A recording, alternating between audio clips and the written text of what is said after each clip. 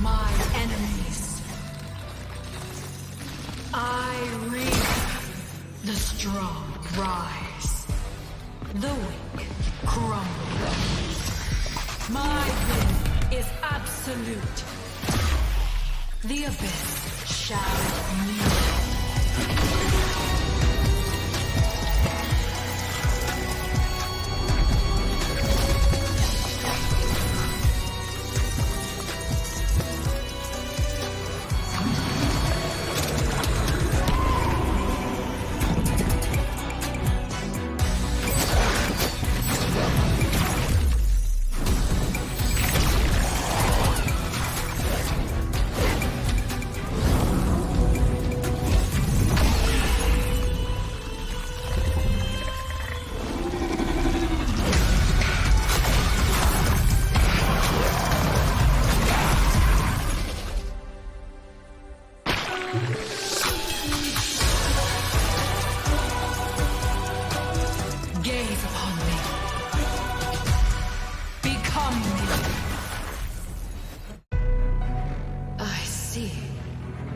Desperation.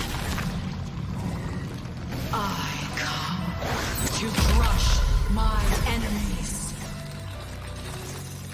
I reap. The strong rise. The weak crumble. My will is absolute. The abyss shall kneel.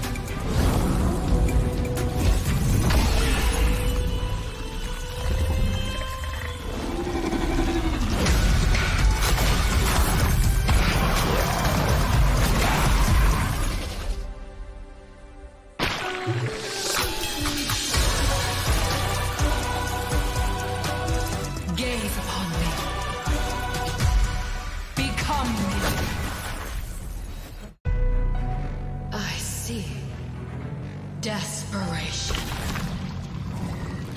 I come to crush my enemies. I reap. The strong rise. The weak crumble. My will is absolute. The abyss shall kneel.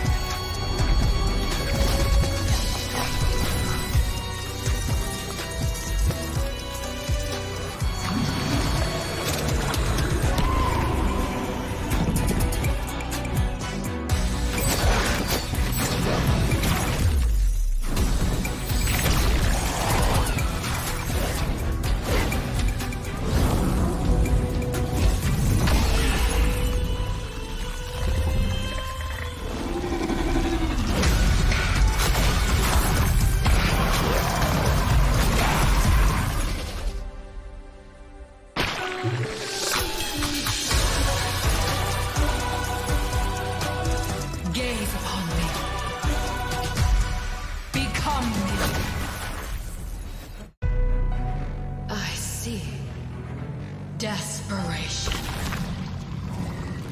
I come to crush my enemies.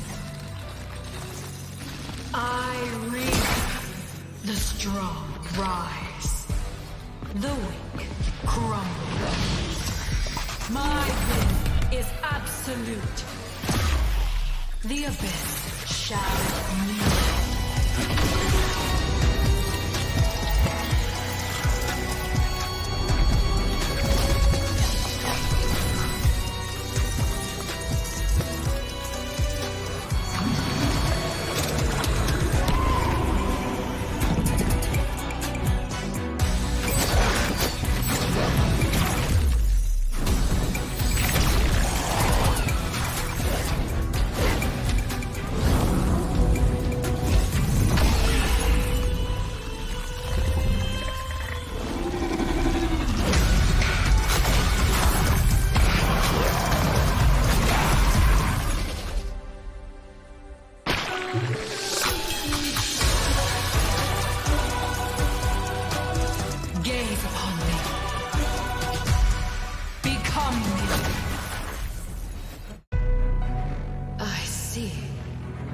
Desperation.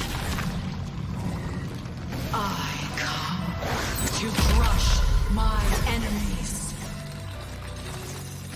I reap the strong rise, the weak crumble. My will is absolute. The abyss shall kneel.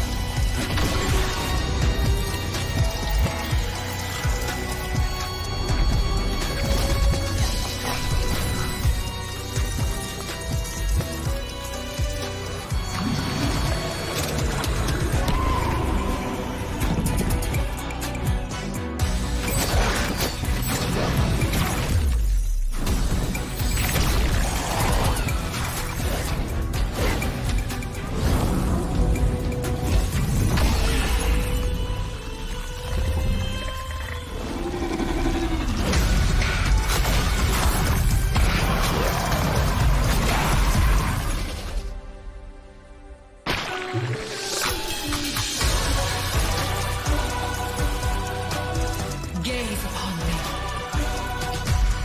Become me. I see desperation. I come to crush my enemies. I reap the strong rise, the weak crumble. My will is absolute. The abyss shall kneel.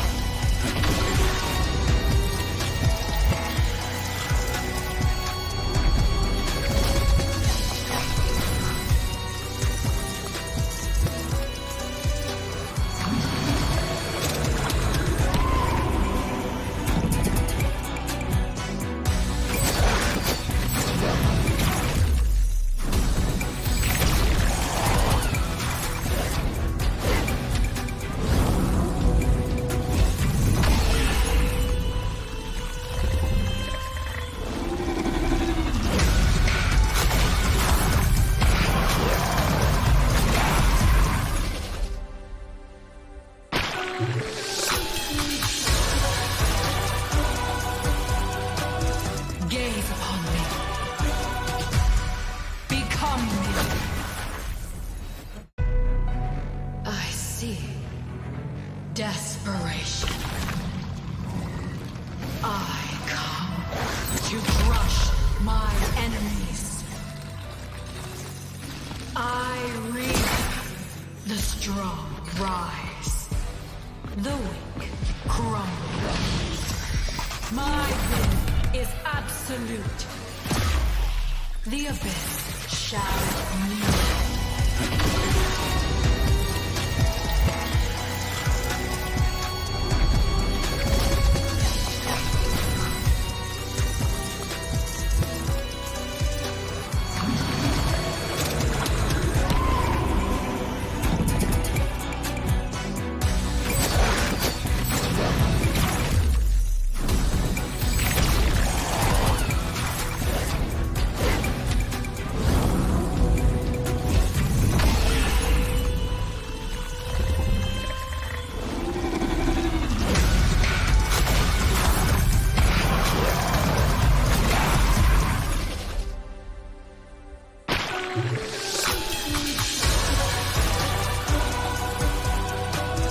Gaze upon me. Become me.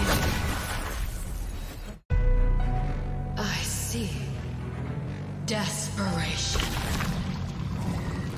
I come to crush my enemies. I reap the strong rise, the weak crumble. My will is absolute. The abyss shall kneel.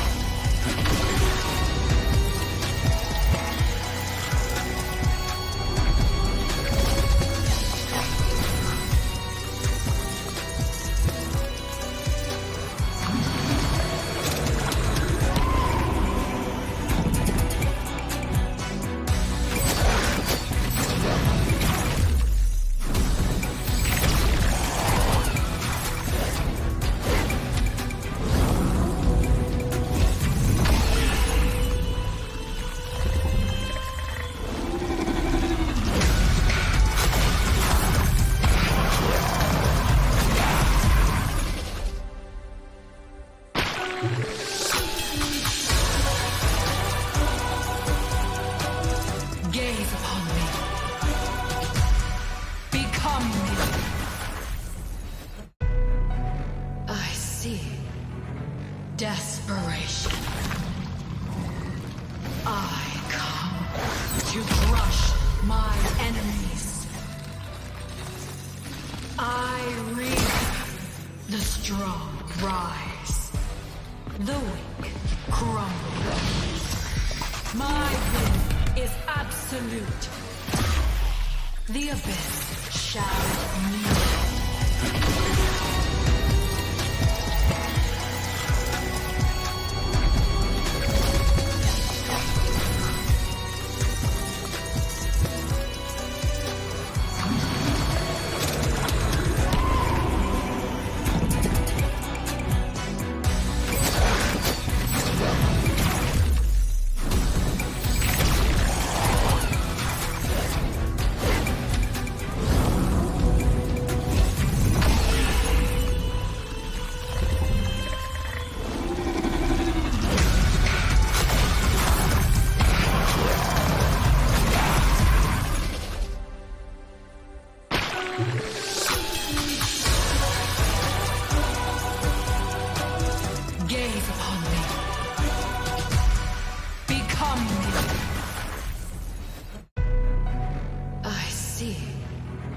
Desperation.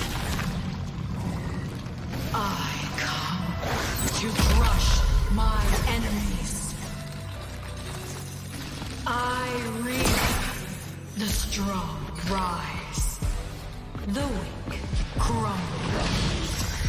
My will is absolute. The abyss shall kneel.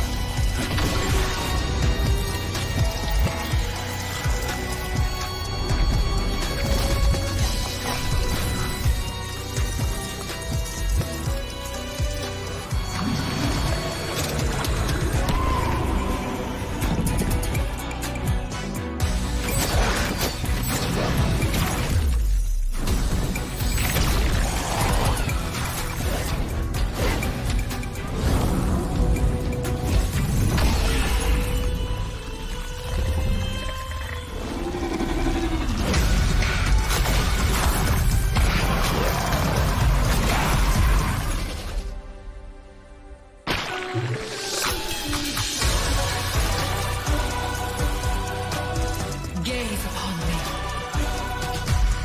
Become me. I see.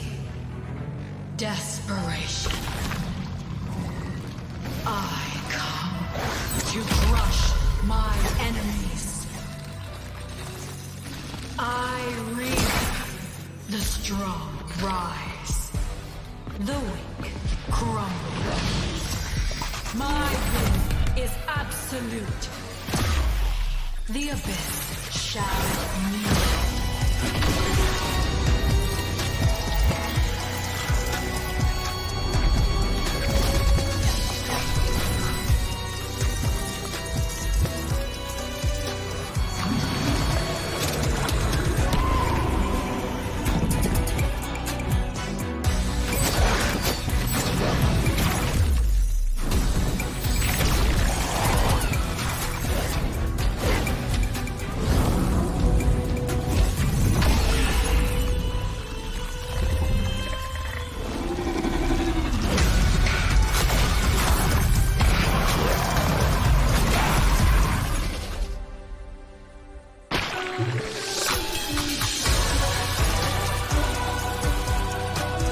Gaze upon me.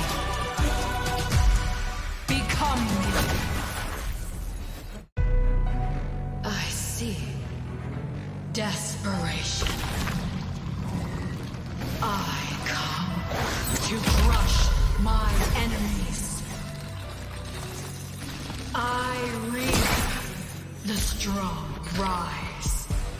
The weak crumble. My will is absolute. The abyss shall kneel.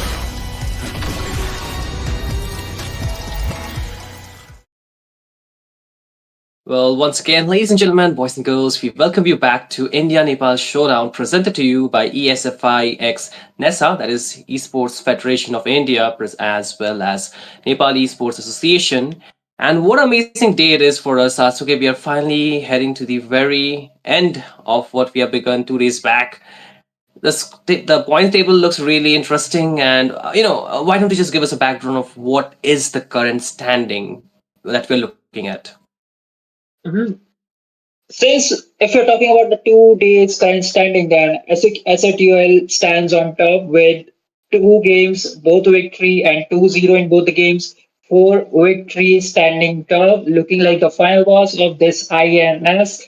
And coming back, like there are still two teams, Hora Esports. They lost one, they won one, and today it will be against RNTX, and that would be the deciding factor whether or not they will be looking out for the second place or the third place. And it's the same for RNTX as well. Right now, one of the thing is like, hey, STL and September 9, they both are contesting for fourth to fifth. If things go south, they might also get the third position if one of the teams who are contesting for the second and third position, if they go with a 2-0 clean sweep, then one of the teams will drop to the fourth position.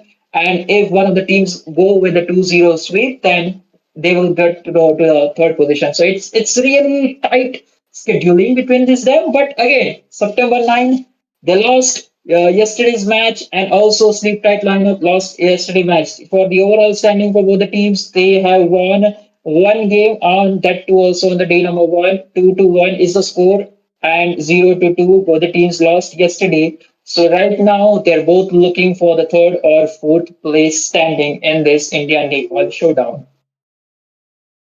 What really interests me is that Seoul is pretty much untouched. What you mentioned, right? By what you mentioned, they cannot be just taken down anymore. So it's basically the second, third, and fourth position that we are looking at, and how things will wrap up for that. So both these teams would be contesting for that, of course. Sleep Tight lineup versus September 9. Sleep Tight lineup from India and September 9th from Nepal, if you guys are wondering. And a best of three it is, no best of five as of now, until and unless there is a tiebreaker, which is quite less probable to actually happen again. But then again, we are right at the drafting stage, looking at the bands, Fredrin and the Zuxian taken away, really standard bands. I would say nothing too extravagant, nothing too out of the chessboard that we look at. You start with the very pawn, and these are the pawns that you're putting in that you want to get rid of, so that you can actually have more layers towards your lineup. And I believe both these teams bring different kind of metas, different kind of heroes that you would want not to give, especially for Venom TZ. Yesterday he played the Fanny really well, I heard. And then, of course, Yahiko showed his Fanny, but hey, that was Yahiko. We cannot actually, just call him out like that. But then again, Venom TZ has a pretty good hero pool. The assassins can really work well if played in the right hands. So, we need to see what are the bans these two teams would be opting for. Your Sasuke, second ban, is it a miss or, something they actually did not ban? They missed it, actually, because, Oh. September 9, they're pretty quick on the ban. It's the Freya taken away, and missing a ban at this point. What is the call? I think they were deciding against, like, should we go for something preemptive ban or the standard bans, because one non-meta pick like September 9 showed us into the day one itself was the the Leslie onto the goal lane, which secured the Maniac, the first Maniac of this tournament itself. And perhaps they're deciding like, hey, we should be banning out a Leslie, or should we go with the standard bans, ban out Kalia, Grog, something like that, or maybe a Bakshia if we're not picking into it. So I think in that kind of decisions or discussions, they forgot about the ban and the time was just run out. But hey, looking on to the third bans, it is there. But why it has been banned out, I think there's a chance for Sleep Type to occupy some of the heroes. Yuzhong is still there. Guinevere is still there for the jungle if they want to gamble it out. But it's going to be a Kalia. So September 9, they could prioritize with a Grok. If not, they could go with a Guinevere Yuzhong, Guinevere Esmeralda, or perhaps Grok Guinevere. It's up to them. But Grok prioritizing, they could do it into the third pick itself, since Sleep Tight have already prioritized Aroma. So a jungler with something else, a gold lane, seems viable option. Yeah, I think the Guinevere is something that you would not want to let go of, especially against a Kalia when you are using your Violet Requiem. You cannot be crowd controlled, right? So that's a very good Yeah, skill to actually have in your arsenal. And I think the Kadita Steel is a very good, read by September 9 because the Kadita and the Kalea combination is very hard to deal with. And you would not want to just, face that right off the first match. Therefore, they're not taking any kind of risk here. And the Bakshia comes right off the moment they pick up the Guinevere. Because now, if you try to go for something fighter type or something that is kind of squishy, then the Guinevere will not make your life any easier, of course, right? So the Parksha can sustain all that. And the Zetian, to top it off, has the passive, which makes Kadita bursting her down quite difficult, I would say. And you cannot, just think that the poke damage will not be enough out of the Zetian because she hurts, man. She hurts right off the early game, and I tell you, you do not want to just just jump right at her face anytime soon. yeah, I agree. But the kind of a composition Sleep Tight are going through, it's Yeah. not working out. Like, hey, you pick up a Karya, you expect some kind of a burst damage, but instead you pick up a Zishan. Indeed, she's a great mage. The kit she provides is good, but with Kalia, I don't see the similarities she's trying to provide. Perhaps right now Sleep Tight will look forward for the damage dealing aspect into the side lanes because the mid trio is looking quite poke and sustainable kind of a comp. But September 9, top it off, they prioritize the Yuzhong in the HP lane, even though they could go for other heroes which won't be that good since Sleep Tight had the Paksha. So perhaps Yuzhong, the whole priority will be just to jump out to the back line. Probably the Zishan will be the primary target. If not, perhaps the marksman will be the damage dealing aspect for the Sleep Tight lineup. Yeah, I think they need a marksman, right, for sleep that lineup. The damage will not be enough, like as you mentioned. And if we take the lineup for the first three picks from both the sides, very dive composed, very dive heavy indeed. And they would want to just, be a little bit of those ambush kind of gameplays, I would say, because you would not want to, no, you would not want to just blindly rotate around the map, not having the vision, because in any bush, these members can be just camping, and the moment you just walk into this bush, you're good as dead. You're like, go back to the base, wait for your death timer to be back up, and then again join in. And the gold lane as well as the EXP is still left unchecked by the side of team sleep tight lineup. They need to pick it up, fill it up for their lineup. And what interests me is like what can work against the Yuzhong. There are a couple of heroes that can work, but is the Yuzhong a gold? Is the Yuzhong an EXP? That will also create a lot of difficulties for sleep tight lineup here. Honestly, September 9, they also need the marksman because if they're running a Yuzhong gold, then the damage dealing Wait, aspect is wait, not that. Sasuke. So Is this a Guinevere roam or a jungle?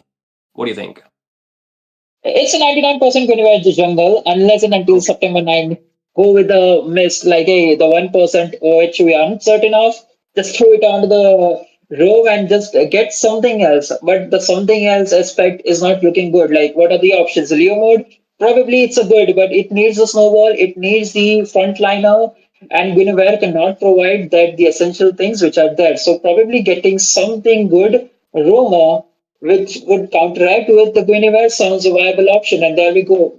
Katokacha is there, and I was hoping that Sleep Tight might acquire the Sora. And it's not about like how you will be able to lane, but it will provide the essential things for regarding the Sleep Tight lineup I'm going towards it. And the crowd control and also the shifting styles, you got two forms. You can split it up, either you want to go or burst down the damage, really damage, or just crowd control. It works wonders. And September 9, they just pan it out of the options. So nothing left unless and until they want to just go with the steel mid lane. Uranus is there, and also the Lapu Lapu. Arlot also works really good with the kind of a calm sleep type are going with. Yeah, I mean, the Arlot can work. Even the Lapu Lapu, another option if they want to go for something that can actually sustain. But then again, you see that all these bans happen. The Clot still left unbanned under the radar, gets picked up by Sleep Tight lineup. And usually in rank picks, I would say you would like to go for a Leslie in a most ideal situation. Don't know how much would you like to go for in this game, but hey, I spoke soon. I spoke too soon. It is the Leslie. Hey, yeah, they did manage to pick this kind of a draft in the day number one, and it worked wonder against them. Like, hey, this could be the Yeah. this is late game September 9. They just need to rely on the Leslie's damage and try to protect it from all the damage dealing aspect. But one thing is for sure, the global ultimate, the Fury of Phoenix, would hit hard onto the Leslie, and once the Leslie is exposed, you have the tsunami slam. And if you're hoping like, hey, just run Leslie over to the Purify with the camouflage, she is literally immortal. I don't think so. That's gonna be the No, case no, because no. you got Alexia, you got the Lapu Lapu, you also have the Claude. Basically, four of them will be jumping onto the back line. So Flicker is a good viable option. But looking at the draft, September 9 are looking forward for the same thing they did at the day one with the Leslie. A Maniac would be coming up right on point unless and until Sleep Tight do manage to counter it out with the Fury of Phoenix and prioritizing the Leslie in the early stages of the game.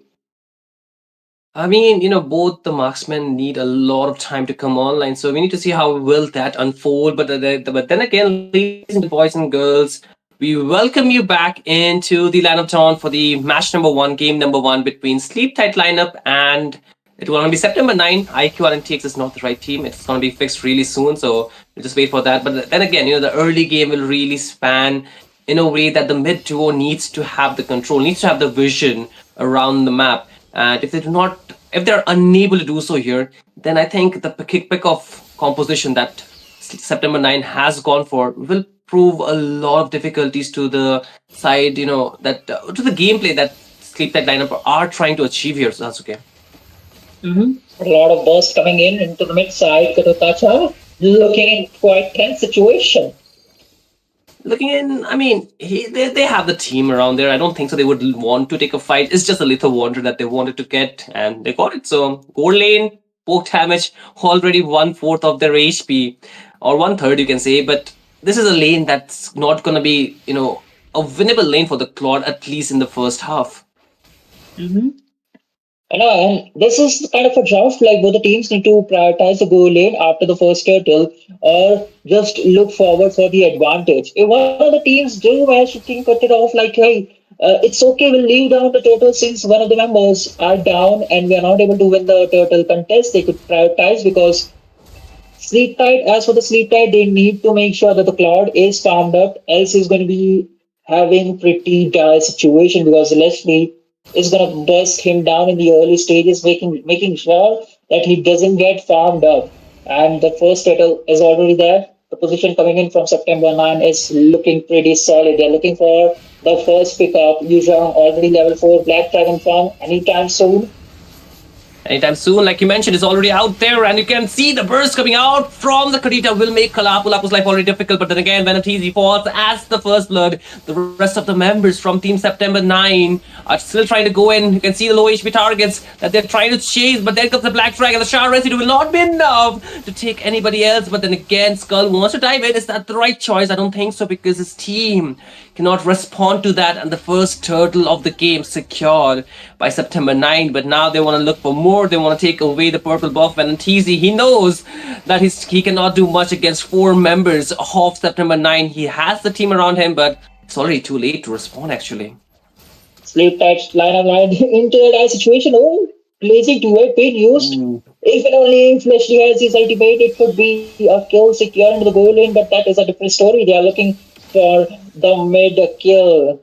Passive disrupted from Zishan and might be a possible engage into the mid lane, but Guinevere wants to look out for the farm, but Sleep Tight lineup, they lost the first turtle, they lost few kills, but it's okay as long as they do manage to overcome it. But again, oh, No, that's the roamer, I tell you, Sasuke. That's the roamer getting bursted down. Just like that. And you can see the damage of the Karita just too unreal, isn't it?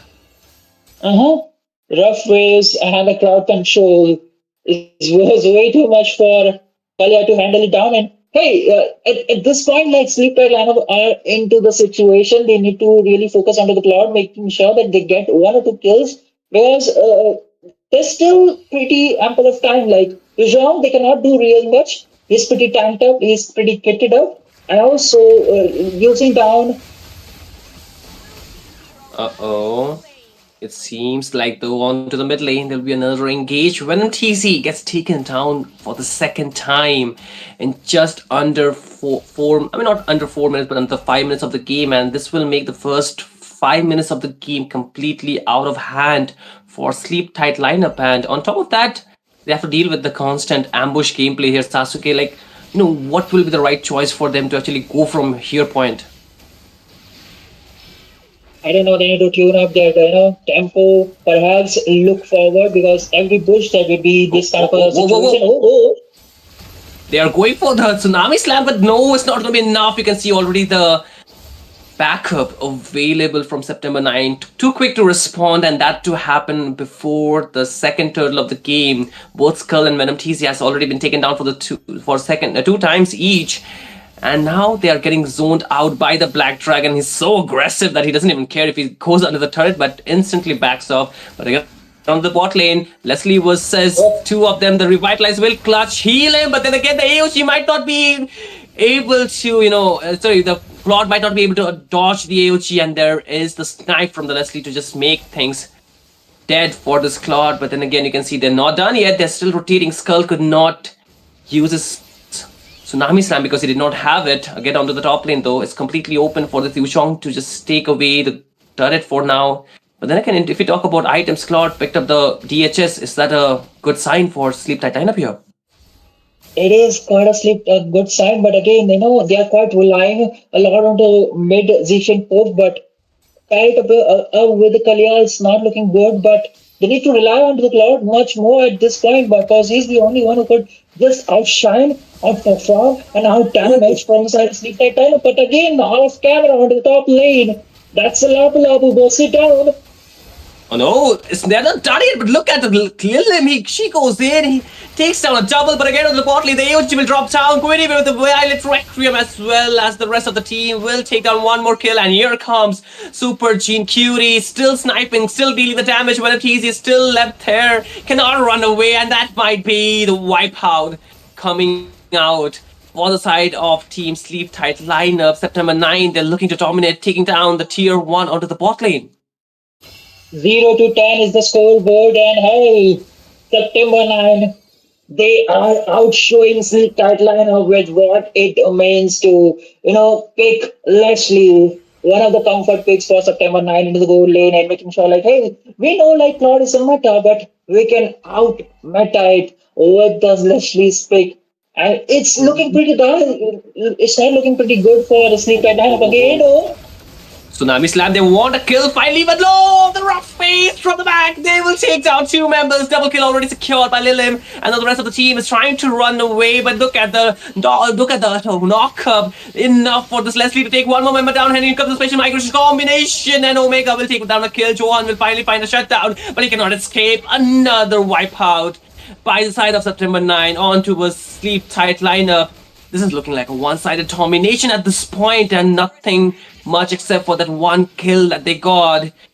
And September 9, too strong to actually deal with as of now. Sleep Tight lineup, it feels like they already considered their fate, like, hey, we have outshined them. It's a 0 to 50 score. We got the one kill, but it was a wipeout for our entire team. The goal lead is constantly increasing in the favors of September 9, and again, they might not take the third battle. Instead, they could just wait on some time and just get the 8 minutes Lord, and that's right. The Lord is spawned, and they'll go with that. With the huge lead, I don't think Sleep Tight lineup will be able to contest it. Once again, looking at the optimization, not pretty good though. Lord going for the golden staff.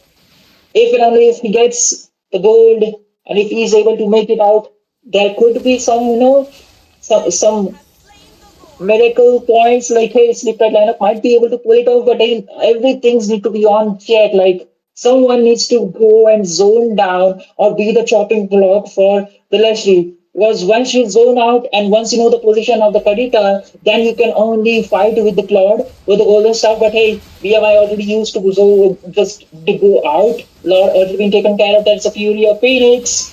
Whoa, whoa, whoa. Oh nah, PJ just went too front and she will get taken down, but the Black Dragon and the 5 members will not make Venom's life any more easier. He gets isolated, taken down, while the Lord is marching down from the mid lane. 4 members still there, but 3 are there to defend. You can see they're still trying to go in for more. The Violent Reclaim will connect. Skull gets taken down. The Lord is not yet dealt with, and Team September 9, they're still trying to push in. Will take down the mid inhibitor. The front line taken care by Omega Flow, but then again you can see PJ is finally back, but will it be on time that they can defend? The Lord getting dealt with, but then again they're still trying to die. But PJ, the moment she goes in, she gets taken down. The base is half HP. More minions are just coming in. The AOG will not be getting used. Speed of the Iron will be taken down by Lilin now. More members falling. The base wide open, and with the Claw trying to still defend it. But no, Lilim, she takes him down, but they can see the base just dealt with, and with this, September 9 will take the first point in this best of 3 series. First point, and that too under 10 minutes of the game, like September 9, they showed their total domination. Just to add, like, hey, we're hoping for like Leslie would come on, like onto the late game. They dominated everything right from the first turtle without hesitating, without leaving a spot. Make sure that the Baksha does not get any farm, does not get any point to breathe, and executed it on point. Man, oh man. This is That was like you know, I mean, the thing is that the way the game was played, it didn't feel. I mean, I'm sorry to say this, but the presence of sleep tight lineup heroes were very minimum in that game. Like they were not the aggressors. They were getting. They were just trying to passively resist whatever was being thrown at them, and they were taken at such uncomfortable spots here during the team fights. You saw that Kadita just working on her own, right? She was not wholly with the team, but then again, at the vital moments, she was with the team. And we did mention about the Leslie pick against the Claude. It works wonders, of course. Most likely, we would see it in the rank. But then again, even if you can tsunami slam her, she's not getting taken down. What do you do at that situation, Sasuke? Like, what is the refuge from that? well, the main refuge is that, like, hey, they overstepped the thing at the first turtle, and that was the downfall of them. Even if they like reset the tempo, even if the few creeps or the few buffs of Venom TZ was stolen off, they could just reset the tempo. It's okay. We lost the fight. The goal lead is not that much. We can cover it off. And they need to prioritize, like, hey, into the XP lane, it's a stalemate lane. Hisham versus a Lapu. They'll just deal some damage, heal up, and then again fight. It's that kind of a lane. But when it comes to the goal lane, with the kind of composition they are running with, they need to prioritize that, like, hey, Claude needs to keep farm, and also they need to keep sure that the Leslie is under farm. So that was a kind of a thing which was not being set up from the sleep tight lineup. And September 9, taking the priority things of that, they totally dominated. Like, hey, after the first turtle, they took Venom TZ's buff, they took a fight, they grabbed some kills, and then they jumped quickly onto the goal lane, making sure that Leslie has a good point. Like, into the top lane, into the mid lane, September 9 did win a fight, and now it's for the bottom lane. Make sure the goal lane, the Leslie is having his peak time. And with that, they managed to do it. And the overall, execution was in their hand. And again, the MVP for the game number 1 is Varudo Vikatot Kacha. The AOG was spot on whenever you need, wherever you need. And also the Revitalize was one key factor into the early game where, it was a 1v1 situation where Claude was looking forward for that hasty kill over to the Leslie. He was the one to ride spot on and just burst it down. The Claude with the AOG. You know what? In Nepali, they say something when you play really good. It's like Dhere Ramro gameplay. Okay, it means like very nice gameplay. That's what we get to see by the side of Team September 9 in this gameplay. Very clean and precise, I would say, with their movements, not wasting too much resources, not giving too much space to sleep tight lineup in this game number 1. But like we mentioned in the draft as well, Sasuke, very heavy type composed gameplay. And if one mistake, then they can be punished very easily, isn't it?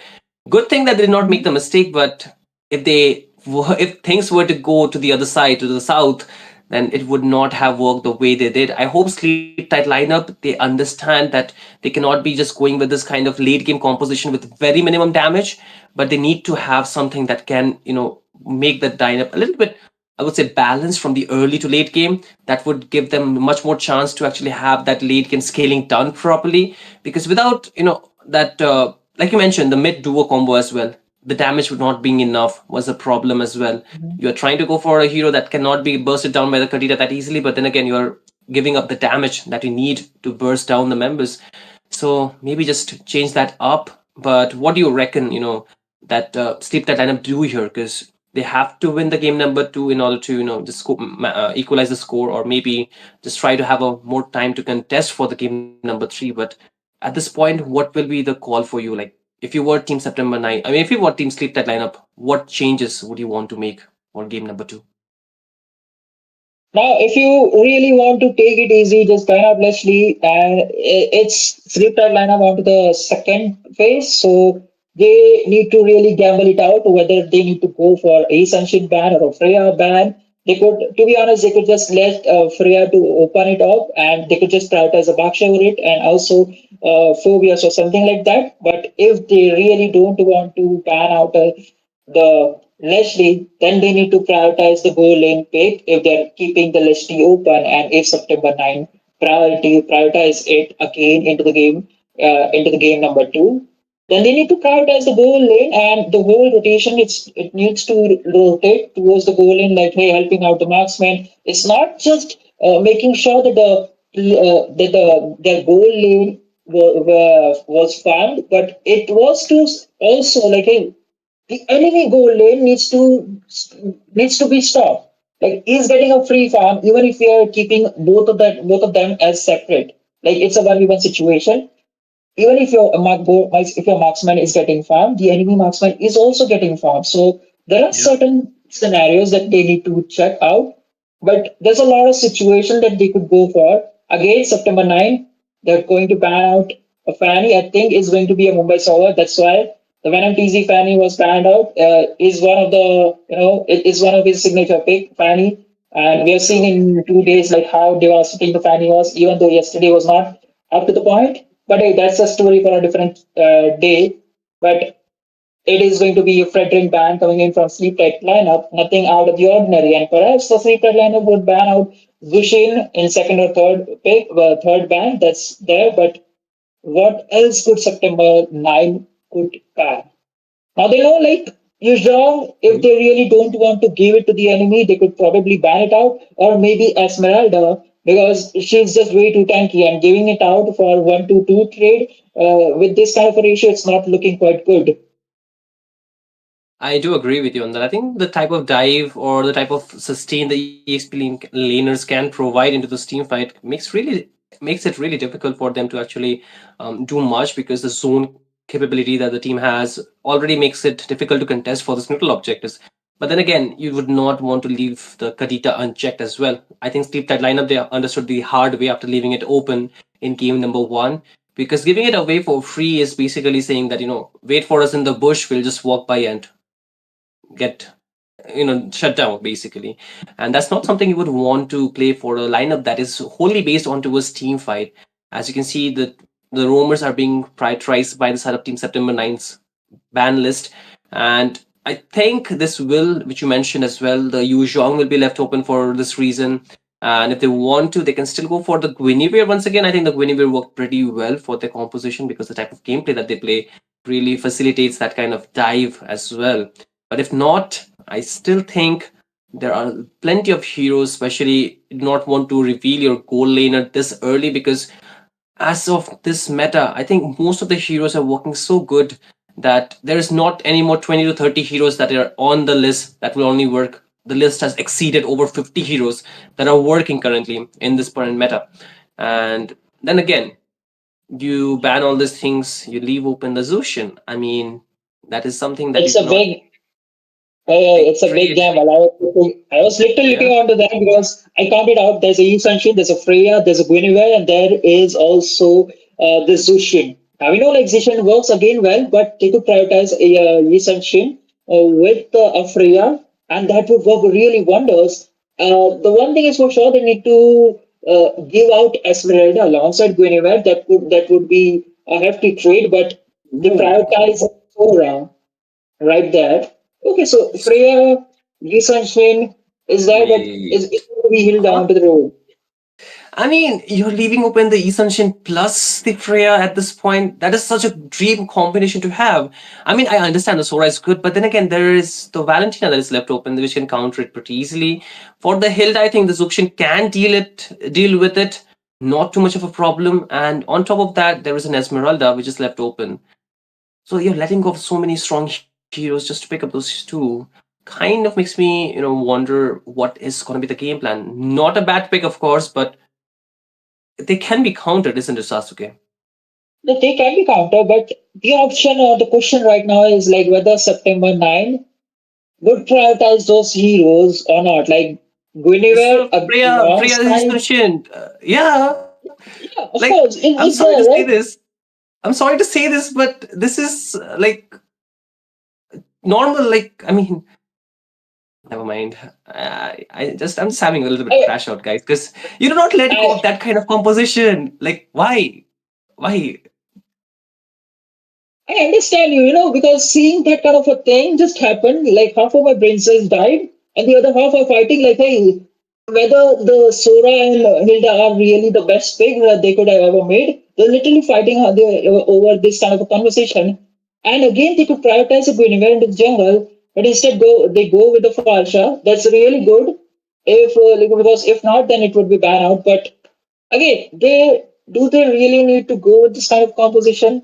I think at the start, like Sleeped lineup could cook will are looking forward to cook something out. Like we're not able to see the bigger picture that they are seeing it right now. I think that could be the case. Excuse me that I just had a sneeze. But then again, I think the bigger picture out here is that these three heroes together is very difficult to deal with alone, laning wise, in a laning phase. And on top of that, the Freya is already strong enough. You need at least the, I would say, the Phoveus to deal with it, or maybe the Esmeralda if you're trying to lane against her, or maybe if you're trying to punish her. And on top of that, now Sleep that lineup are banning away the tanks, where I think they should be banning away the Yuzhong that can provide a counter to that Farsa, as well as the front lining will be much more stronger because of that. If they do not ban the Yuzhong, then I'm crashing out as well. But they leave the Yuzhong open. They saw it in the last game as well. I mean, this is very basic. Just pick up the ban the Yuzhong, Uh, my I, guys. I I think they're not afraid of the Yushang. It's just a I'm afraid lonely of the dragon. Yuzhong when Who's afraid of I'm the sorry, dragon, Sasuke. man? I'm afraid of the Yuzhong when I'm playing Farsa. I'm sorry. That's a counter. I, What? I Uh, we know a lot of people know, like, hey, Yushang or any backline jump is basically the counter. It disrupts at the least feather strike. pick the Yuzhong. But Pick the Yuzhong, please. That counters the YSS too. Pick the Yuzhong, please. I'm sorry to be a little bit unprofessional out here, guys, but I'm a little bit critique when it comes to drafting. A little bit. Sometimes it comes out, not very usually, but you have to understand the dynamic of a drafting when you're trying to play against good teams. And this kind of drafting will actually give you the win because the drafting is 40% of the game already, and then it still do not pick the Yuzhong. okay, it's okay. But we are still not sure, like, hey, whether the Sura is going to be the EXP laner or the gold laner. So that's a question of a big time. But September 9, they could Yuzhong, prioritize a Yuzhong. They could prioritize a Yuzhong. Yuzhong or maybe a Smeralda if they really want to go. But Alice is the option for the EXP laner. Really works well, provides the backline, and they top it off with a Badang into the room. A I do good get the crowd Alice control lineup, in my idea. opinion, though. It's good though. It's good. The Alice also works similar to that of Yuzhong, and with the Throne of the Ruins, it's very difficult to actually deal with that. I was suspecting a Yuzhong could have come through, but then again, it's still fine. Like either way, the sustain is there. But sleep that lineup. I mean, I think they could have gone for maybe even the Joy in this scenario, because Joy could have provided that backline type. Because with the Suyo, you have a very small time frame that you can burst the target, and you need a little bit of damage from the early game. If you can get the snowball, then very good. If you do not get the snowball, then it's quite difficult. And the CC, okay, the CC is good, decent, but against the if the CC is going to the gold lane, then not the best CC matchup. If it's against going to the Korea. EXP, it's still decent, I would say. But PJ is the EXP laner, so I think it is going to the EXP lane. The Sora should be the gold, decent matchup again. And overall, I think the draft is decent with the Badang. It's kind of a little bit chance based how they can connect their skills. But I think the work is done. Like, it's fine. It's not the worst draft that I'm looking at. Still Yeah. decent, But but high it's not the execution. worst. It's not the worst. It's not the best. And when there's an assertion, you literally need to go in a kind of a drought, which like there's a Zushin and you pick certain heroes which revolves around Zushin. So you prioritize a route which counters the heroes that revolves around the Zushin, or you go with a high mobility or a kind of a mobility draft. And Sleep Tide lineup, they're prioritizing that kind of a draft with each member highly mobile in one way or the another. Absolutely, but then again, ladies and gentlemen, boys and girls, we welcome you back to game number 2 in the first match. But oh wait, okay, he's fine. And this is between September 9 and versus Team Sleep Tide lineup. The score stands 1-0, which you can also see on the screen. And currently, Nepal is leading. India needs to fight back for their chance to get that second, third, or fourth position as well. But quite a dive coming in. The CC is indeed a goal lane here.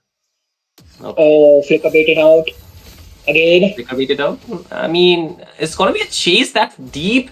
I don't think they want to chase the Freya that deep. The Flicker saves him for now, but good rotation up top though. PJ trying to just go for a 1v1 against the Alice, but that's the dead lane, I would say. But then again, they're really trying to win the goal in hard. The Freya are getting dived on, but they will lose a kill out of that. Good rotation coming in from the side of Team September 9, and now they can actually punish. Good lift top coming off by the Zushin. Lilim will secure that came onto his Venom TZ, who's the goal laner in this case. Johan switching to the jungle. Good switch up. 2-for-1 still September 9 into the better position where they get 2 kills, one for Ro, one for the goal lane in terms of Freya. So inside it's pretty good. But again, Sleep Tide lineup, they right now know like hey, they need to prioritize it. Freya in this game. They're doing something which was quite absent in the game number 1, and again in the trying to be a nuisance, trying to zone out. So you might be in some bad situation, but nothing out of blue. Sleep Tide lineup, just disengage out of the harm's way. Yeah, for now they're getting just pushed back. The Alice is trying to front line, but look at the back line. There's the Sora going in. PJ wants to kill onto us that YSS, but cannot really drive in. But oh, the Flicker comes in. It picks up a double really quick in. Here comes the Feather Strike, but Super Jin Cutie joins the party, picks up a kill, but the Farsa will pick up a kill. 3 members down. Make it 4 with Johan diving in now. Venom TC wants to chase down Lilim. Still trying to use her lantern, but out of mana. But should be okay for now. Quite stanky. Sustain is there, but the rest of the troop comes back with the Cloud. Wants to go in for the contest, but Johan will get the retribution right on point on this turtle. And now they want to re-engage. You can see already Venom TZ going in onto the front line. The rest of the team is also there, but a good left up coming out from Lilim. And they will take down 2 members right off the bat. PJ a little bit late, but can he survive? Not really. 3 members down for the turtle fight. The Feather Track will take down Varudo. And that's a good trade, but that's about it. That's a roamer for 3 members. Not the best trade so far for Team September 9. For Team Sleep Tide lineup. They were set after taking the turtle. Like, hey, it was pretty good. Engage coming in right on point. Look at the instant replay. Just before the turtle, they had a clean thing, a clean, good engage. They were looking forward for the right strike, melting down a lot of people. Instead, they go with a 1-for-4 trade. They get the turtle, and then they overstep it in such a way that the September 9 was able to gain their lead, even though Sleep Tide lineup managed to get the turtle. And that is something that they need to look out for again. Even though the goal lead is not that big, it's still in the favor of Sleep Tide, in the favor of September 9 right now. Again, Hilda trying to be the nuisance. Gets pulled over. Oh, wait, the Feather Strike saving him for now, but then again, Gosutoya will dive onto the backline, will take down Skull, but then again, double kill secured by Lilim. And that's not a double kill actually, that's a single kill. But then again, that's a kill secured. But then again, you can see that going for a 1v1 to the bot lane, Super Jin Cutie versus Venom TZ. But then again, September 9, they're present around their goal laner, and the side of Team Sleep that lineup, they're also trying to provide the resistance in a similar way. But then again, the dive coming in from Johan, not the right call. He gets pushed back, but then again, Venom TZ getting HP chunked low. The Feather Strike comes down, but look at the other side. Skull trying to chunk down the HP right before the turtle is up. A lot of resources being baited out. The flicker is still intact for both their lineups, but who's gonna get the turtle is low on HP. 5 members from the side of Team September 9 are there to zone it out, and Sleep Tight lineup, they're trying to back off. Peach is there, but the team do not wish to continue that facade any longer. They're trying to just back off quietly, but again onto the mid lane, there seems to be a small dive, but again goal lane, or now it is the EXP lane, the switch up is already there. They're trying to just hold it on, but the turret will not be standing for much longer. But look at Skull still trying to poke Lilim, forced to use the Crimson Beacon, but still holds on to her life. This constant back and forth fight again, and the September 9 were able to pull it off. They zoned it away to make sure that they get some resources out of the Sleep Tight lineup. Managed to take down the second turtle, making sure the goal lead still stays in their hand, in their favor right now. It's still 2.3k, making sure they build up to that. Hilda is trying to be a constant nuisance. Whoever she finds, like, hey, most of the time, it's the Zushin, but while checking the bush, it's going to be everyone. But again, look at the Freya, Valkyrie descent already being used, might be in some dire situation. They're getting chased by the members, but still, Super Jin Cute, he's still trying to hold it on. The power of the wilderness coming head on, but still not enough. The turret up to the top lane, though, getting taken down by Gosutoya. But again, you can see the dive coming onto the purple buff. I think Johan will be able to secure it for now, but the team is still trying to getting pushed back. PJ wants to dive in all by himself, getting walked in by the wall of the Badang here, but able to flicker out for now. Not flicker out, but dive out for now. But look at the dive coming in. Oh no, the fast able to get out with the Feather Strike drop down. Skull is low. Johan gets taken down first though. But then again onto the backline, Skull takes down Gene QT out here, but the Gosutoya dives in under the turret, but cannot take anybody down. Skull is just too tanky. Flickers out, still survives all that damage. And this is a 1-for-1 trade. Both the teams will be backing off, and September 9 prepares for the third turtle of the game. 1-for-1 the trade, but still September 9 on to the dominating phase, and look at that. Ultimate being pop from Zushin into the mid lane, and it could be anyone's game, 50-50 looking forward, but look at the instant replay. It all went so quickly. Hilda trying to be a nuisance, but again, I think it was the turtle being taken down for September 9 again. Freya will be able to take a kill. Venom TZ though, he gets busted down. A lot of damage taken. Even the Vengeance cannot save him down. The Farsa is there.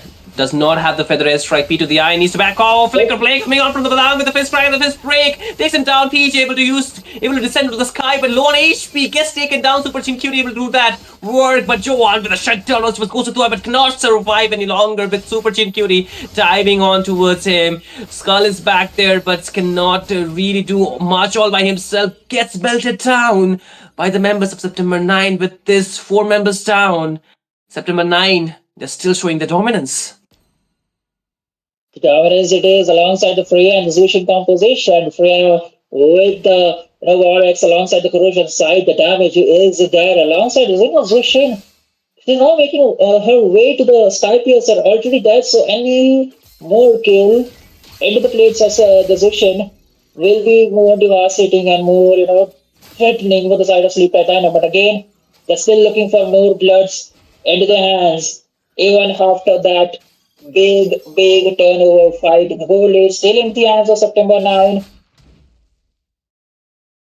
Yeah, man. I think so far the YS's and the Freya composition is being difficult to dealt with because the damage is not there by the side of Team Sleep Tight lineup. But then again, Freya wants to go all by himself. Not a good call. Skull takes him down, but then again, a 2v1. Lukosu able to back out with a Dauntless Speed Stun connecting.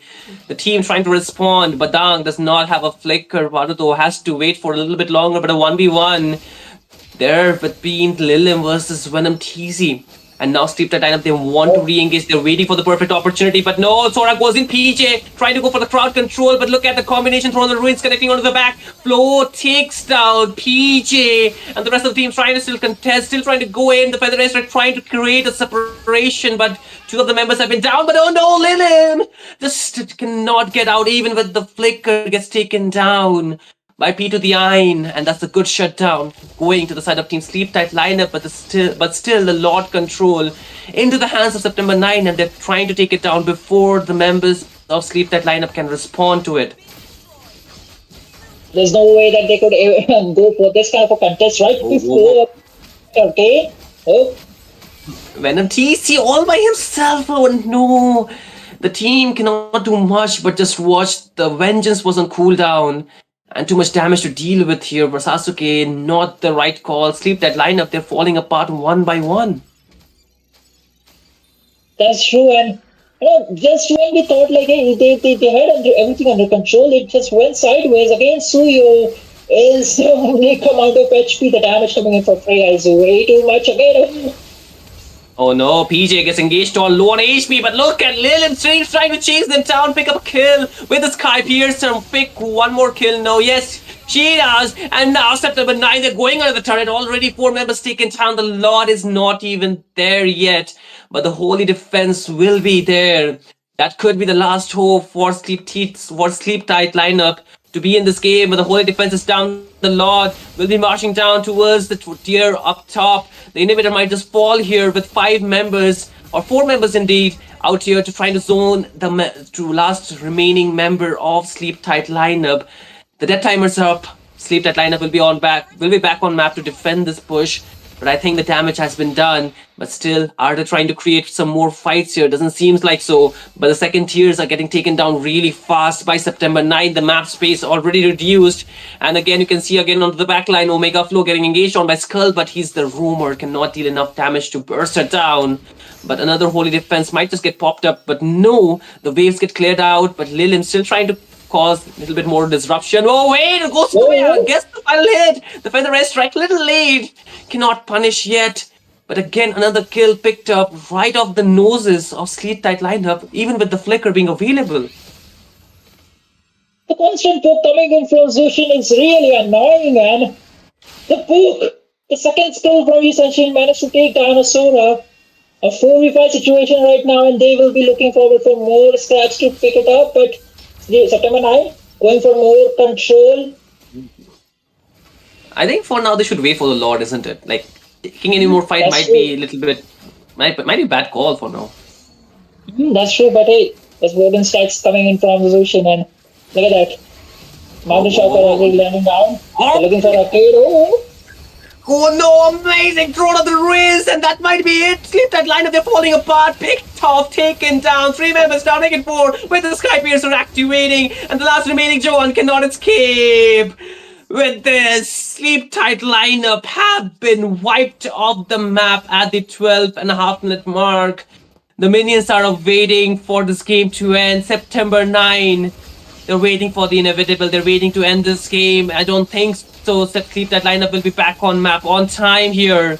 And that might be it. A 2-0 victory loading for September 9 in this Nepal-India showdown. And they are getting the top out here by defeating Sleep Tight lineup in this best of 3 series.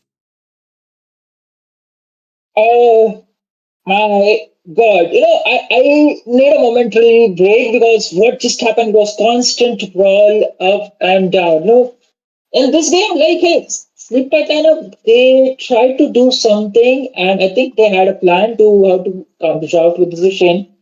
But I think the giving out the Yi Sunshine alongside the Freya did cause them a lot, which they cannot, come back from. But even though with this kind of a lineup, they had the early game into their hands, And also, they overstepped after the taking down the first turtle, and it was a downfall for them. Like after that, they were not able to overcome it or overstep the goal lead, and it was constantly building up into the favor of September 9, times after time. And every team fight right before the neutral objective, September 9 forced it in some way or the another, making sure that they forced some resources out of the sleep tight lineup or perhaps gain something out of that fight. And they did in a fantastic way. And that final team fight was a flawless fight, 0 for 5, and ending it with dancing over the clouds.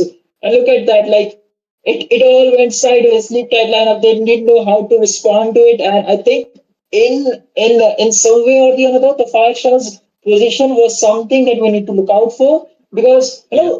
whenever a major setup happened, the feather airstrike was missing. Like if you look at the major plays or the major pickoffs trying to go for the Sora, like we saw the Flicker ultimate coming in from the Sora, trying to catch 3 to 4 members, the feather airstrike was missing. If only if that was on point, Sleep Tight lineup might have an advantage in terms of damage dealing aspect, but it went all sideways.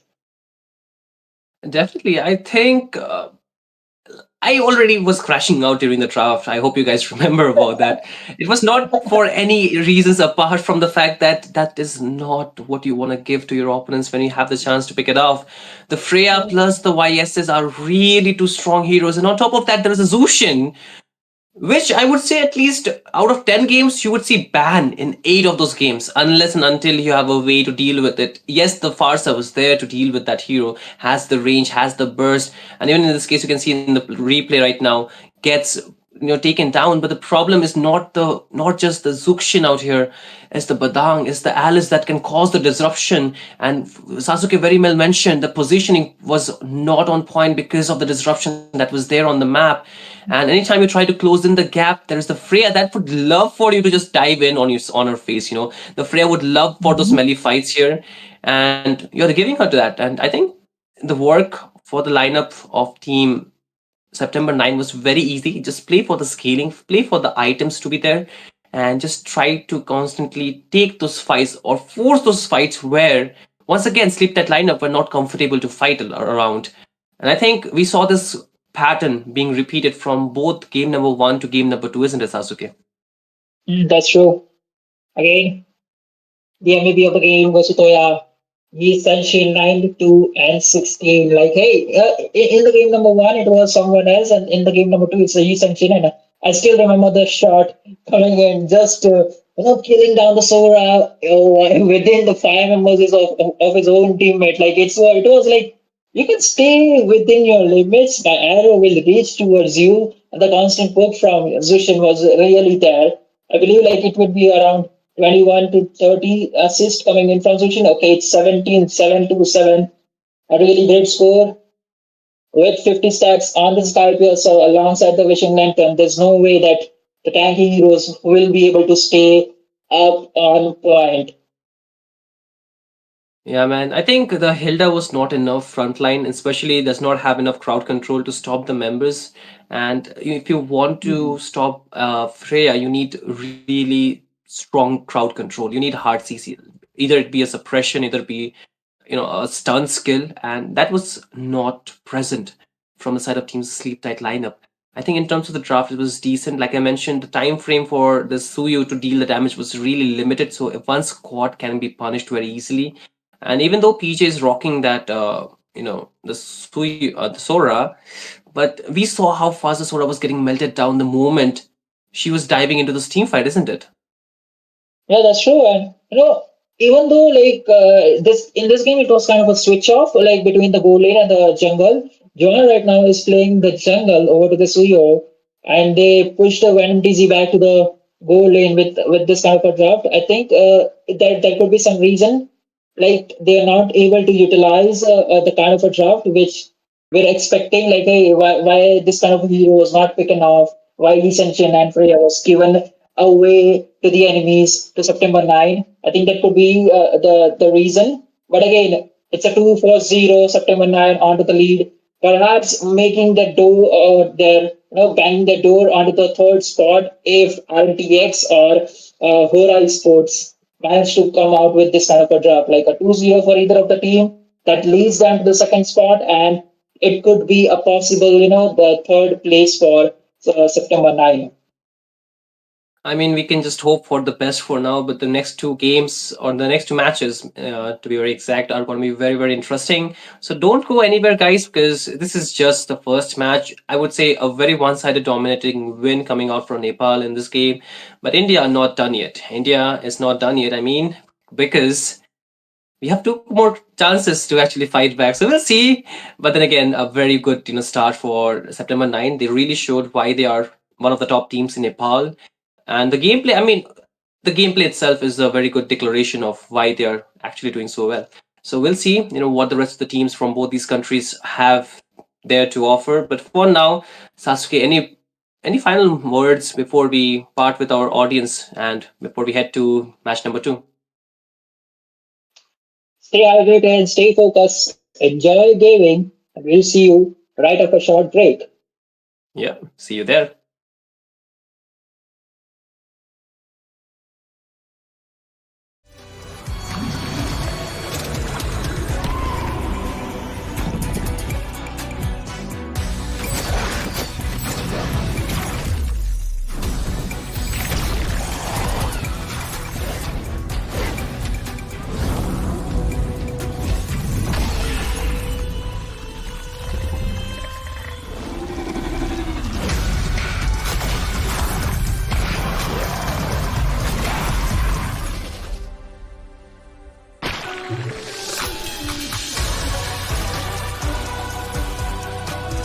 Gaze upon me.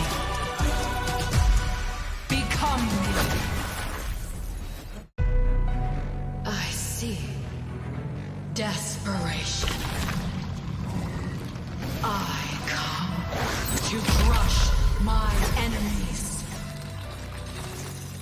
I reap the strong rise, the weak crumble. My will is absolute. The abyss shall kneel.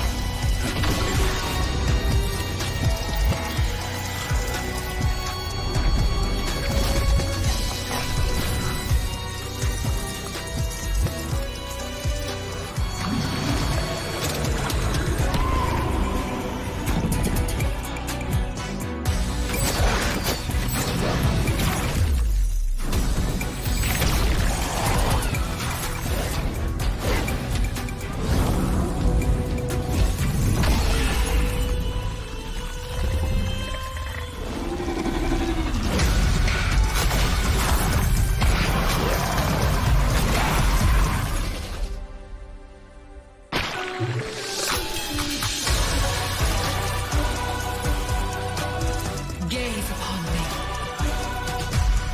Become me. I see desperation. I come to crush my enemies. I reap the strong rise, the weak crumble. My will is absolute. The abyss shall kneel.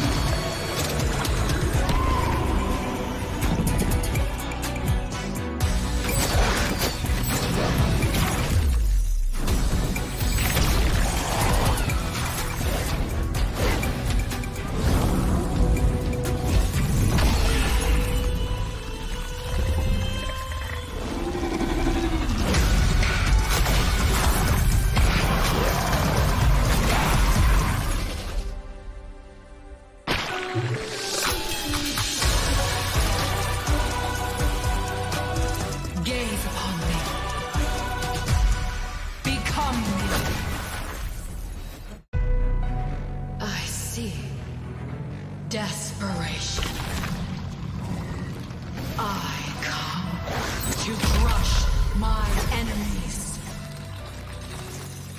I reap the strong rise, the weak crumble. My will is absolute. The abyss shall kneel.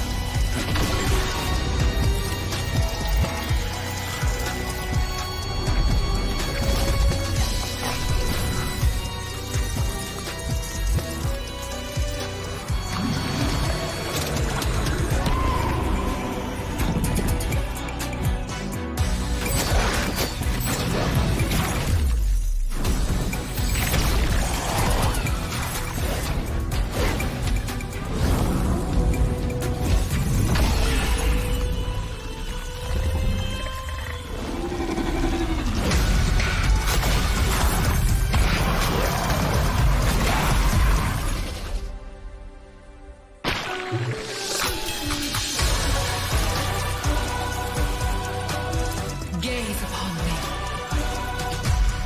Become me. I see desperation. I come to crush my enemies. I reap the strong rise, the weak crumble. My will is absolute. The abyss shall kneel.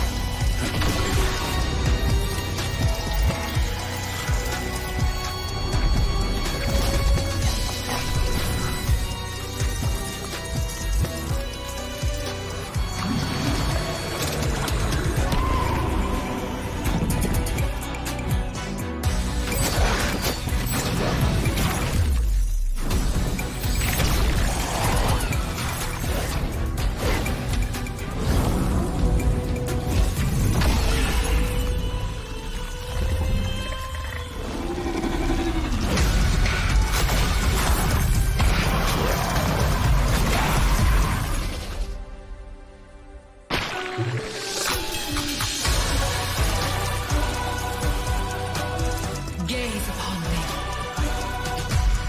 Become me. I see desperation. I come to crush my enemies. I reap the strong rise, the weak crumble. My will is absolute. The abyss shall kneel.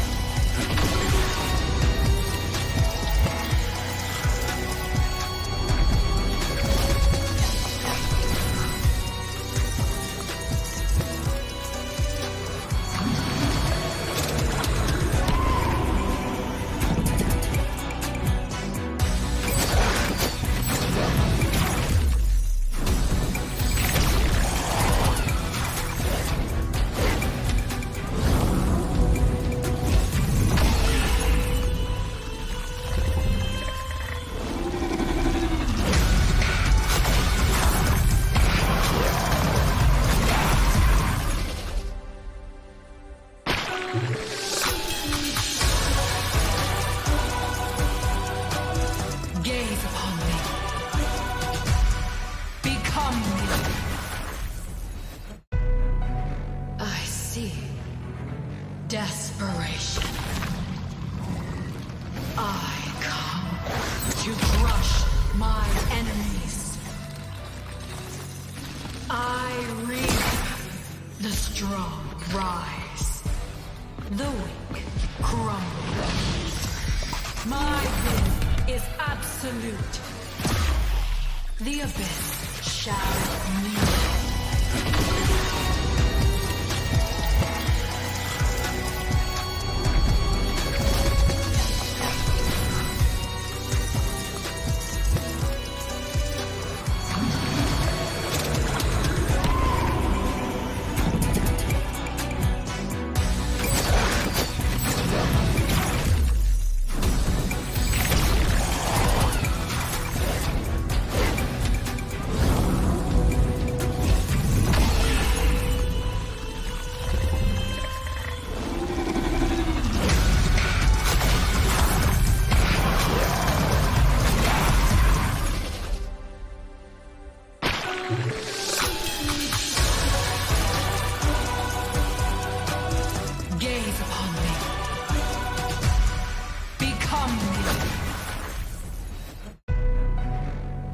see desperation. I come to crush my enemies. I reap the strong rise, the weak crumble. My will is absolute. The abyss shall kneel.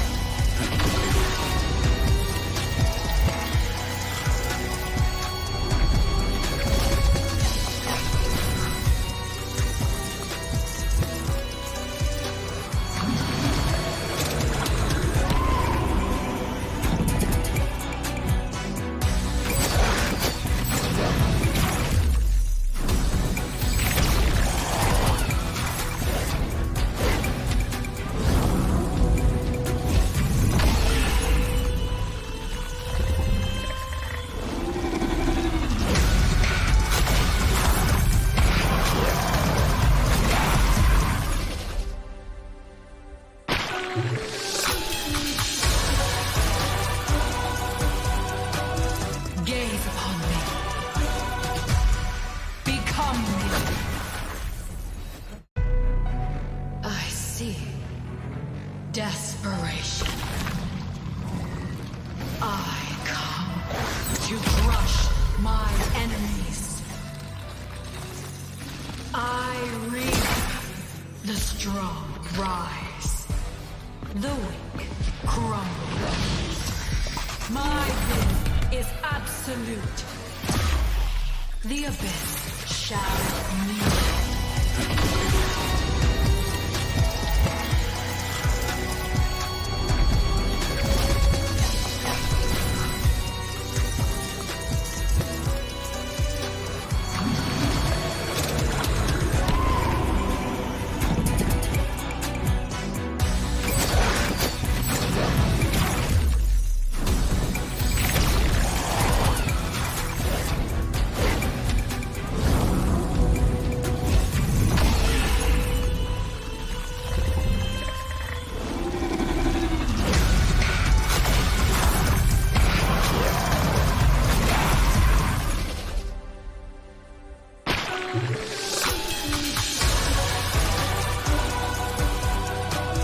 Gaze upon me.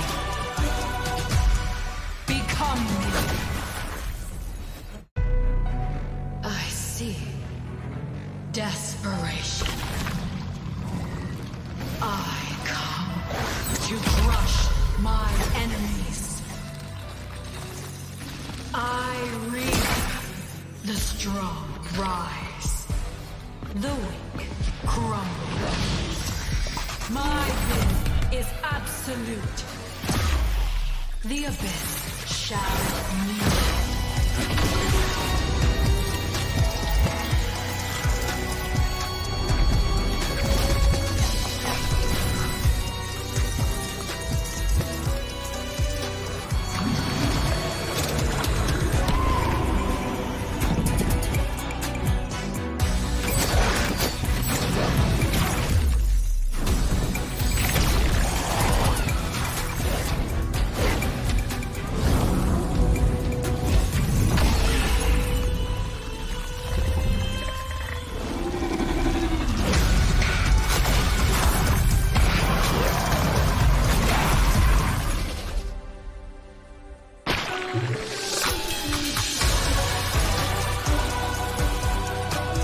Gaze upon me. Become me. I see desperation. I come to crush my enemies. I reap the strong rise, the weak crumble. My will is absolute. The abyss shall kneel.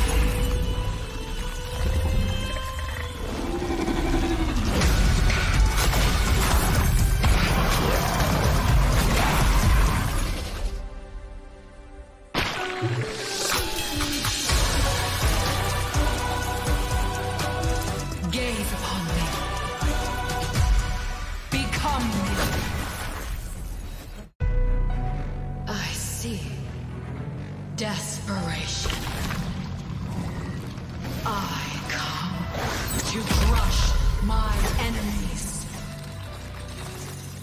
I reap the strong rise, the weak crumble. My will is absolute. The abyss shall kneel.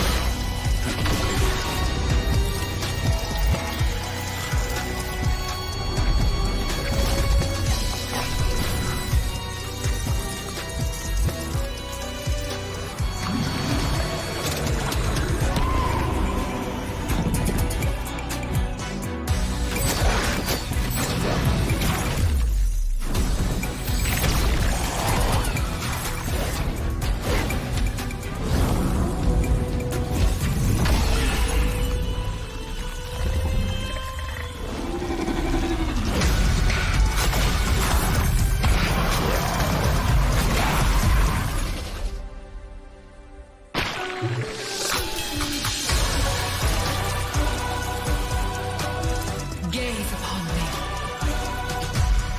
Become me.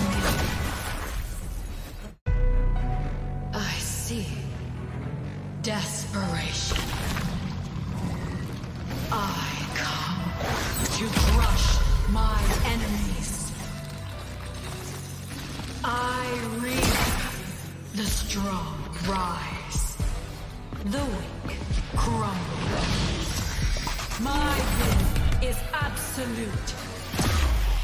The abyss shall kneel.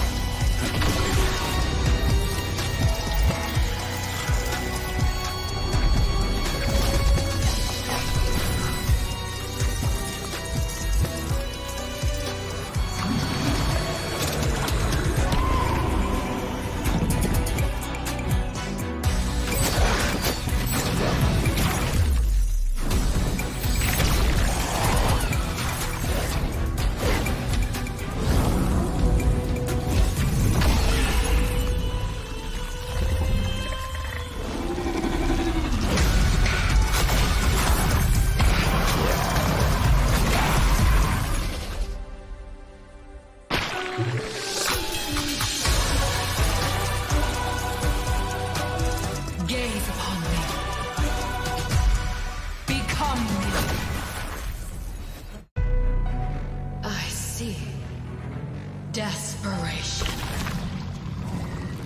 I come to crush my enemies. I reap the strong rise, the weak crumble. My will is absolute. The abyss shall kneel.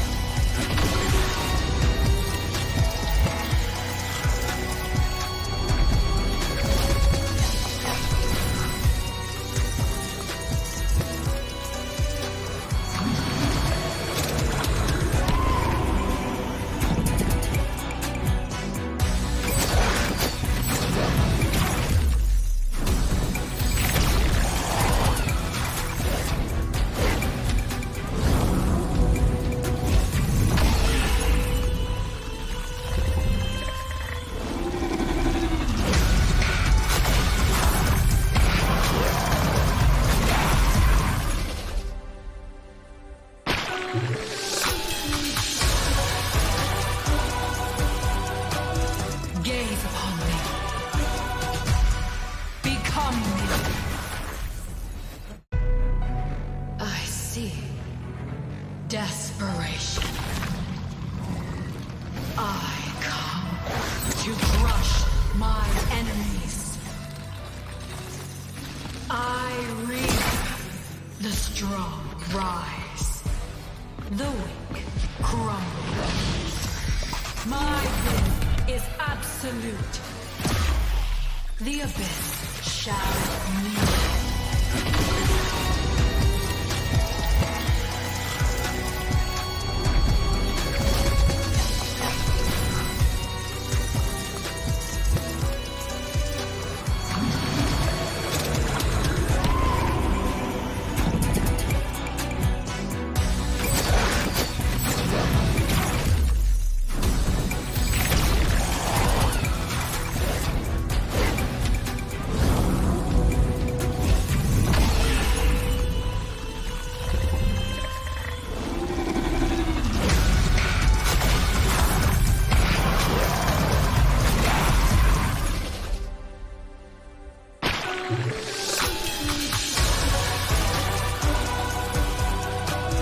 Gaze upon me. Become me. I see desperation. I come to crush my enemies. I reap the strong rise, the weak crumble. My will is absolute. The abyss shall kneel.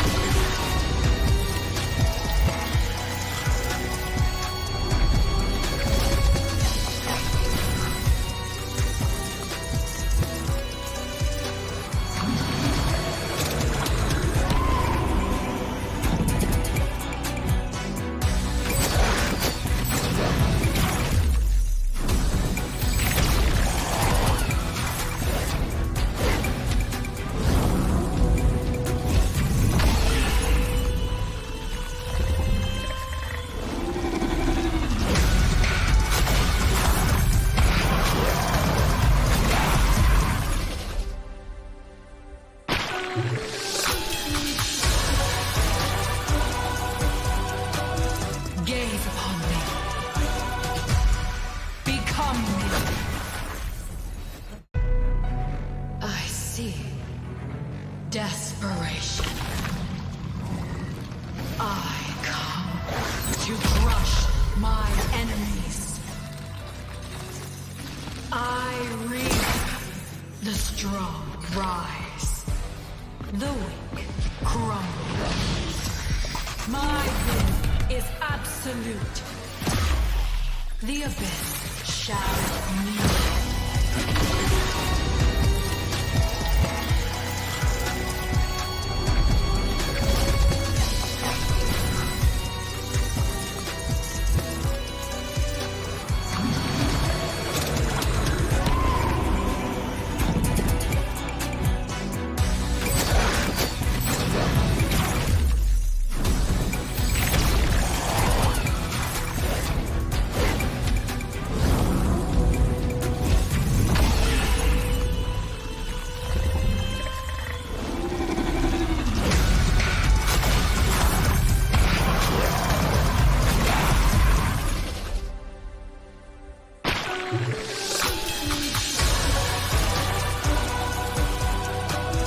Gaze upon me.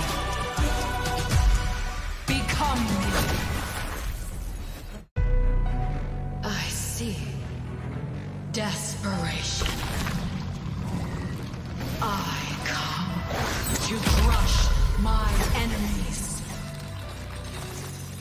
I reap the strong rise, the weak crumble. My will is absolute. The abyss shall kneel.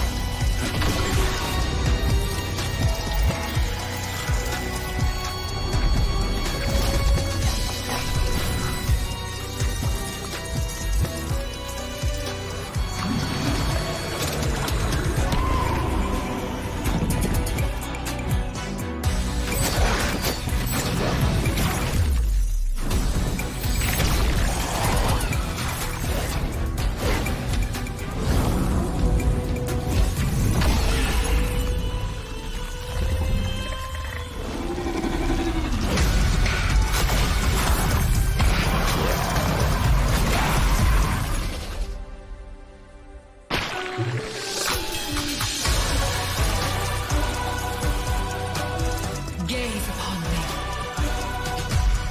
Become me. I see desperation. I come to crush my enemies.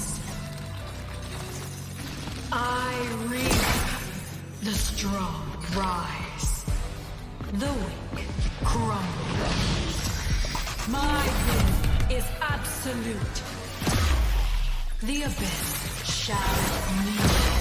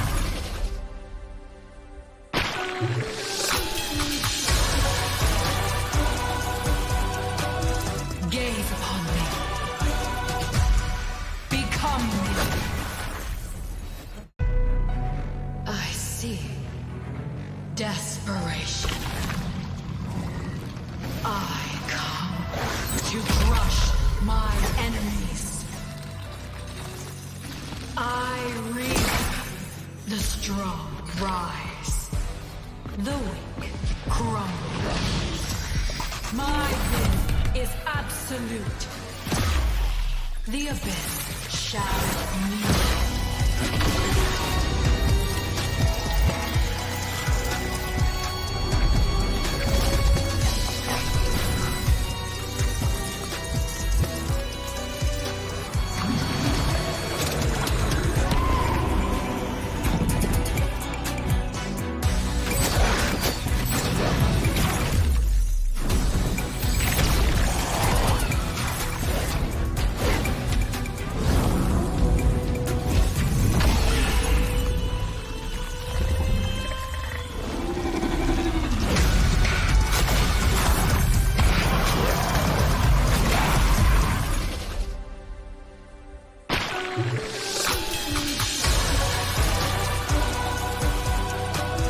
Gaze upon me. Become me. I see desperation. I come to crush my enemies. I reap the strong rise. The weak crumble. My will is absolute. The abyss shall kneel.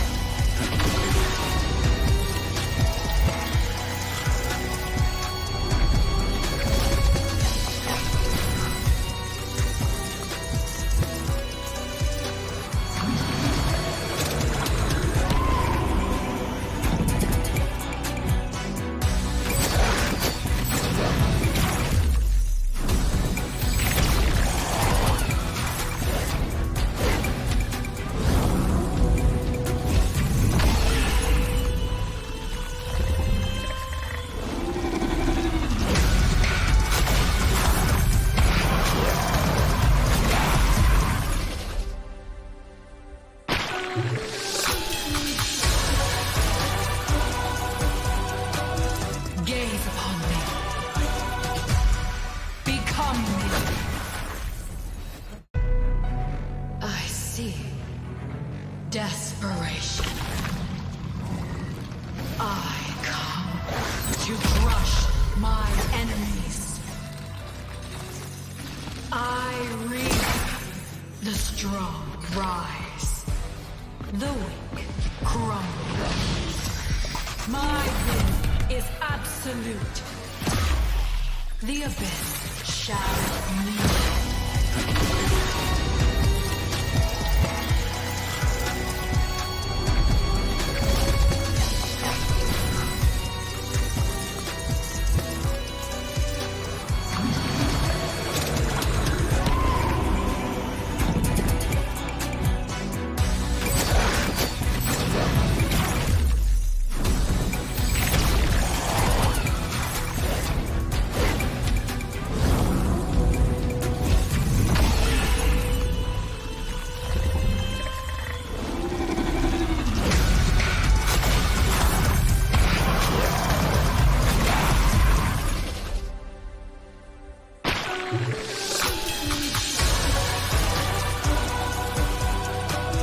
Gaze upon me. Become me. I see desperation. I come to crush my enemies. I reap the strong rise. The weak crumble. My will is absolute. The abyss shall kneel.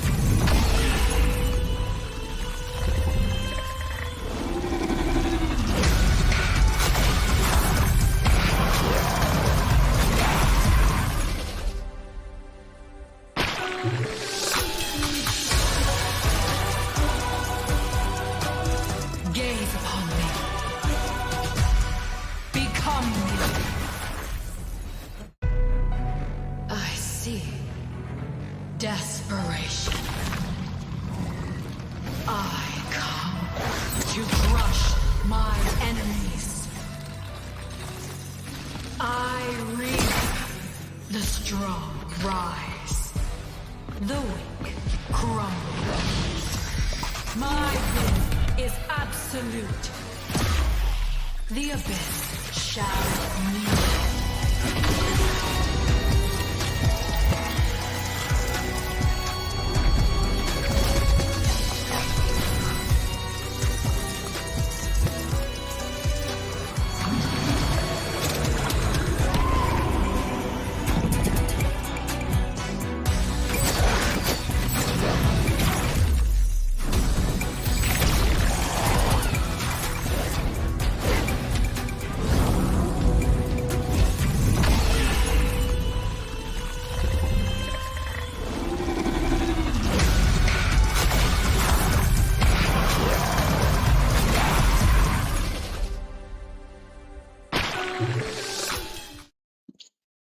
Hello, welcome, and pleasure for us to be here as well. And to our Nepali audience, सबैलाई धेरै स्वागत छ आज यो टुर्नामेन्टमा. Obviously, this is India Nepal Showdown, so we cannot just be casting in one language, so have to be bilingual, right, guys? So, but then again, Peachy, I don't expect that all our audience to just understand the Nepali as well, so we'll just go with the English. But then Right. again, today, game number 1 was a clean victory for Nepal. I think our Indian audience might not be so happy about it, so we are still not done with 2 more matches here. Game number 2, RNTX versus Hora Esports. Ooh, already makes me excited just by naming those teams. What do you feel about this matchup? One, I am excited too because from the day number one, I have the pleasure of casting for Hora Esports. Day number one, they had upset. Day number two, it went very well for them. They had a clean sweep. So day number three, I do want to see a 2-1, but at the same time, the odds Hora Esports have been doing so well. They have been highest in the leaderboards as well, representing Nepal. So I am curious to know. It's just 50-50. So let's see. Diving into the draft very quickly, looks like Hora Esports onto the blue side. This means that they will be having a bit of an advantage of picking one good hero, maybe such as the Freya or even the Claude. What are we expecting today, Shinryu? Honestly speaking, I've seen some very weird drafts today, so I do not want to wind my head too much about it. But then again, I think the most standard bans would be banning of the roam, especially the Kalea, Grok, and even if you want to get rid of the Fredrin too, sometimes I do think teams like to opt for that ban.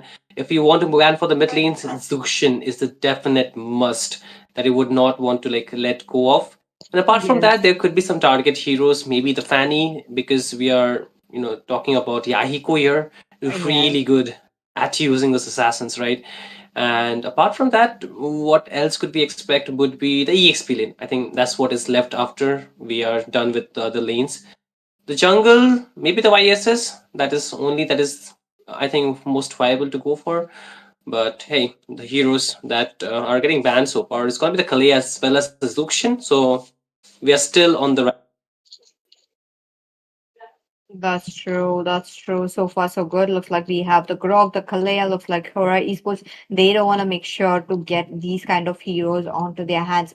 Understandable. One, it looks, bit good because these are the heroes that is very deadly as of now into the land of dawn. And top of that, the team fight position, Hora Esports, right from day number one, they were not heavily dependent on team fights. Rather than they were up for a bit of a pick of composition. Yahiko did have a moment that he did play up a Fanny. As you are the Fanny player, you tend to target one member of your opponents constantly. So that was the case that was coming up for IQ RNTX. Look at that. The respect bans are definitely coming up.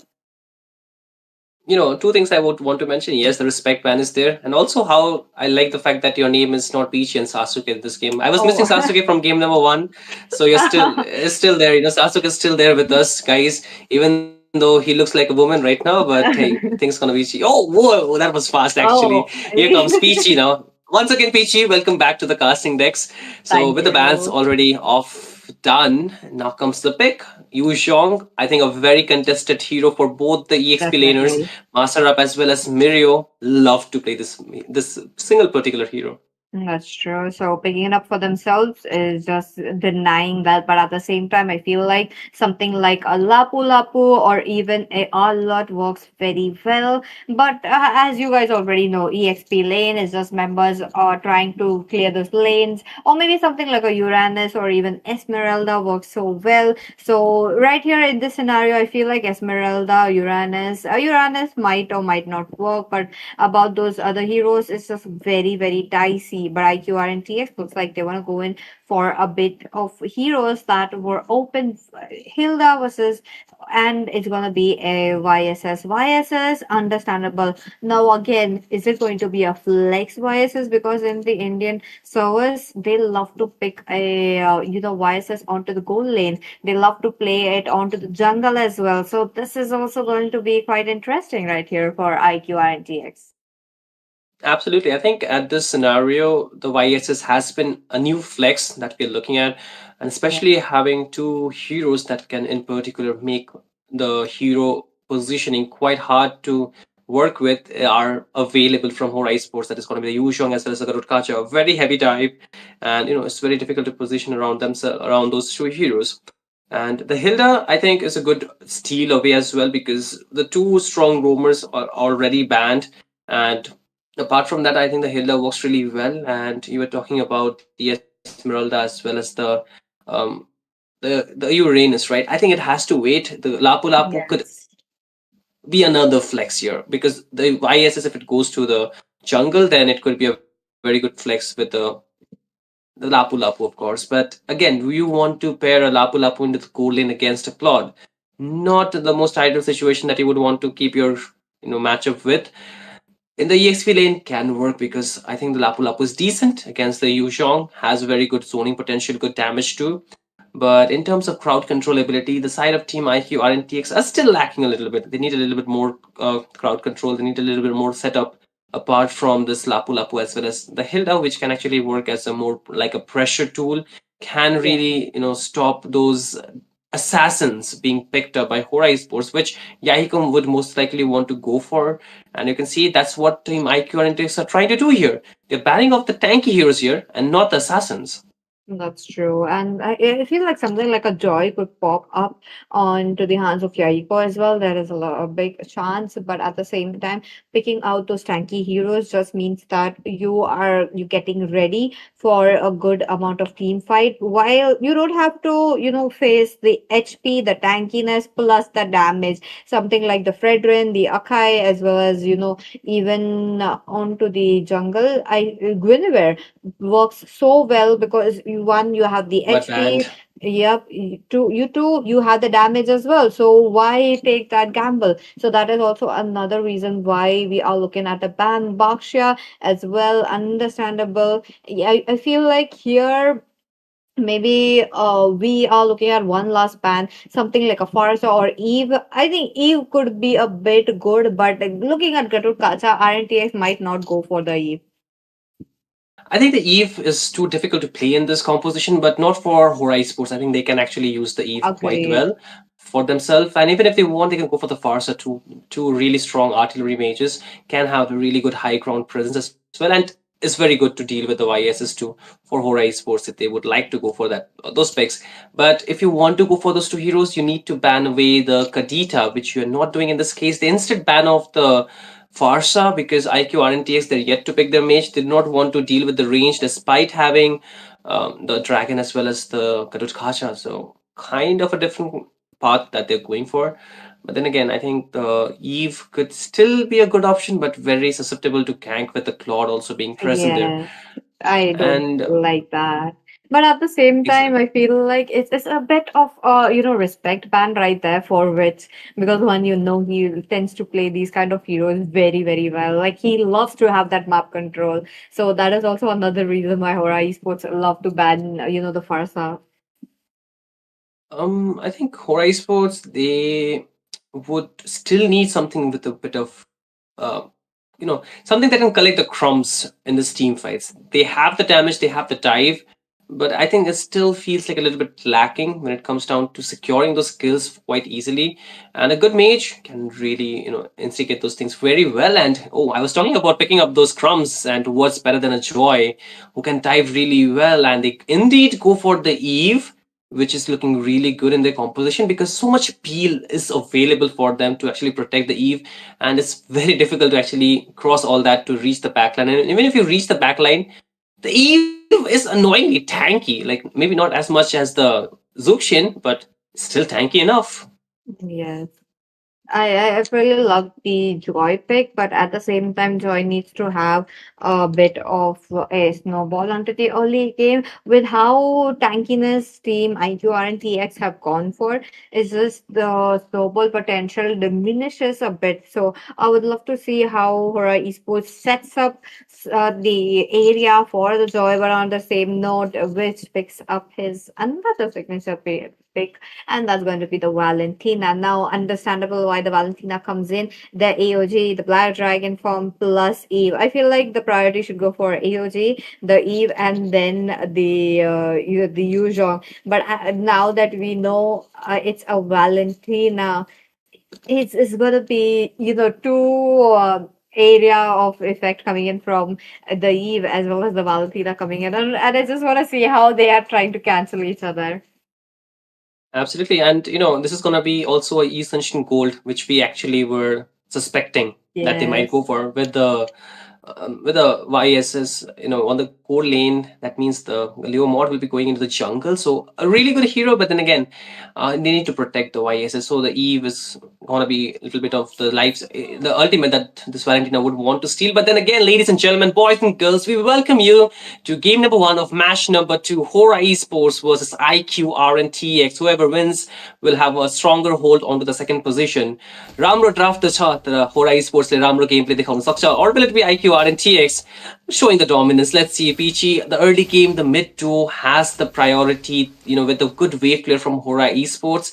So the rotation might be quite faster from their end compared to IQ RNTX in this game particular. That's true. That's true. Really curious on how they will be trying to make sure to get that, a bit of a damage early on, but at the same time, early gank onto that. Not exactly a gank, but they did just make sure that the gold crab will be taken away from the both of the marksmen, denying them. And on the same note, Hilda will be a bit proactive, giving them the vision, and also Mazharab getting his lane freezed up. This is crazy. This is crazy. He has to come in. Oh, he meets Witch along with the Yayo trying to go in. He pops up the flicker, trying to come very quickly, but that was a bit of an unsuccessful first blood for them.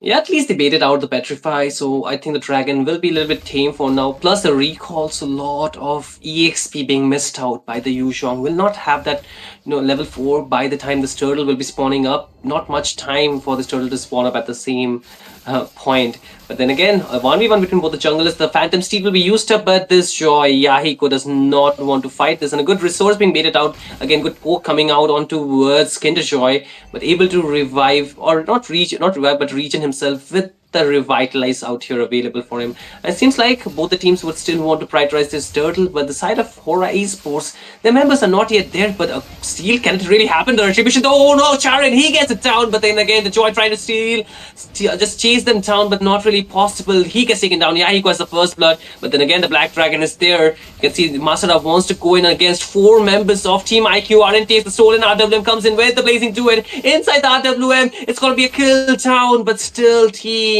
Hora Esports able to trade one for themselves, which taken down for Master Up. 2-for-1 trade, but IQ RNTX, they won the turtle so far. That's true. That's true. Look at them. As of now, they know they have to get their turtle onto their hands, so they did. But at the same time, look at that, the instant replay. This, the Yuzhong coming up with the distraction really worked out so well plus taking down those kills. It is going down into the hands of Team IQ RNTX. So far, looking so good. They've been playing a bit patiently. They've been trying to cover up as quickly as possible. But Gone though, look at them, look at them. He is lacking a bit in the minion section, a bit because we do see a experience level being very high onto the hands of Aaron the creator. So I am curious to see. Oh, there you go. Bob goes in for the immobilization along with his ultimate, but that was not a fruitful attempt.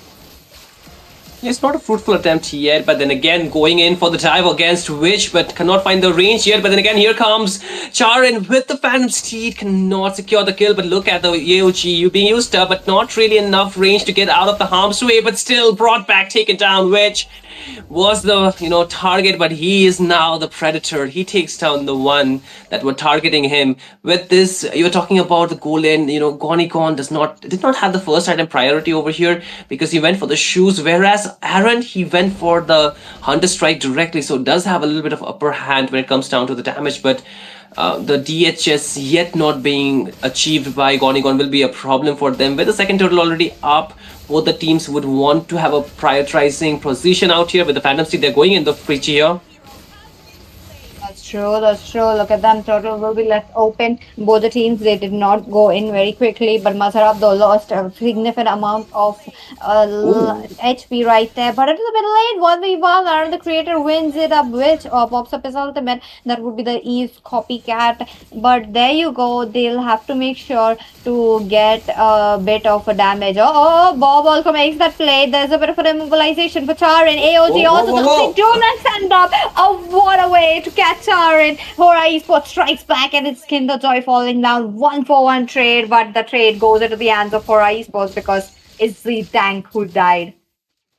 Yeah, definitely a advantage position for Hora Esports after losing quite a bit of kills and even the neutral objective. I think this is a very good trade that they finally got, especially onto the jungler of Team IQ RNTX. They did not have the kills but had enough assists, so even the bounty will help them to just try and recover the goal that they have lost for the first 5 minutes of the game. So now they have to just pick up more pace, just try to pick up the gear as well, because if they let Team IQ RNTX do whatever they want, then it's going to be very difficult for them to actually fight back, because their goal laner is losing quite hard even with the blazing duet. Can he survive? Because two members are diving in.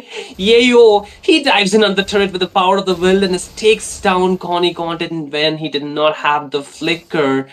And that's the second time the goal laner is down. Team Hora Esports, they're not really able to protect their goal laner. And this could actually hurt them in the long run, Peachy.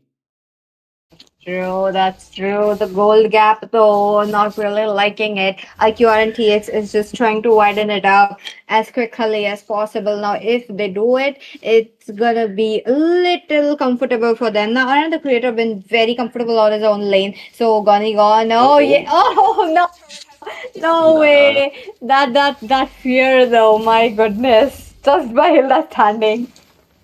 I know, right? The fear have been instilled, but look at the dive coming on towards the Eve. He's able to flicker out. Bob, can he survive? So he's able to with the shield that he can find. But onto the backline, Kinder Joy is all by himself. Charlie takes him down. The RWM was used up, but not really enough. Aaron the creator takes down Gonicon while he was using the blazing duet. But look at the dragon. He's still trying to survive. Master Rav wants to dive in, but he's low on HP, trying to regenerate back.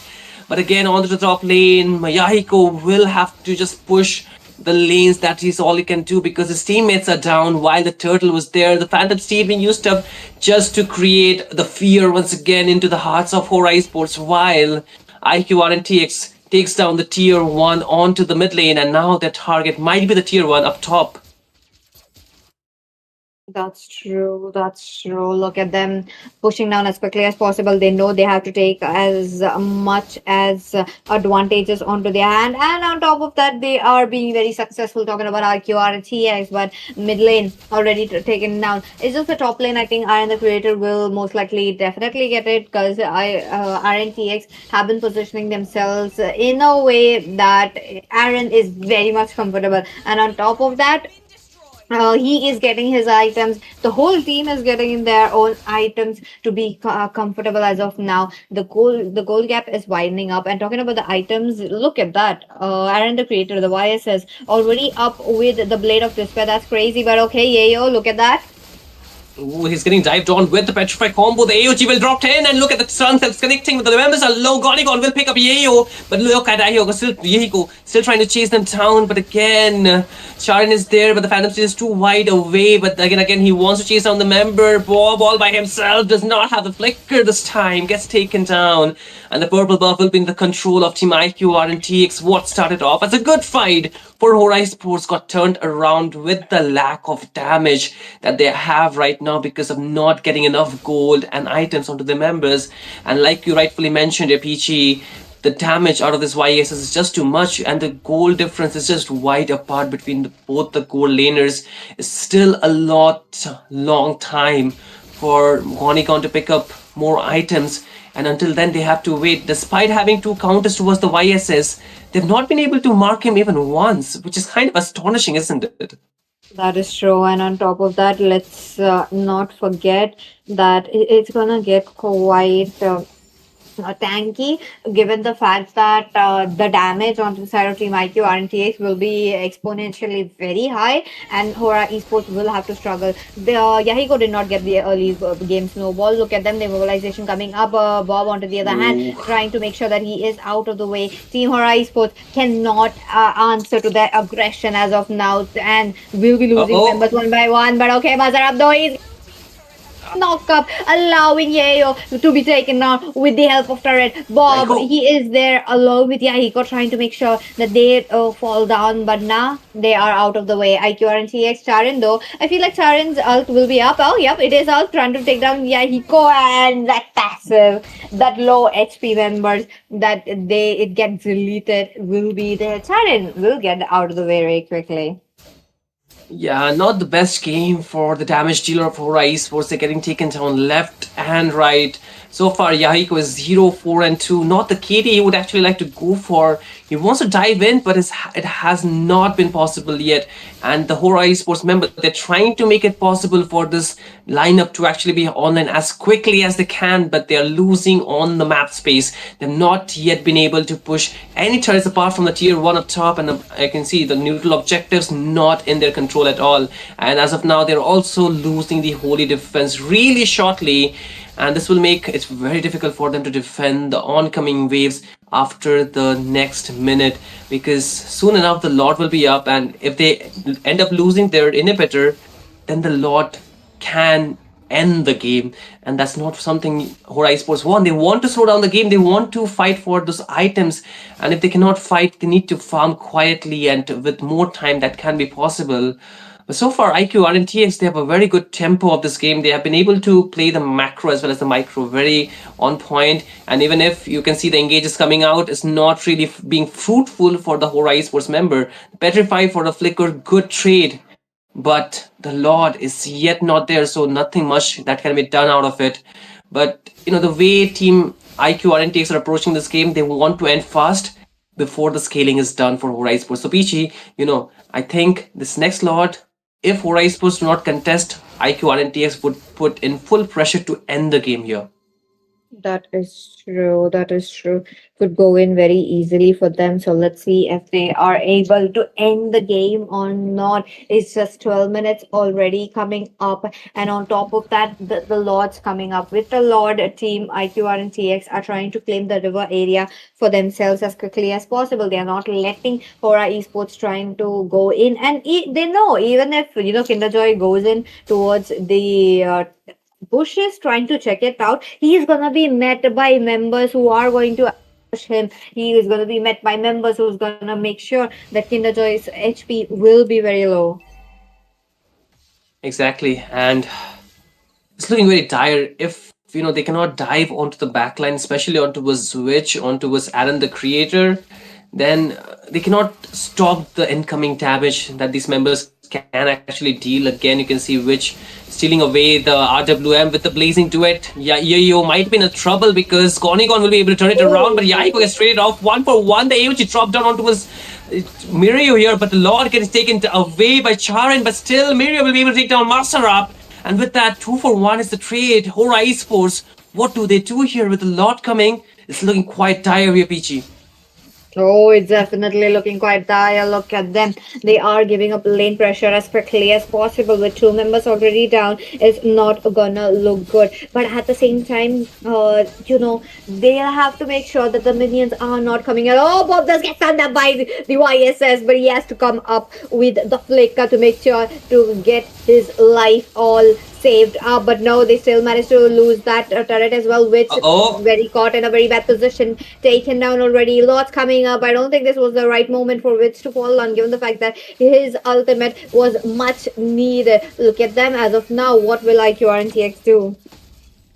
What will they do? I think they were just being a bit too desperate. I was calling that they need to end this game quickly, but that was a little bit too hasty coming out from which he did not have the flicker on time. And given his experience, he should not be making such mistakes at this crucial point. If they cannot end this game with this Lord, then it's going to exceed the point where the damage will be scaled up. But Yahiko, he has melted down right on the path. The Black Dragon is going in. Can he find the kill? The AOC might be dropped in, but cannot really connect. The RWM slowing them down. Kitajok gets taken out. Charan picks up the kill, but Mirio, on the other hand, picks up a kill with this. 4 members are down. Bob all by himself. And the flicker in. And Arvin, the creator, he goes for the wipeout. IQR and TX, they have the floored wipeout, and this might be the win. Hora Esports, they cannot stop the force, the dominable force that IQR and TX are coming with. And with this, the lead is in their hand. And Hora Esports, they have to wait for the game number 2 to find an answer to what just happened for game number 1 here. Oh my god. What a game. What a game, definitely from IQ RNTX. That wipeout was crazy. And on top of that, they just made sure to get the game onto their hands. I love how they took up all the farm from their hands. I love how they made sure to not let Yahiko get that snowball as the joy. So that was just enough. That was just enough for Team IQ RNTX to win up the game. Absolutely. I think, there was a huge, I would say, lack of synergy that we got to see because the engages were very disconnected in general, that the members, they were not in a sequence that the way they should have gone in for. And even though they had the counters, and the visibility of those heroes being impactful was quite minimal. Or maybe IQ RNTX, they made it seem so because they were really patient with their engages, really patient with their timing when they wanted to go in. And even with Charin being the front line alongside Yeo, they were able to push back Team Hora Esports quite a bit in such crucial times during the neutral objectives, during the times when they wanted to push those tier 1s and tier 2s. And it was quite visible as well where, Yahiko's joy was just getting, I would say, stopped by the moment he was trying to go in and do those damage that he was needing to, because of the lack of items that he had on himself. That is true. I mean, one thing about him that Yahiko did not get as the space to farm up as well. He was getting cut off quite a lot. Look at this. Even this kind of a gank was just enough to prove them. But that AOG though, that AOG was quite beautiful. But it was just them losing members one by one. For Hora Esports, they played it out very well. The draft really looked good as well. But the problem came when it came to the execution. Absolutely. I think the execution is a very crucial part. Even though you have a good draft that can give you the advantage, but if you cannot execute, especially in this case where you can see the goal laner being constantly dived on, constantly shut down, is something that you would not want your Claude to be in. And the way Team IQ RNTX have been pressuring out and making Team Hora Esports to use their resources, especially the flickers, their ultimates, was something that was not supposed to start or supposed to go to begin with. And in this game, Aaron, the creator, will get the MVP. Quite a well-protected YSS, I would say, in this regard. And he just had to farm and just had to, use his damage because look at those items. They're very expensive. And if he can get all those items this quick, means that he was just having a gala time farming around the map. Crazy. And on top of that, there were not many ganks onto the bottom lane as well. Even if there were ganks, it was all passive enough so that the creeps as well as a bit of, there. So this was there. But at the same time, I feel like Aaron had a good time in his own lane. So, yep, that was there. Yeah, I think there were times where I think Onigon was looking like he had enough damage. He even secured 4 items in.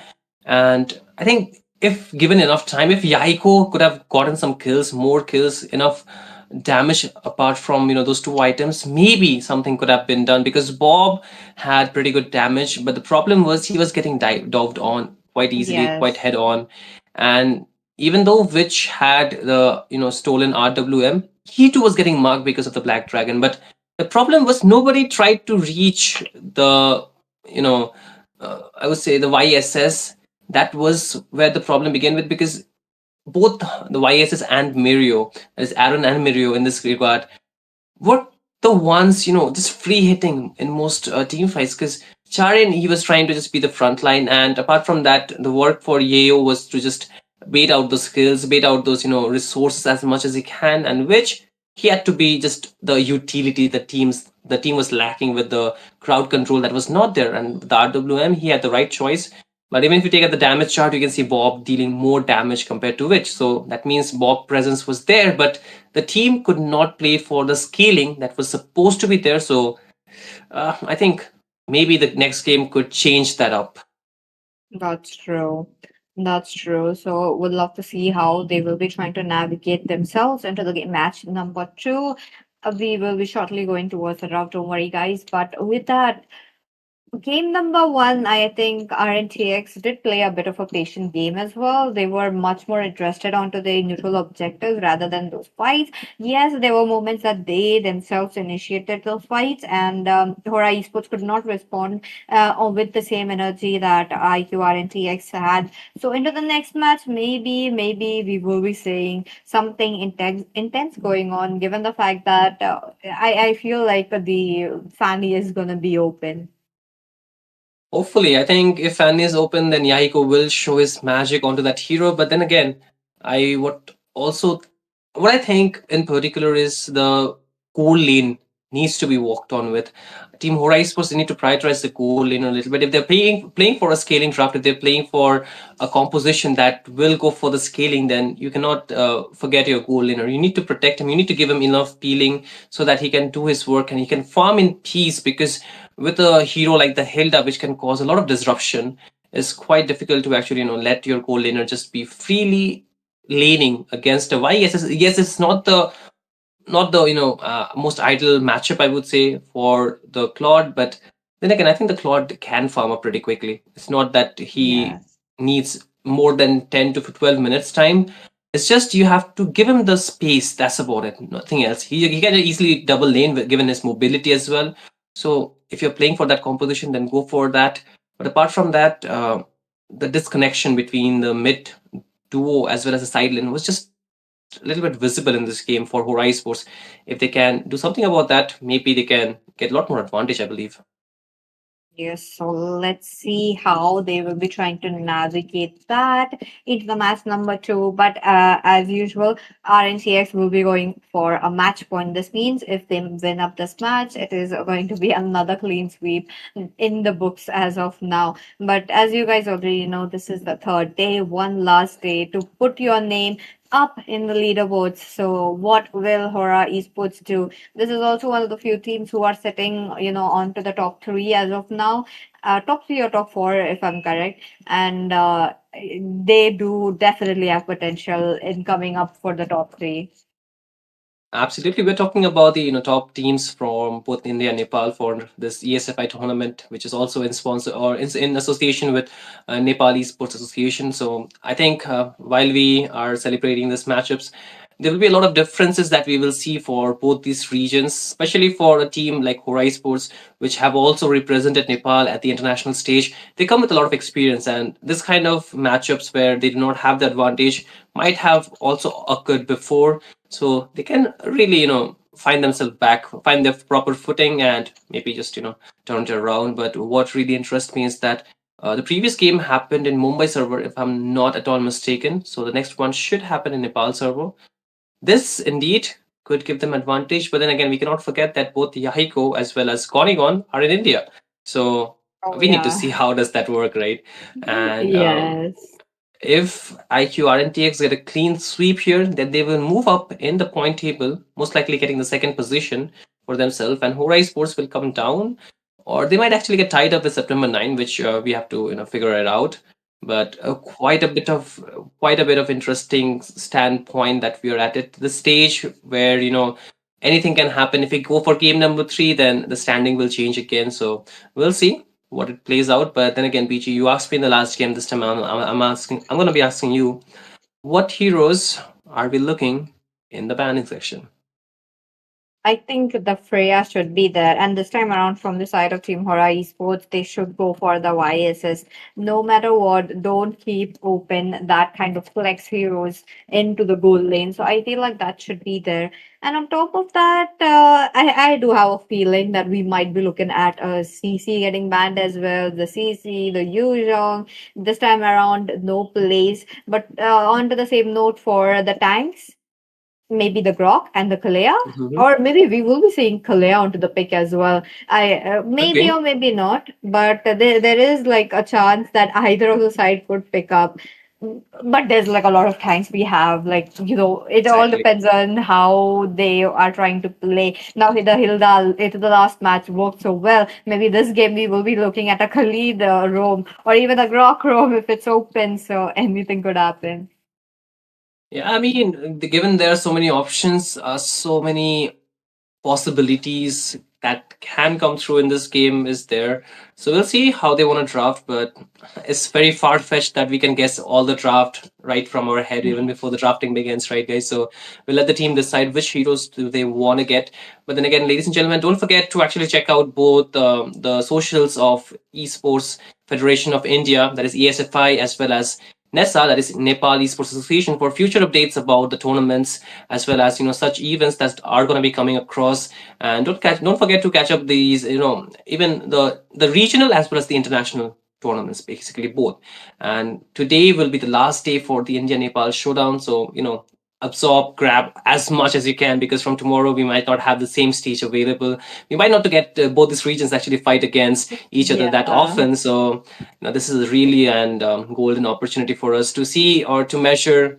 I would not say measure, but to actually appreciate the growth of both the regions. This is for to see which regions will actually emerge in the future, because with given all the international tournaments that are they're stored for us in the calendar for this year, there might be a lot of things. But I guess, Peachy, I spoke too much. Now the production, the teams, and even us, we demand for a little bit short break, and we will be going for that, but it will be a very short break, so don't go anywhere. We will be seeing you on the other side, so stay tuned. I see desperation. I come to crush my enemies. I reap the strong rise, the weak crumble. My will is absolute.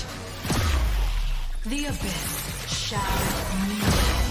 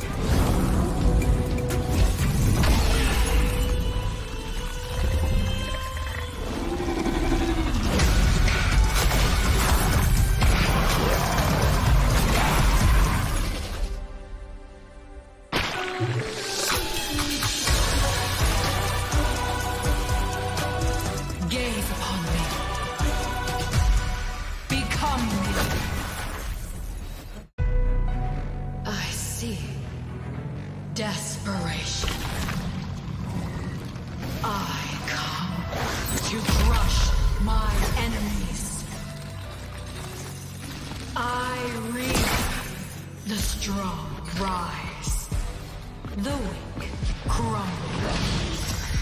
My will is absolute. The abyss shall kneel.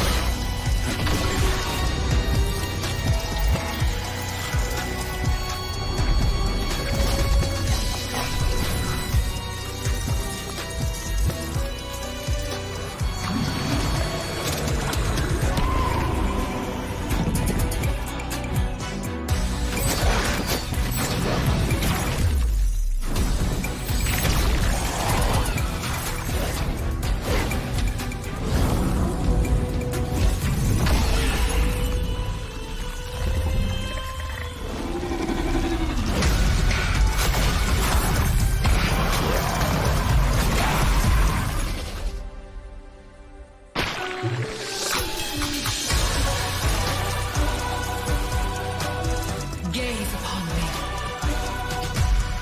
Become me. I see desperation. I come to crush my enemies. I reap the strong rise, the weak crumble. My will is absolute. The abyss shall kneel.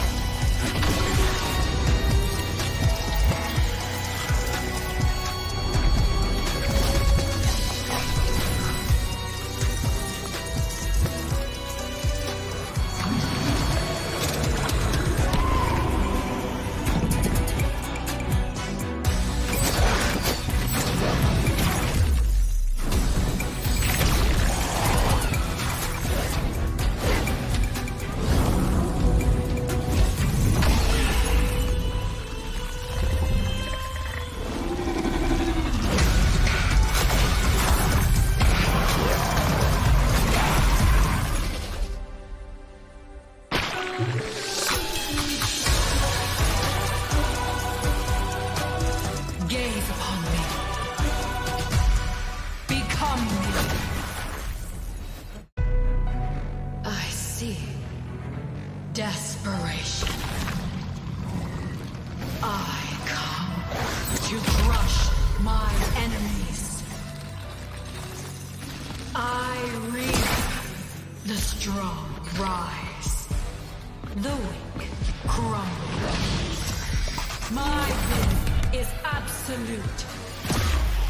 The abyss shall kneel.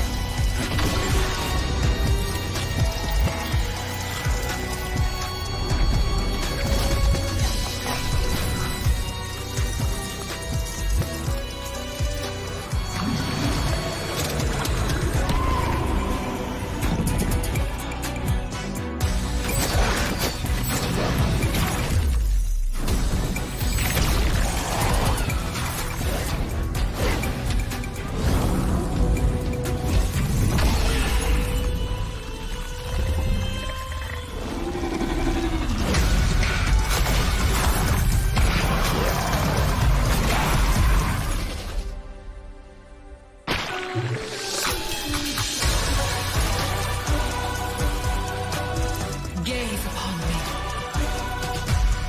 Become me.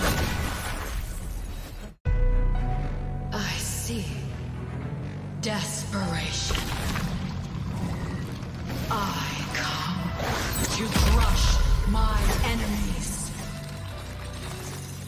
I reap the strong rise, the weak crumble. My will is absolute. The abyss shall kneel.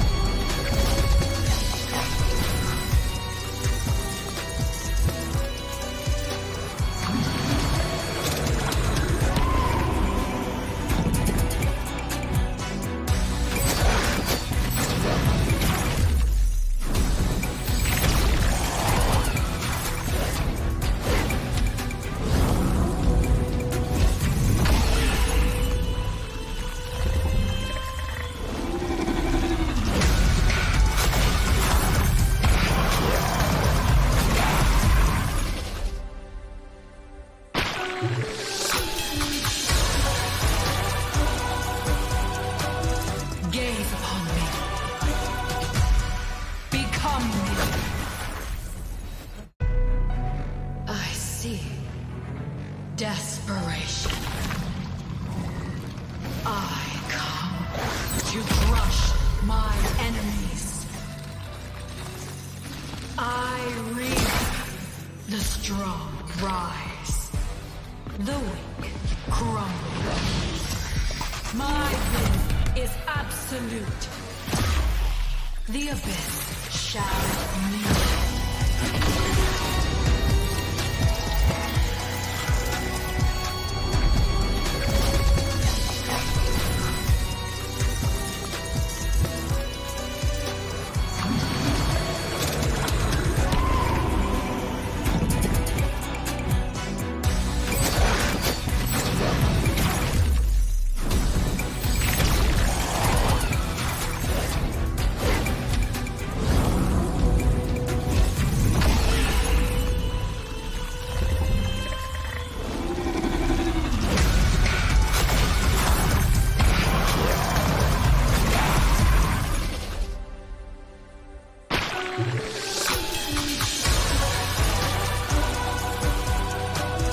Gaze upon me. Become me. I see desperation. I come to crush my enemies. I reap. The strong rise. The weak crumble. My will is absolute. The abyss shall kneel.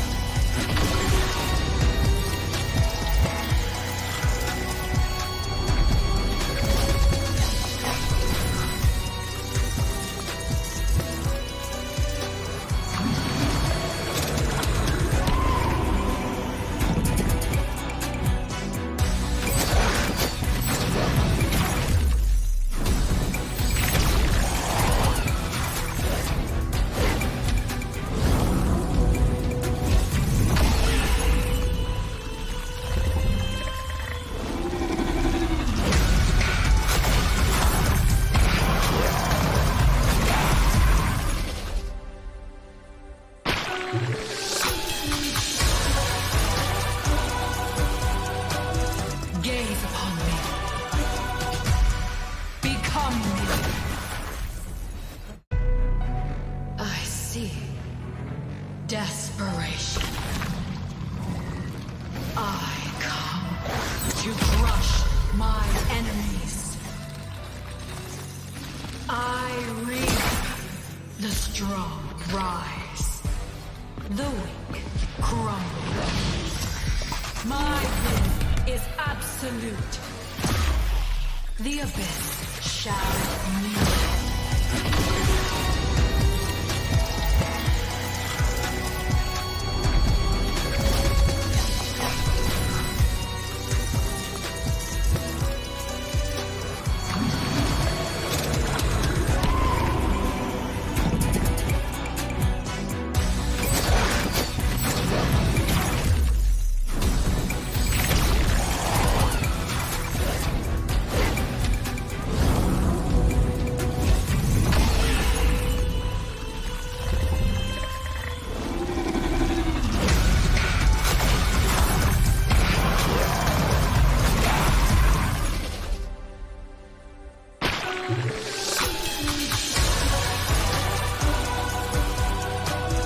Gaze upon me.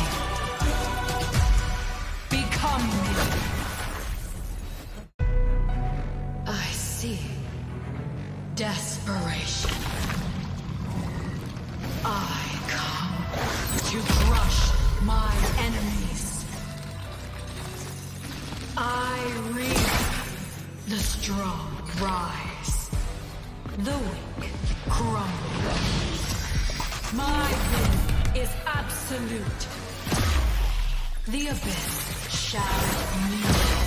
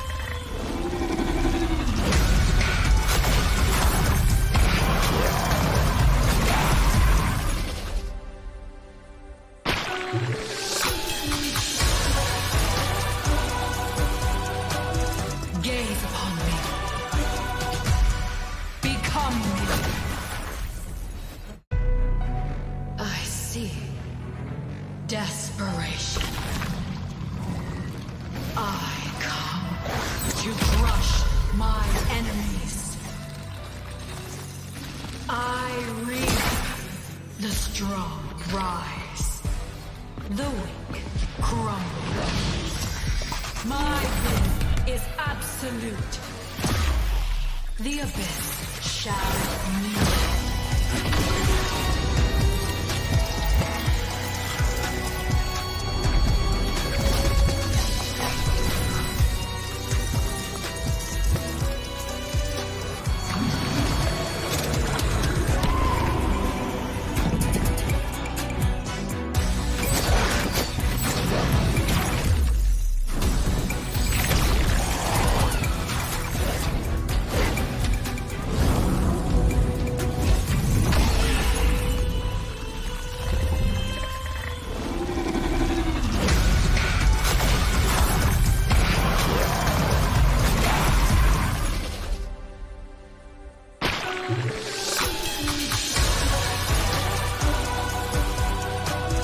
Gaze upon me.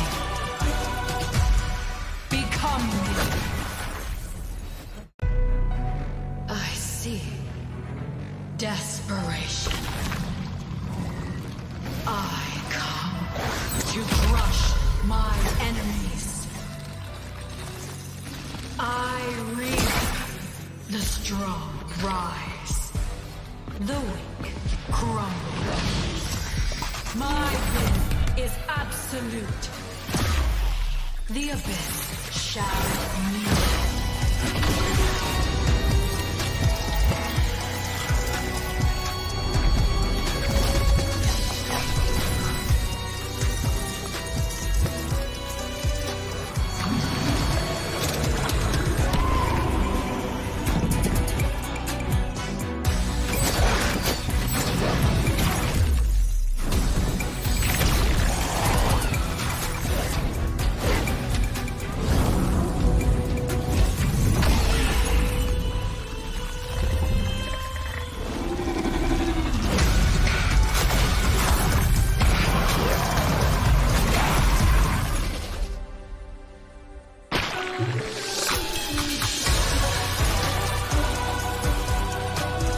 Gaze upon me. Become me. I see desperation. I come to crush my enemies. I read the strong rise, the weak crumble. My will is absolute. The abyss shall kneel.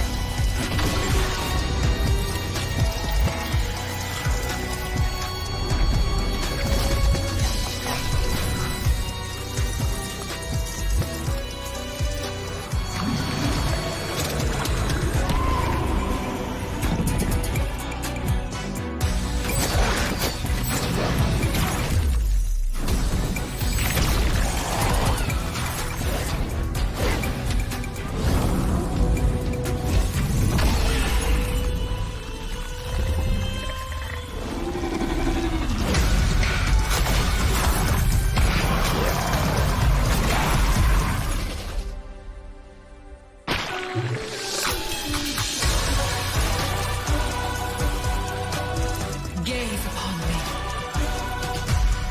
Become me. I see desperation. I come to crush my enemies. I read the strong rise, the weak crumble. My will is absolute. The abyss shall kneel.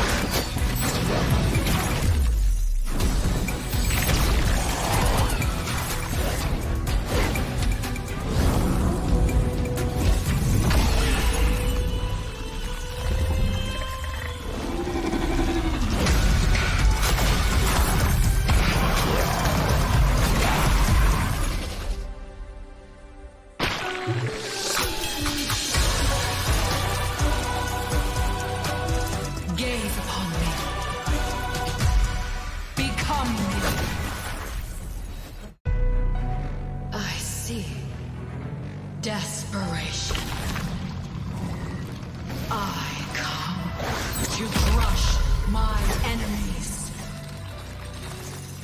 I reap the strong rise, the weak crumble. My will is absolute. The abyss shall kneel.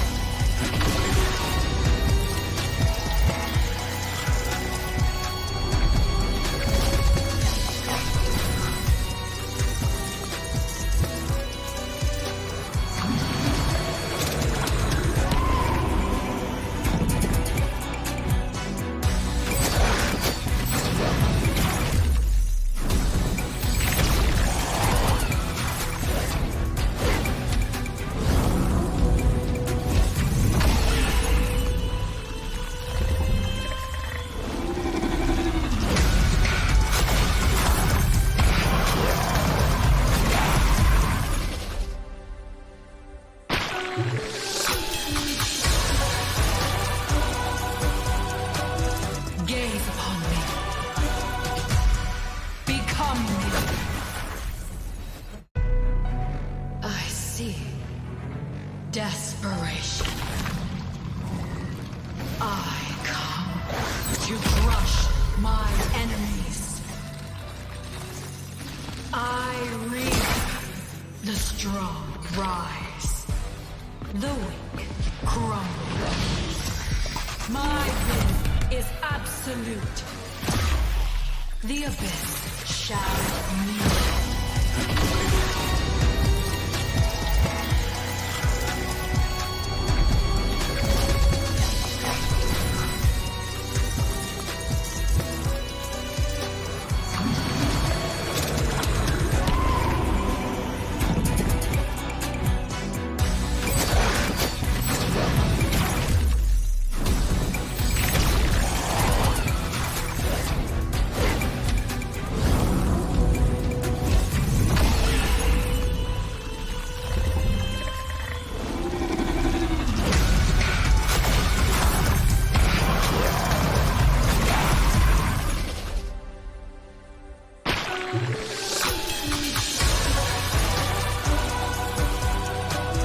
Gaze upon me.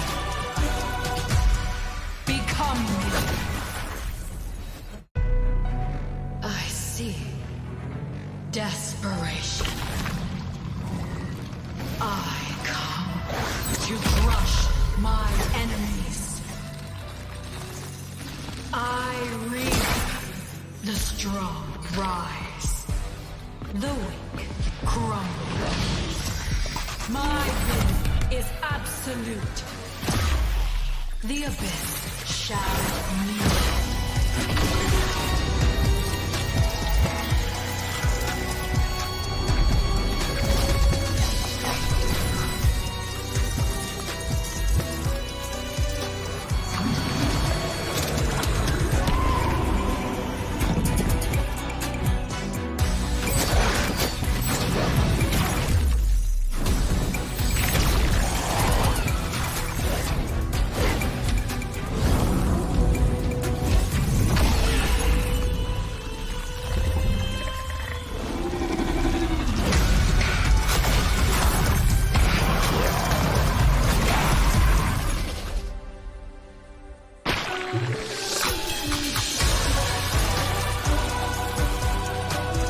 Gaze upon me.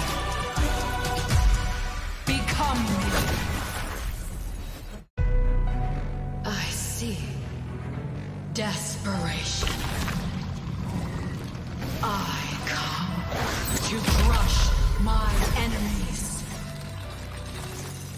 I reap the strong rise, the weak crumble. My will is absolute.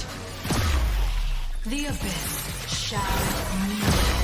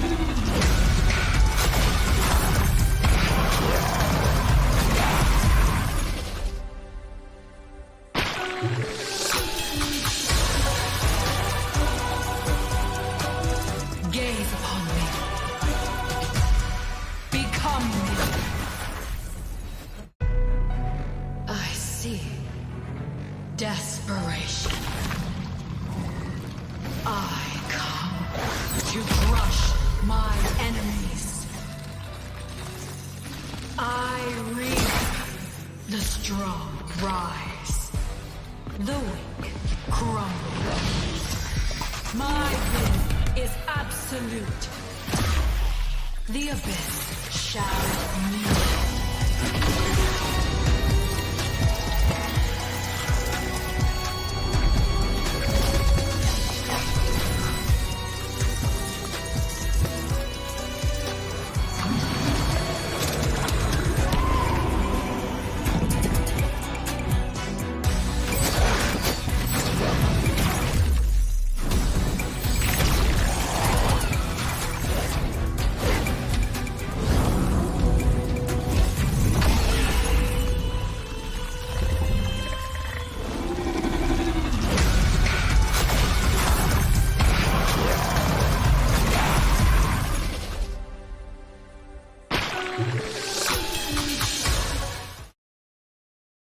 Hello, ladies and gentlemen. Welcome back. This is the India versus Nepal showdown. Back again to the match. We are so sorry for the long break. Looks like there was a bit of an issue with the teams, and that have been resolved as of now. With that, let us continue. As of now, to give you guys a bit of a recap, it is Team RNTX who are on to a match point. That means if they win this match, it's gonna get a clean sweep. But if they not, Hora Esports and them will be going to the third match. And Peachy, your caster, and I'm joined by Shindri today. Hello, Shindri. How are you doing? Yeah, I was doing quite good apart from the long break, which I really hate because I hate long breaks. I want to have that excitement keep on going. I think even our Yes. viewers would like that thing, but sometimes things do not go the way we want. The frustration, of course, build up, and I think the players did not wish for that to happen either. So without much further ado, we will be heading into game number 2. So far, the lead is into the side of Team IQ, RNTX, Hora Esports. They lost, and let me give you a little bit of briefing why.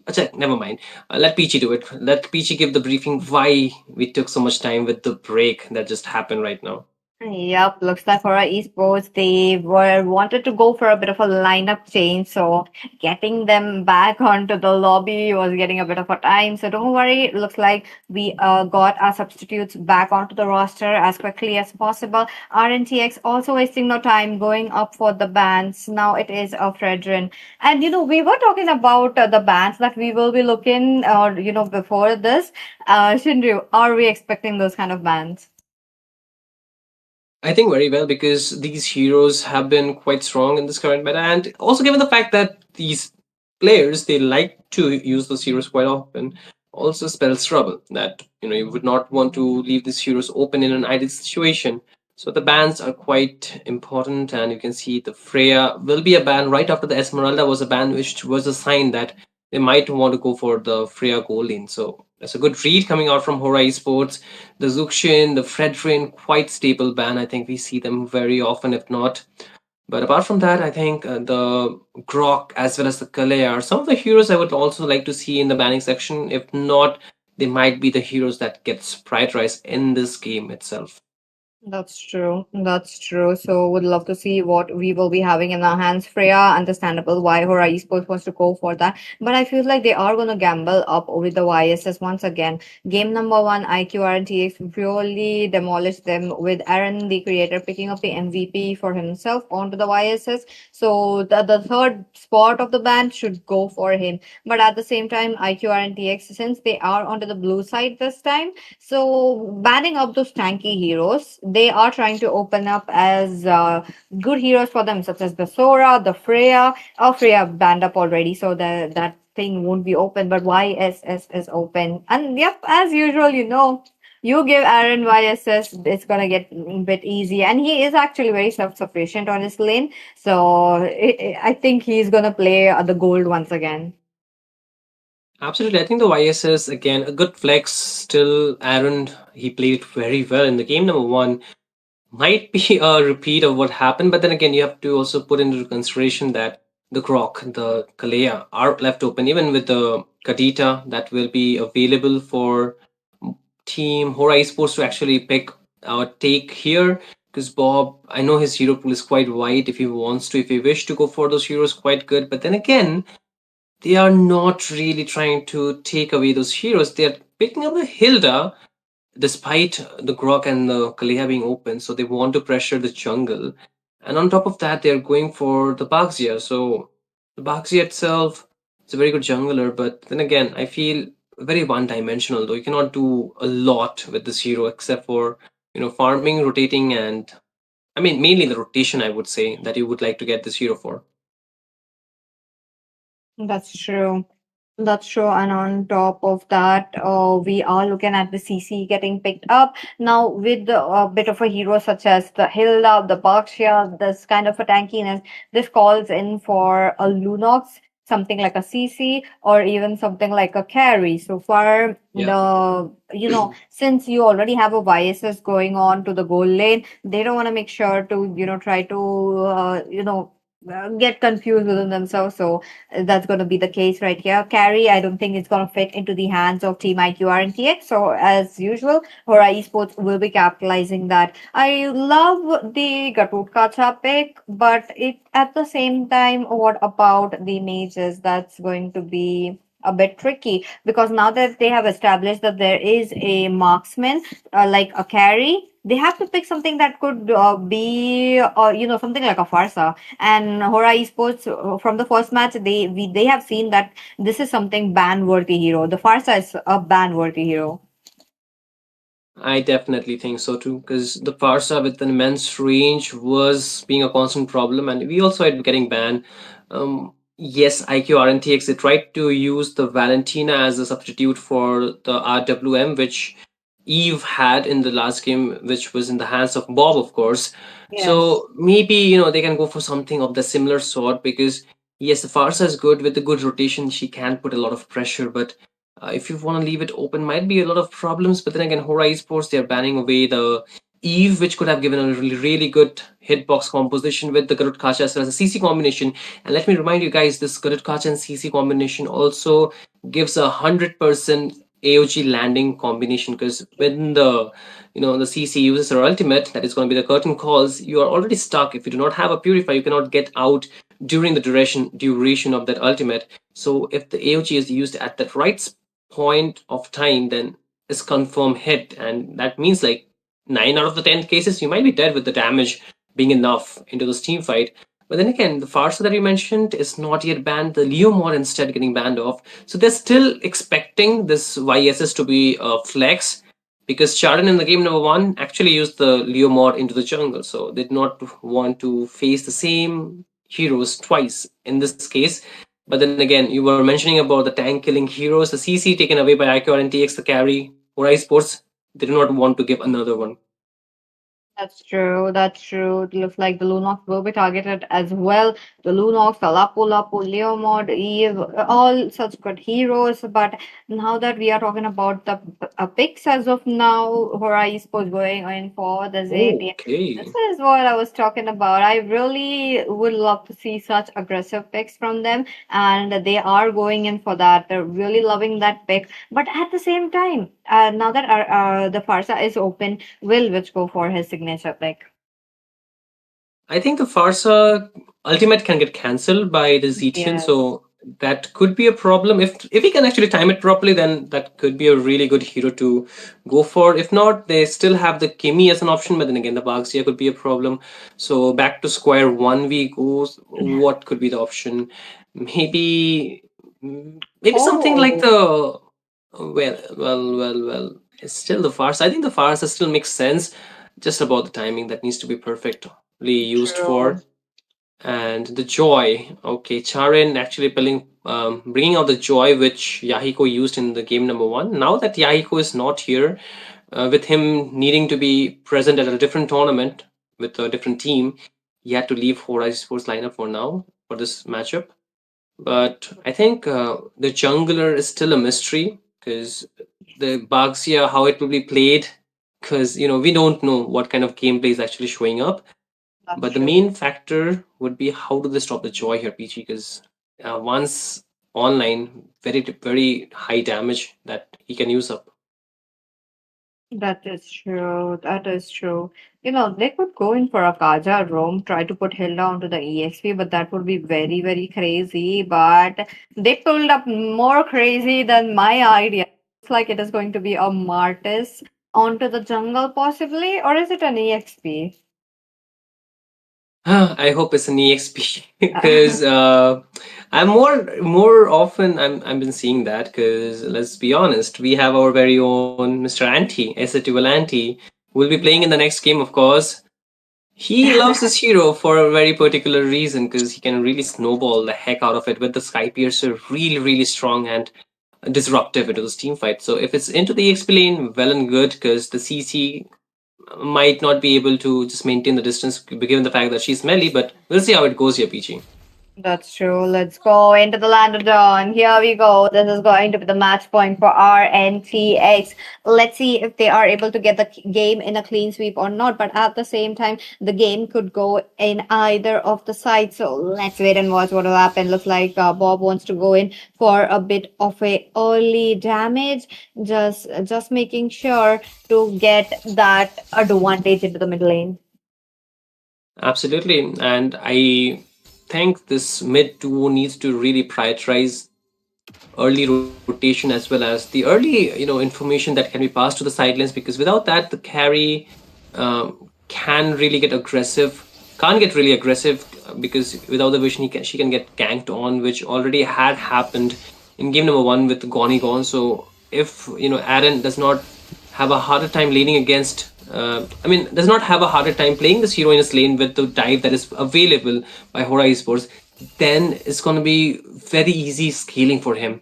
And again, what really makes it possible is going to be the rotation that is available from both the teams. And good thing is that the ZTN can poke a lot.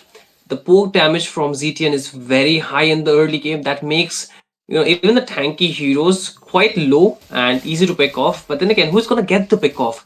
The carry is not going to get the damage. The Baxia cannot have that high damage either. So it's either has to be Bob himself or maybe a Master Up. But will he leave the lane here? And again, you see the pressure, the flicker being baited out from Rich before the turtle. These things matter, isn't it? Definitely, they do matter given the fact that it is quite important to make sure to put up, a bit of a skills already, making sure that, you get an upper hand in front of your opponent. So let's see, no first blood so far. So that means around the turtle, if RNTX goes in, okay, looks like Tarin goes in, he missed the wall, but no.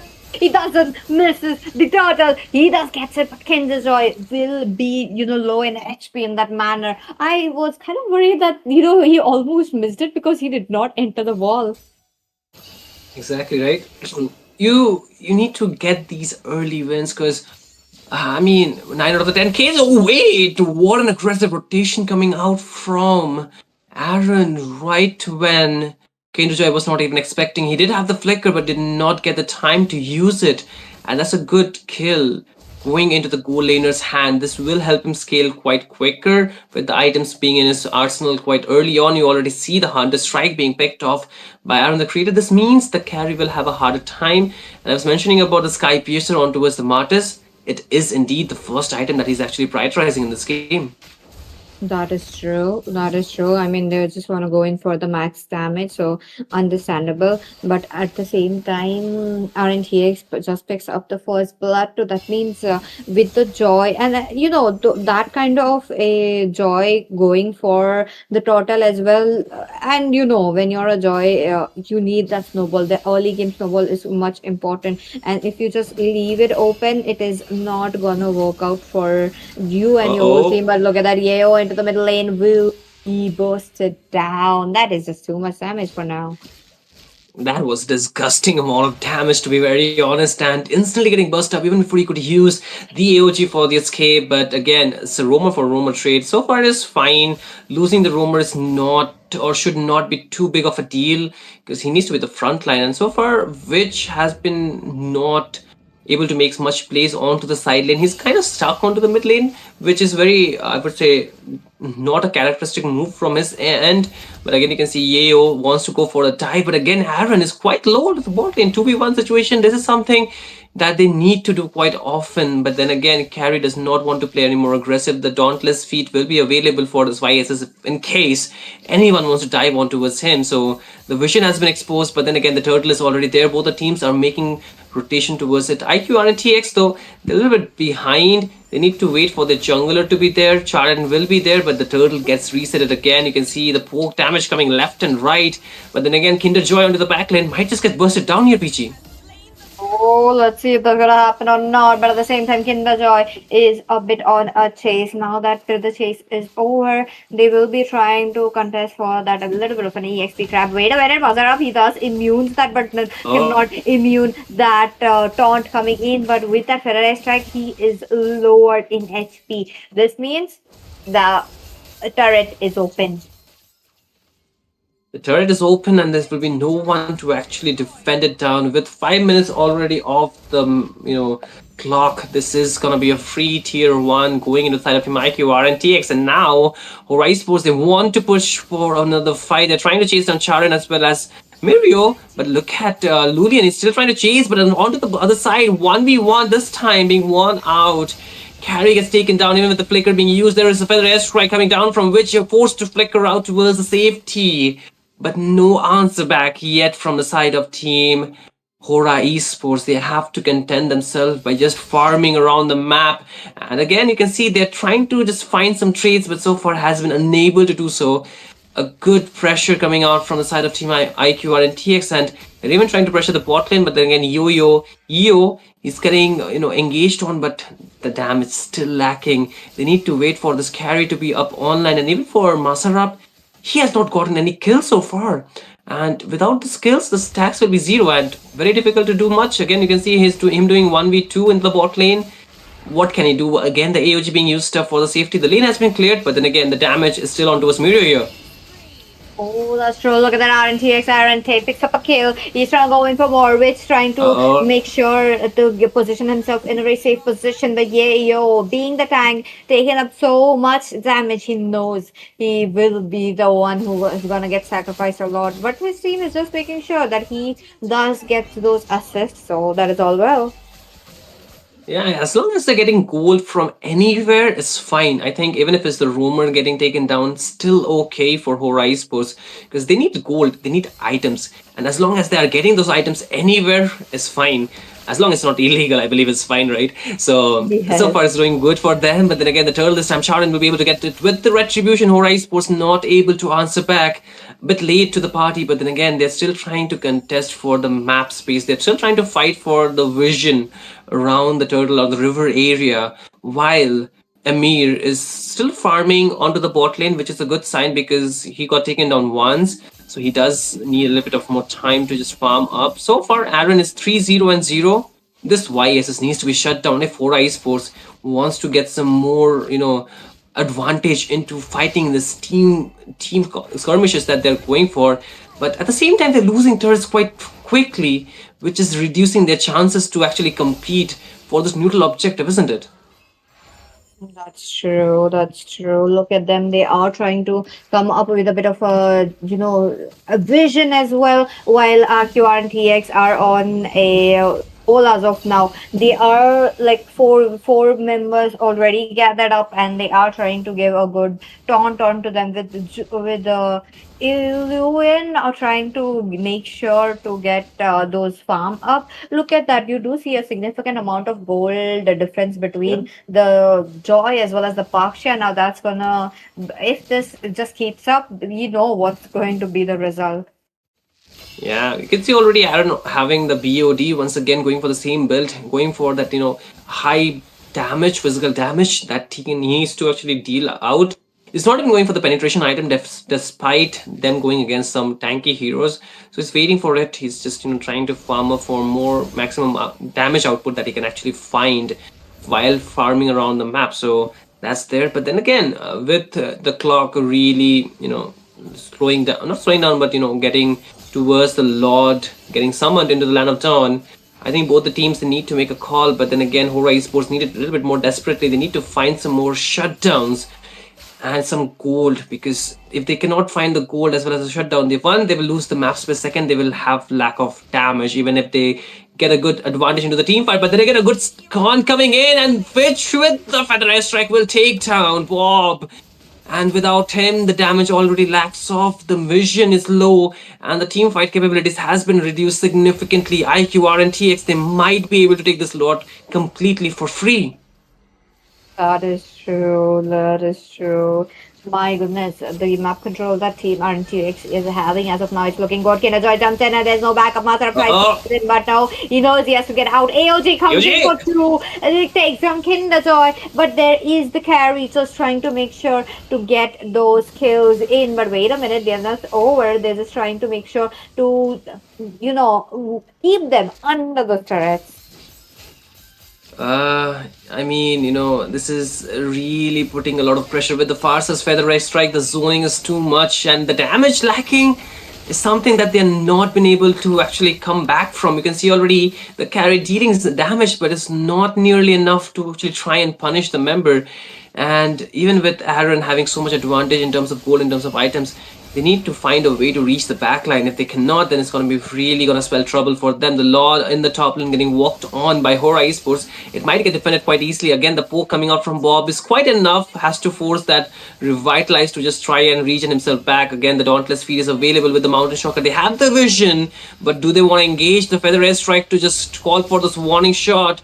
But IQ RNTX know that they cannot find any more advantage than this. So they have to back off, wait for a little bit longer, might try to find out some pickoffs, or probably wait for the next lot where they can find or force Team Hora Esports to take fights again. That's true. That's true. As of now, you're talking about how our IQ and TX are much more interested in those team fights rather than you not on the team fights. I mean, onto the neutral objectives rather than the team fights. If Hora Esports comes in with a bit of an answer, they do go in. Okay, yeah, yo, this time around, we'll have to take a bit of a damage. Not much, but they are in position, they are just making sure to be in a way that is just giving space for the team members to come in towards the flank as well. Absolutely. I think as long as the carry can get his Trinity items locked in with maybe I would say, he has a Trinity actually. He needs the Malefic gun to get the extra bit of range. So far, you can see the ZTN dealing enough damage. Again, the Feather Air Strike shots being dropped down to just call for the warning that this is my turf, you do not come near. So the cooldown being low, meaning that Witch can actually spam it down. But then again, Bob is really holding on to the resources for the right time because the Lord is not too long from spawning. So with the Fury of the Phoenix, if he can buy the right stun for his jungle or maybe for his team, somebody can actually steal the Lord away or maybe find those shutdowns even onto a Switch or maybe Aaron. That is really the need of the hour for Hora Esports if they want to win this game and force a game number 3. But the probabilities of that happening is quite small, I would say, because you can see they have not been able to go for the kind of snowball that they needed onto the Martis, neither the good scaling for this carry. Yes, he has a Trinity, but when it comes to the range, it's not gonna be enough. The Lord started off here, Peachy. Both the teams, they're trying to look for a contest here. That's true. That's true. Look at them. They are trying to make sure to get it on, but oh, wait a minute. A bit of a damage already coming up from a lot of sides, but is it enough? I think the Lord's gonna be uncontested as of now. True. I think Kinder Joy getting taken down was already a bad call with a number disadvantage. No, I think Hora Esports is better off not contesting for this defense. That is what they need to do. They need to defend at any cost. But Peachy, we need to remember that the holy shields are down, and we are past the time where they can actually just get off the hook by that being present to defend this lane. Now they have to actually pull off a full-fledged defense. If not, then this is going to be a game over really shortly. That's true. That's true. Let's see how they will be trying to get it on, given the fact that Kinder Joy is on a chase once again. But on top of that, Kinder Joy will be taken down. That will be witch for you. Yeah, you're trying to take down so much damage once again. But he wants to go in. But nah, that is the carry for you. Nah. So much damage. There you go. Just making sure that 2 members will be down. Yeah. I think this is to a point where they have lost two of their members. So defending this could be coming at a huge cost. They have already lost their bot inhibitor. Amir is doing enough damage, but then again, the feather airstrike, will it be enough for them to take down Bob? No, the flicker at the right time is there, but then again, they will be losing all the remaining inhibitors that they have with the Vinian waves. Is it going to be the time for Team IQ RNTX to actually try and look for the end? Look at the curtain calls that's connecting onto the bot lane, the back lane. They will be able to take down one member. Bob is still there, but Emir will be back onto the map. This should be enough members for Hora Esports to actually try and defend. The waves are getting cleared. The electrifying BATU is being used just for running away, but there's not enough. They take down one, but which will find Emir. But look at Mirio. He takes down Lillian. And with this, two members down, 4-4-3 is gonna be actually 4-4-2 it is, because three members are down. They usually drop down, not really connecting, a bit short, but then again the taunt connects, and this Basaraf will get taken down, and Bob all by himself trying to defend this. The minions are just too much, and more are pouring down, and it's gonna stun connect with the feather airstrike. Kinderjoy is finally back, but he's only a lonely Hilda. IQ RNTX, they won nothing except for the base, and this is gonna be their game to take a clean sweep coming off against Hora Esports. IQ RNTX, they clean sweep. Crazy game, definitely from the side of Team IQ RNTX. Look at them, they just again pulled off that YSS gold lane move, and on top of that, the Farsa with the range, and I think the Martis was just not it. It's just like it just felt a bit forced as of now, in my opinion. And on top of that, I really liked how the team made sure to close down as quickly as possible, because once you are logged in for a fight, it was Team IQ RNTX just making sure that no one gets out. Even Yayo committed 100%. He did not make sure to get out of the way, even though he's low HP. Even though he's low HP, there were a few moments that he jumped in once again. I think, like honestly, there were really some times where it could have been really problem, but Yo playing that aggressive was really something Hora Esports could not answer back. But I think also one more thing that contributed is the contribution of the Hilda was really significant or reduced. Every time the Hilda was trying to go in Kinderjoy, he was getting melted down or bursted down instantly. Even in this team fight, you can see he's forced to flicker out just for the safety. But then when the AOG comes in, he's the first one to get taken down, because even if he can, flicker away, but he cannot run away given the range IQ RNTX are playing within this game, isn't it? That's true. That's true. Look at them. The AOG though did make up a lot, but at the same time, it was just not enough in the hands of for IQR and TX. Emir taken down quite a lot in every single team fight was not it. And on top of that, the lane clearance was all into the hands of carry, so that was also getting a bit of a problem for them in the later stages. Like this part of the stage as well. I think the Farsa, despite having a bit of hindrance, such as those heroes, such as the Garud Kacha, did not work out. But look at that. Once again, Aaron with the same kind of a score.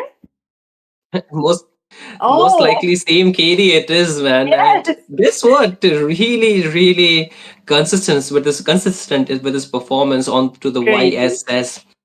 Like he's like, this is my new own hero that I'm gonna just be spamming around the map. So really good gameplay coming in, but I would say Team Hora Esports, they really put up a good fight. They were not, really giving up that soon. I think we need to be really, appreciative how well they played this game too. Yes, the results were not what they were intending or looking for, but then again, winning and losing is part of the game. I think even though this is a Nepal versus India showdown, both the regions are still doing very well here, Peachy, right? So That's true. I think, despite how the scoreboard looks, they really played well. And IQ RNTX, they had a better time this time around, given their synergy. And for the reason why Hora Esports could have a harder time was due to the fact that they had to change the roster mid-game, mid-match, right? Because both Gonigon and Yahiko had to go for a different tournament at a different at a different location, so for a different team because of that. So apart from that, well played game from Hora Esports, but IQ RNTX, they were really consistent with what they were doing today. That's true. That's true. That the game would definitely went in quite good from both the sides. Look at that. The damage dealt, the damage taken. These are the results as of now. But props to IQ RNTX for retaining their score, trying to, retaining their position as well. It only, I think, after the last batch, we will get to know. And don't worry, the be updated at the Instagram page. So do follow ESFI for the update, guys. Absolutely. And the match number 2 for today will come to an end. But don't worry, guys, we have another match loading right after this. So stay tuned, be there, and witness the last game between Team SZUL versus TDP. And that will be the last match for the India Nepal Showdown, presented to you by ESFI x NESA, that is Esports Federation of India, and Nepal Esports Association. And guess what, guys? It was really fun to be around with you guys. Really like good support. धेरै मजा आयो. टिम्सहरु राम्रो खेल्यो, तर the winning and losing will be part of the journey, right? So do support the next teams that are coming right across your screen, and we'll see you maybe on a different stage. But for now, me and Peachy will have to take our leaves. It's a sad, situation indeed. But guess what? Everything has to end. But your love and support for the game should not. So see you on the next side. Is absolute. The abyss shall meet.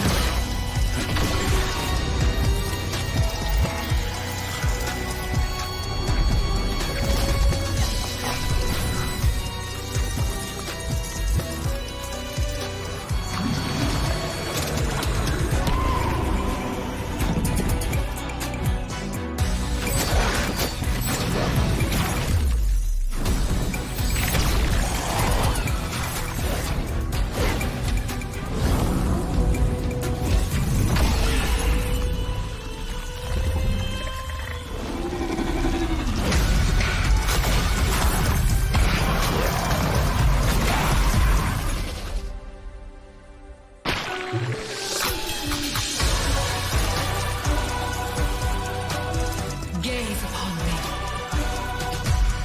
Become me. I see desperation.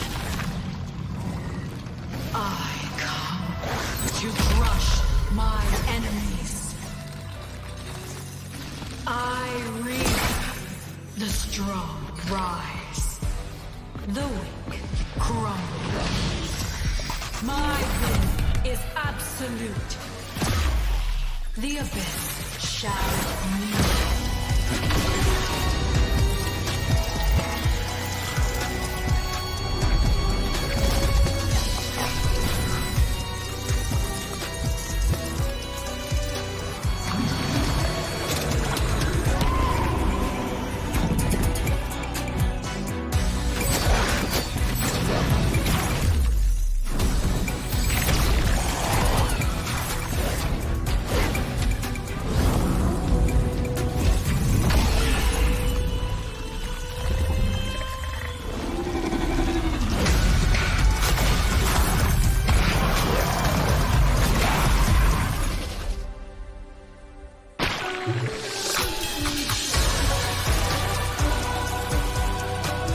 Gaze upon me.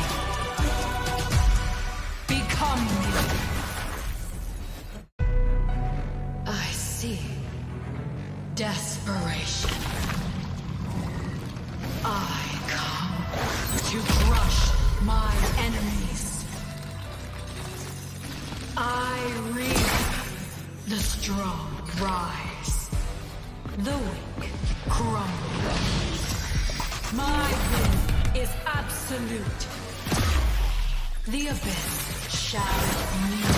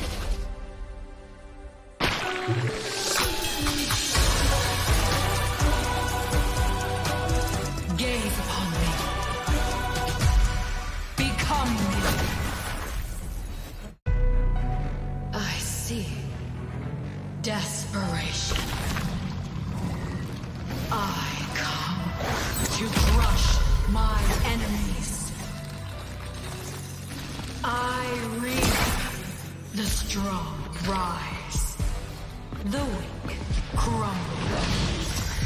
My will is absolute. The abyss shall kneel.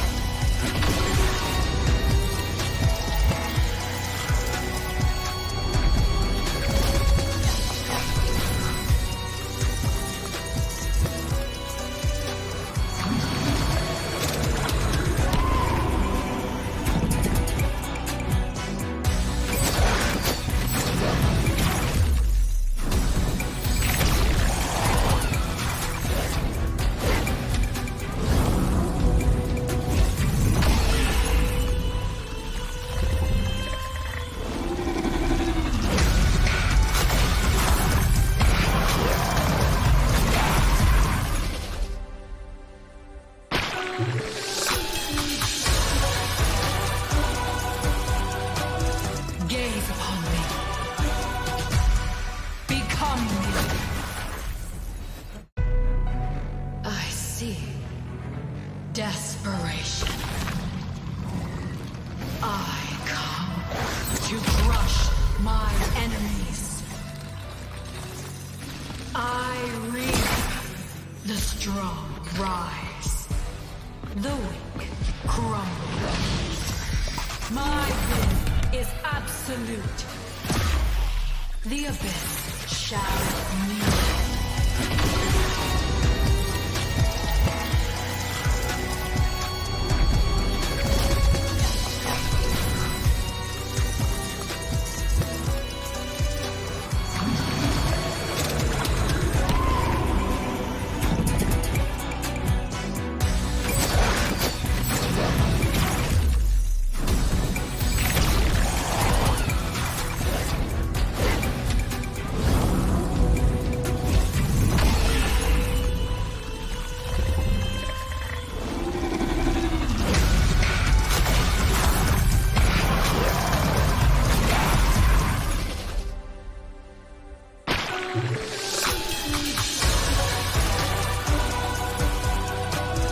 Gaze upon me.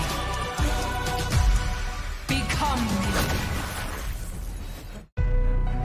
I see desperation. I come to crush my enemies. I read the strong rise, the weak crumble. My will is absolute.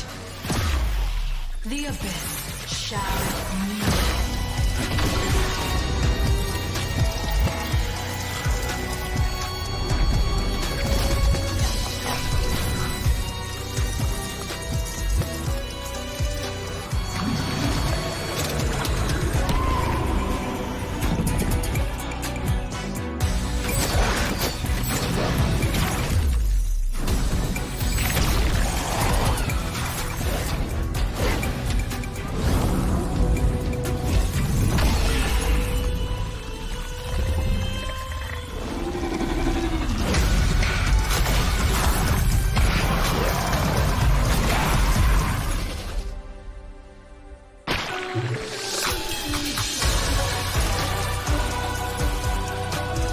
Gaze upon me.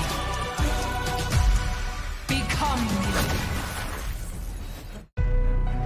I see desperation. I come to crush my enemies. I read the strong rise, the weak crumble. My will is absolute. The abyss shall kneel.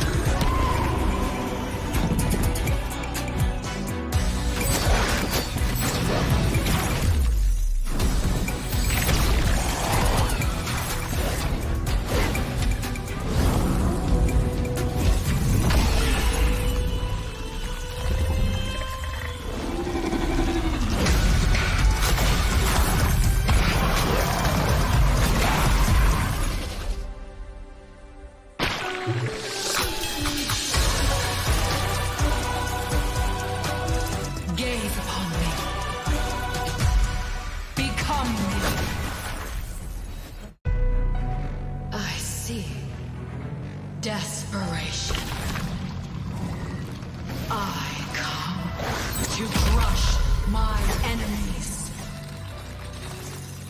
I reap the strong rise, the weak crumble. My will is absolute. The abyss shall kneel.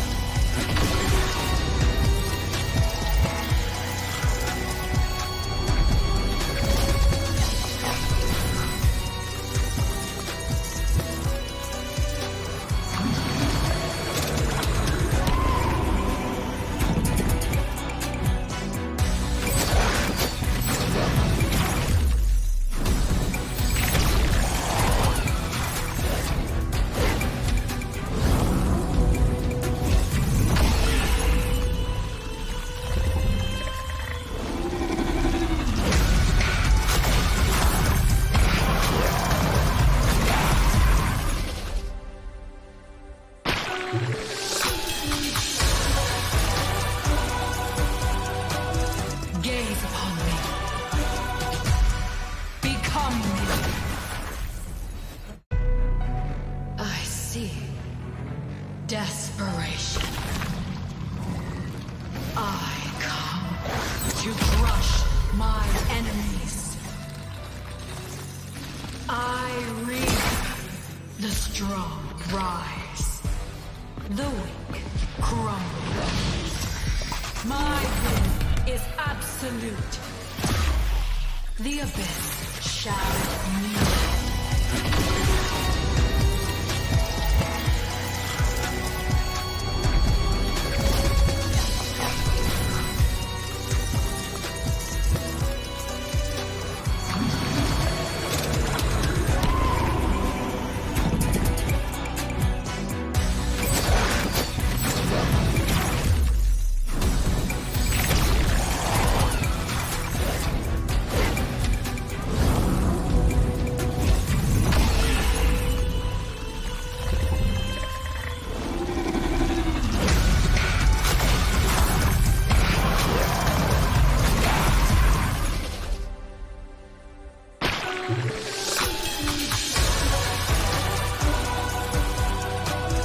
Gaze upon me.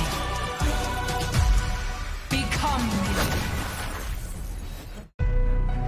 I see desperation. I come to crush my enemies. I reap the strong rise, the weak crumble. My will is absolute. The abyss shall kneel.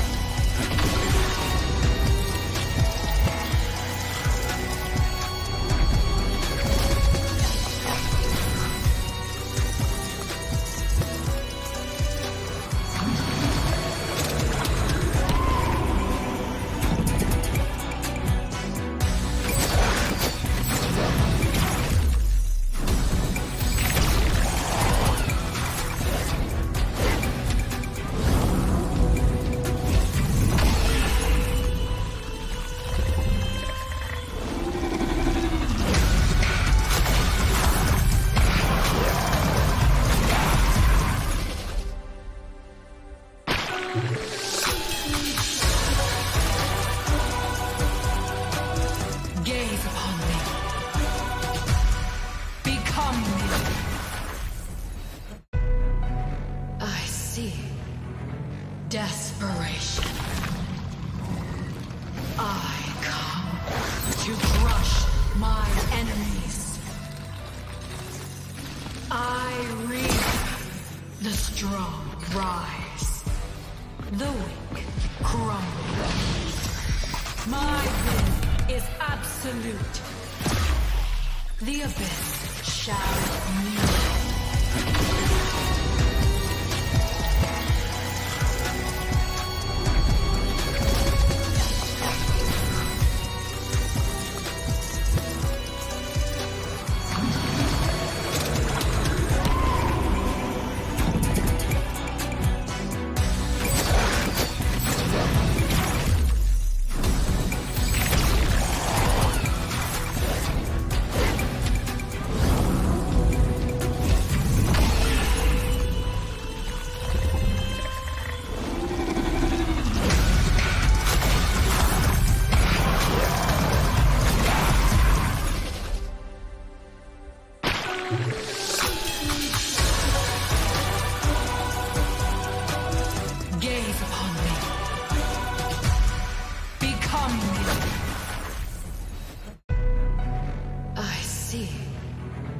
Desperation.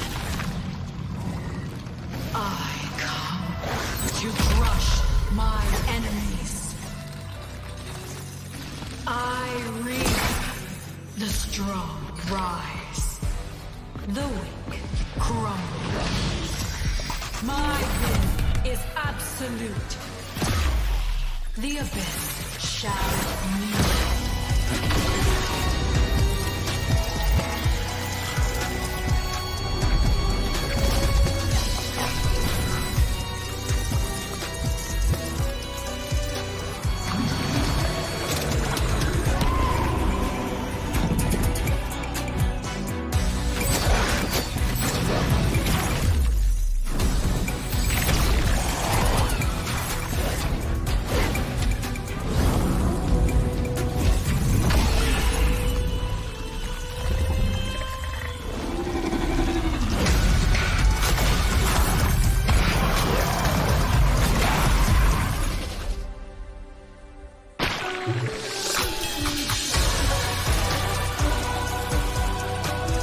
Gaze upon me. Become me. I see desperation. I come to crush my enemies. I reap the strong rise, the weak crumble. My will is absolute. The abyss shall kneel.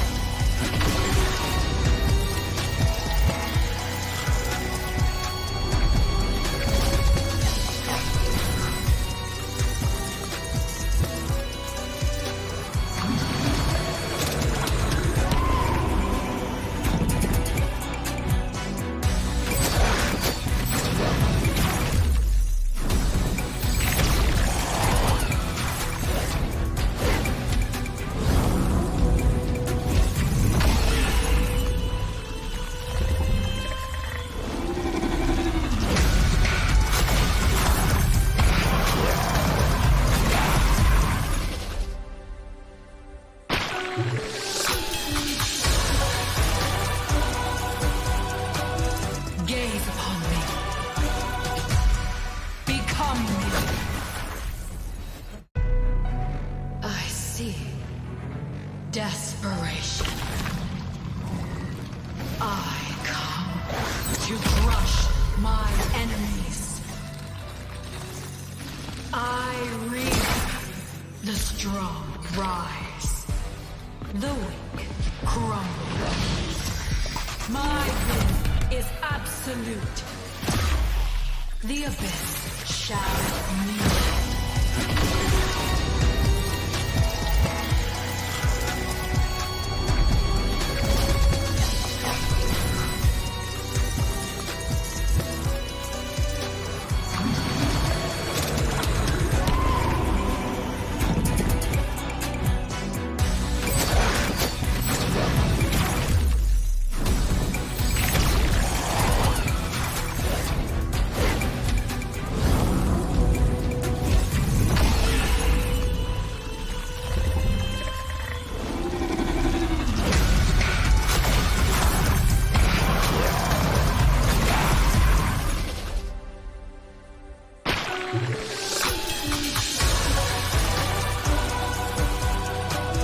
Gaze upon me. Become me. I see desperation. I come to crush my enemies. I reap the strong rise, the weak crumble. My will is absolute. The abyss shall kneel.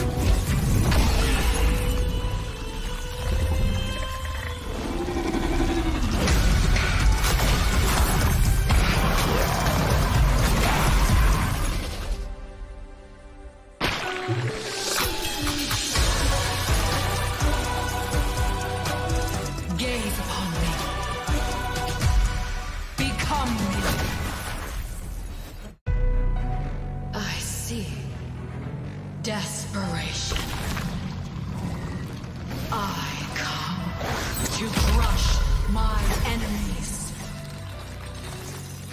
I reap the strong rise. The weak.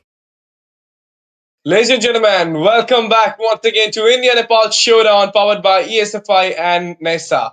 ESFI, of course, our Esports Federation of India, shaking their hands with Nepal Esports Association to give us the byproduct that is India-Nepal Showdown, in which three teams of India are competing against three teams of Nepal. I'll say top teams of India versus top teams of Nepal. And they just got chosen by their own regional tournament. From National Grind, we got our three teams, that is IQSATUL, IQ RNTX, STL. And from Nepal Showdown, we got the three teams of Nepal as well, that is Hora Esports, TDP Esports, as well as September 9 Esports. For current basis, I'll say the leaderboard is kind of raunchy at this moment, in which India is standing top with IQSATUL being on the number one position, and in the number two it is IQRNTX, and number three has been taken by the only Nepal team who got a win in this whole tournament, that is Team September 9. And today, Hora changes a little bit of things because they also won a game against STL, that too in a 2-0 fashion. But for now, it is the game between Team TDP versus IQSATUL. And if IQSATUL winning 2-0 against TDP, then nobody gonna take them out from the number one position. The prize pool of 50,000 diamond and the first prize of 20,000 diamond will be just clinched by IQSATUL if they're gonna win this game with a 2-0. Let's just not talk anything else. Let's just go into the draw because it's your boy Ashtizian on the casting desk, and with me, none than my fellow caster, one of the beautiful caster and my favorite co-caster, that is Sarah, will be with us. So hello, Sarah. What do you think? Same domination, same haunting by the Indian Kingdom's king, or Nepal Kingdom will strike back today? Quite possible for Nepal to strike back because this is technically their very last chance to do so. This is the last best of three between IQ Seoul and TDP, and they will definitely be looking forward to secure those last 2 points for their team, also for their country, because they do not want to finish last on the leaderboard. IQ SHUL, meanwhile, will definitely be looking to maintain their top one position that they have been doing since day one, and tonight is just the deciding factor. Of course, a loss will not be hurting them most probably, but let's just say they want a clean sweep for this entire India Nepal showdown. And just as the draft has begun, IQSHUL, they may have missed out on one ban and they have gone in for Abaxia as their second ban, while TDP will be taking out the Jushin and the Hilda as their first and second bans. And for the last two slots, we should most probably be able to see something like the Yasunshin or Lancelot getting taken out, or maybe on towards the EXP, we see the Sora, Fulvius, or Lapu or Esme getting banned out. And if it's a gold pick, then it's of course going to be the Freya, Claude, or Carrie, which gets taken out the draft of this game.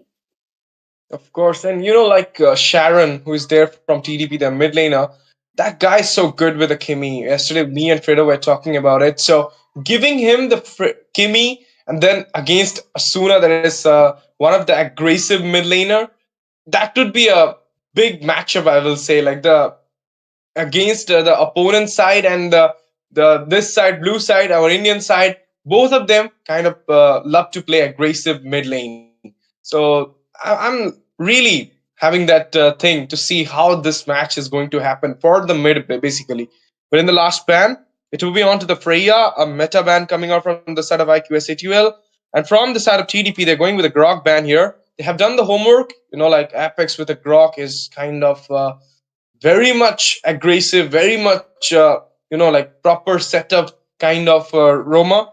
But he can also go with some other picks as well. But currently, the Yuzong is open at this moment. So do you feel like Anti with a Yuzong first pick? It's a possibility, all right. But then again, IQSHUL might want to lock in on something like the Guinevere. Almost instantly, they get into that pick. This could be a flex onto both the jungle or the roam, because then, if it's a jungle pick, Apex would love to go in for that Kalia and then the carrier Granger combo, and then something on the EXP like Alice or the Lapu Lapu.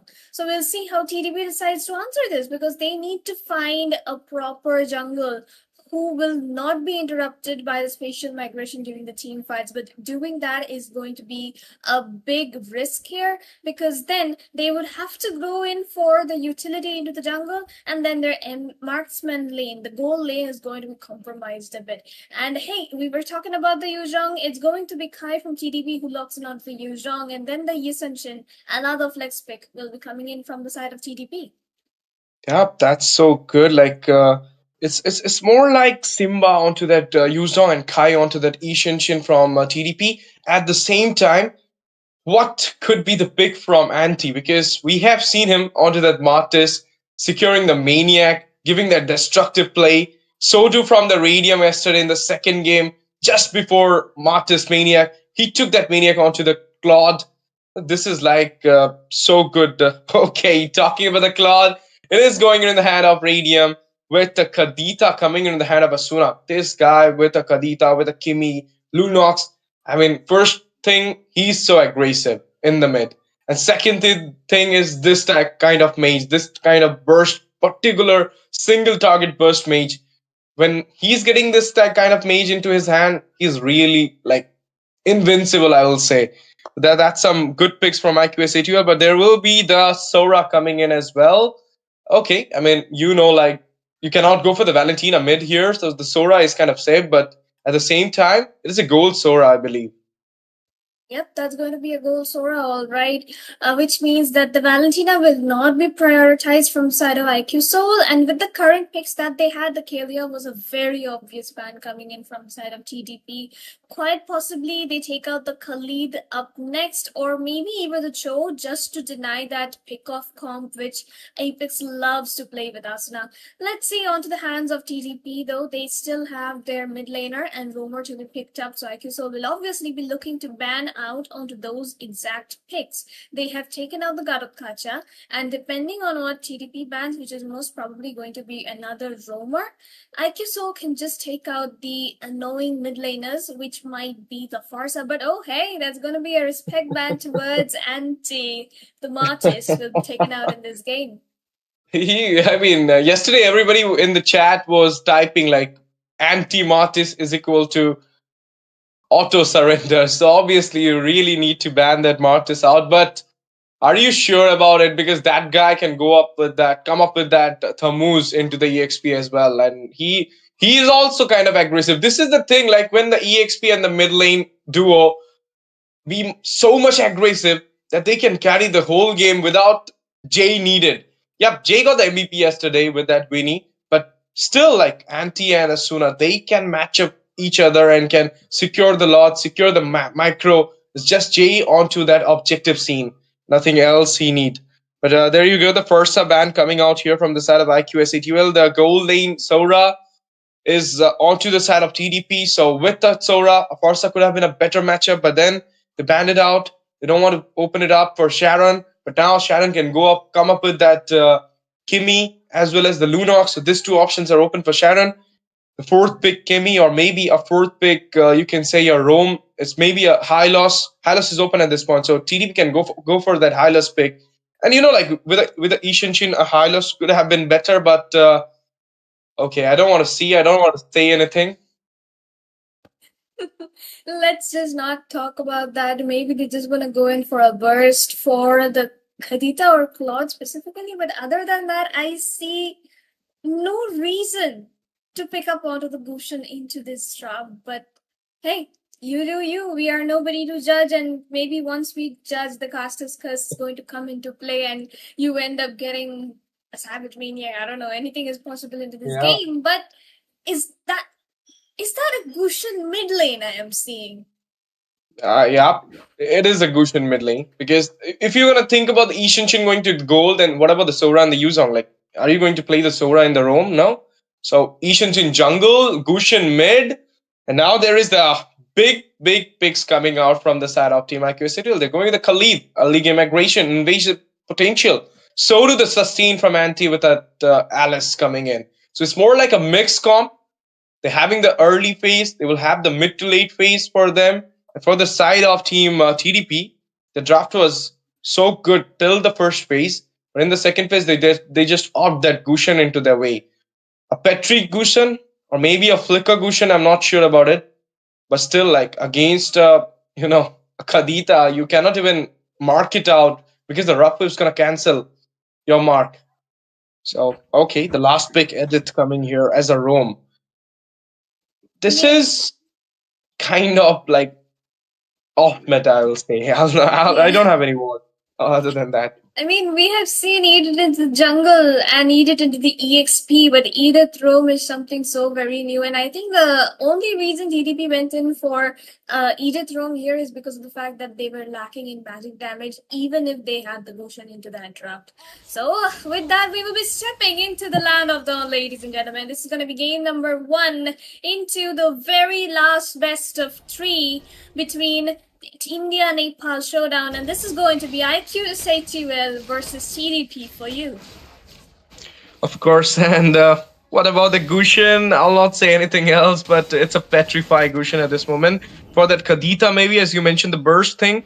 So that's the reason he went for that Gushen. But on the bot side, it is the winning lane. Yuzong, of course, against Alice, but into the late phase, Anti will have more sustain than the Yuzong. But at the same time, he gonna give that late. Okay, first blood for Apex here. He got that onto that Yuzong. No mercy type of gameplay once again coming out from the side of IQSA2L in the early phase. Yep, that's gonna be a very early aggression coming in from the side of IQSA2L, and TDP will be losing out onto their EXP laner. Abhi has also used up his Petrify, but let's just say it's going to be back within a few seconds because he has the pull yourself to there. But now Apex is going to be the one who's caught out into this situation, and he doesn't really have the spacing to try and heal up, so is he going to try and get executed? That didn't exactly work, so he technically gave the Yisun Shin kill. Not very clever, I mean, but that's a very typical Apex move. He just pulls off these stunts once in a while. Okay, before the turtle though, and now the turtle coming in soon, and before that thing, you're gonna see the Ishinshin might be contesting it out. He is not anticipating.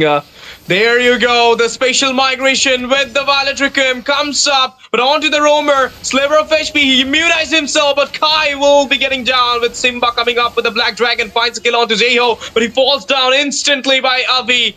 What a comp coming out from the side of IQSA2L. They're losing one kill, they're getting one as well. Now the Desert Tornado into the way. They don't have the retribution. They're not going to contest out this turtle for now. But when Jay will come, I believe they will be getting the turtle first. Because I don't think like Ishinshin might going to go for that turtle yet. They have a Edith into their roam. They have a Gushen into the mid. So contested might be a problem. He marked it out. Petrify got used there.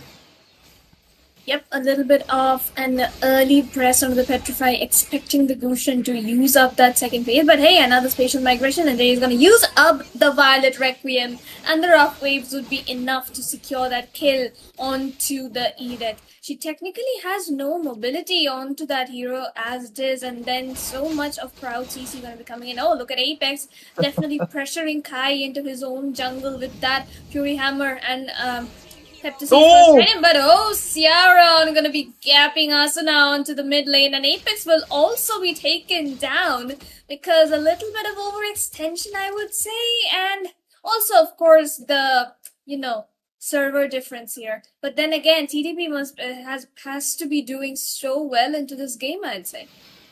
Yeah, it's a Nepal server game at this moment, so TDP had the server advantage for their side, so they're gonna give out some trades for them in the early phase, but about the late comp, about Radium, still not engaged in any fights. He's just farming up as at this point. The Sora used the Sundering Strike for the defense. He went back there into the safer side, but now the gold will be acquired by the side of Radium here. He'll be waiting for that proper set when he will give out that Blazing Duet as a burst. But at the same time, look at that. Into the mid, they might gonna looking for a proper setup, maybe for that Raising Sandstorm or for the spatial migration. Yep, they need to watch out for those engages that they are picking up right now, because TDP does have a bit of crowd control, at least from the Edith. Oh no, but that spatial migration is going to hit right on point, and now the Rough Waves and Petrify, and Apex is going to finish up that kill onto the Edith. So technically, just a higher map awareness coming from Jay, and early positioning into that bush helped him secure that kill. But hey, Apex is gonna get marked here, and Gushin is actually going to manage to secure that kill, but now he's gonna be taken out very low from the Blazing Duet, and he will get taken down while Jay looks for the double, and he is going to get it. But the flicker coming in from Isay here will be using up the Primal Raj. Jay trying his best to escape with the Violet Requiem, but will not manage to do it as Black Dragon is gonna chase him down. But onto the mid side, the Thunder Fist ultimate from Darlami Jay is going to be enough to take down Anti quite possibly, but no Anti manages to make it out alive. Somehow he manages to make it out alive, and now onto the turtle side. Zone coming out, Monoshocker released. But I believe like this turtle might be into the hand of Team TDP. Soul Radium falls down there with a turtle into the hand of TDP. They are slowly making their comeback in this game number 1. And look at that Gushin going against Apex, and he got the Sand Guard though. Got the heal and all, and that ultimate just got baited down, you can say like that. Throne Ruin, there you go. Captured Heisei, and Heisei will be falling down in the hand of Apex. He got the last blow, and there you go. It will be Simba as well, slaying down by Apex from the behind. It will be the Sora coming with that thundering strike, but then he'll not be getting anything. But Rough Whips gonna capture the kill onto Sharon's Gushin at this moment. They are about to take down the mid-tier 1. Look at this. 3-man going against Darlami. Darlami Z will be falling down into the jungle area. Slowly, it is IQSATL once again coming back into the track. SHUL, of course, they lost a few kills to the early game, but eventually as Radium is farming up, they know that they have got the late game into their hands, and technically speaking, TDP doesn't have that kind of a late game. All they have is a chunk of burst damage and CC, and that doesn't work when there's a hero like a Claude in front of you, because look at Hayase getting taken down every single time he tries to go forward. There's going to be Simba trying to go in with the Yuzhong, but the rough waves and Radium's basic attacks are going to be enough to take him down. 2-4-0 trade, and that too, they came one by one at the members of SHUL, but hey, oh no, Kai is going to find a kill onto Abi with the Mountain Shocker right into the mid bush, but Apex will again be trying to deal some damage, and again on the top side, Radium will be left all alone for the Sora and Gushin to burst down. It's just a 3-lane brawl, which we're watching right now. And you can say that thing as well. Like, TDP is giving their best at this moment. 11 kills onto the scoreboard. They got a tier on, I mean, not a tier onto the top. I thought like they got the tier onto the top, but it's more like Team IQSATL got the tier onto the top as well as onto the bot, into the mid as well. All the tier 1s falls down. Apex in a very bad position. Shannon falls down. Apex goes down as well. Heisei got the kill there. Special Migration Valishrikim comes up by Jay. He's targeting out the Ishin Chin. And there you go. Kai falls down. Anti into the hand of Darlamizi. He got the turtle as well. There is the Black Dragon coming in. But the basic attacks from Radiant's Claude will be melting out Simba here. And he will be going back into the safer side at this moment. The dust before the turtle fight. I thought like J-Ho could have got the turtle for himself, but he just went for the kill onto Kai, and in that moment, it is Darlami Z with that Sora. He got the kill, he got the turtle. That was a quick move coming out from him, and he somehow safely goes back as well. Absolutely so.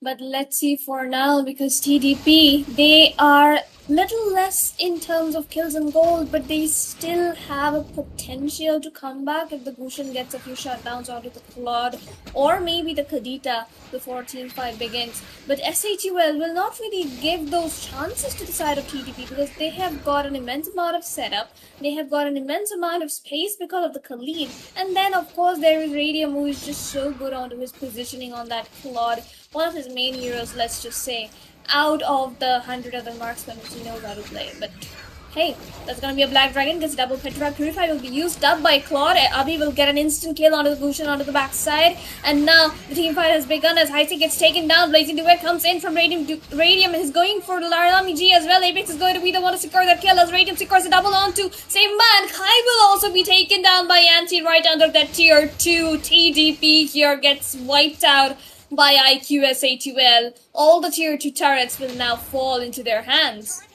That was a good set. Like Black Dragon just formed. He went for the fight, but he was not anticipating the outcomes of this fight. Radium, he got the damage at this moment. He got double kill there, just marked him out. And in that same time, it is Anti onto that tier 2, inside the tier 2. Kai, he got targeted down as well. So that's really gave them a lot of goal at this moment. A 5k goal lead for IQSATUL, as well as a lead onto the scoreboard. It is 7 there. The micro, but now another fight coming in. Throne of the Ruin. 4-man caught into the hand, but they just somehow survived. The follow-up doesn't come from the side of IQSATUL, but they are busy with the lot. He's not anticipating this. Abhi with that bush. In that bush, he finds the kill onto Kai. He was never ever anticipating Abhi in that bush, and that's the main reason he got caught into the hand of Abhi. There you go. Sharon doing something with the blades. His goes in there, but he will be falling down with a killing spree into the hand of Jay. And there you go. Hi, Jay will be falling down as well. Double kill onto Simba. He goes for a triple. Anti falls down. There is a shutdown coming on, and Apex will be securing a double kill with that Khalid. What a play from the roamer of IQSATUL. And with this, the Mega Minions are coming in because the lot has been already acquired by the side of IQSATUL. They'll be taking out the tier 2, but before that, the Thundering Strike coming in. There is the Mono Shocker release as well. Rapips comes in for the defense. And now it will be a Mega for Soul Apex. What a game coming out from Apex here. He's literally carrying the team with the kills as well. This guy's so good with this Khalid, I'll tell. But, you know, from the even if TDP is the tail ender of the leaderboard, they're the only team who are literally giving a fight back to IQSATUL for now in this India Nepal showdown. Because Hora, September 9, they lost 2-0, but in a, like, not even they have made their comeback or statement or any kind of clinch, because that was the domination from IQSATUL in both those games. But this game is like a 50-50. For now, it is into the hand of IQSATUL totally. Absolutely. So, Abhi has been so much of an ambush. Oh no, the spatial migration and Violet Requiem, as well as the Throne of Ruin combo onto 2 people this time. Lazy Duet is going to come in. Again, that's going to be a setup coming in from Jay, as well as Radium getting the damage online. But Sora gets a stun down too. Ciaran gets a shut down onto Abhi here. But Ciaran will get taken down as well, while onto the backside. Anti-zoning 2 people away as 3 members of TDP get taken down. Now, the inhibitor is going to fall. Jay tried to get a jump in, but thankfully Kai had his first kill. Sees immunity dash. The Mount Shocker will be missed. Khalid tries to go in, but he is going to dash away again to their base.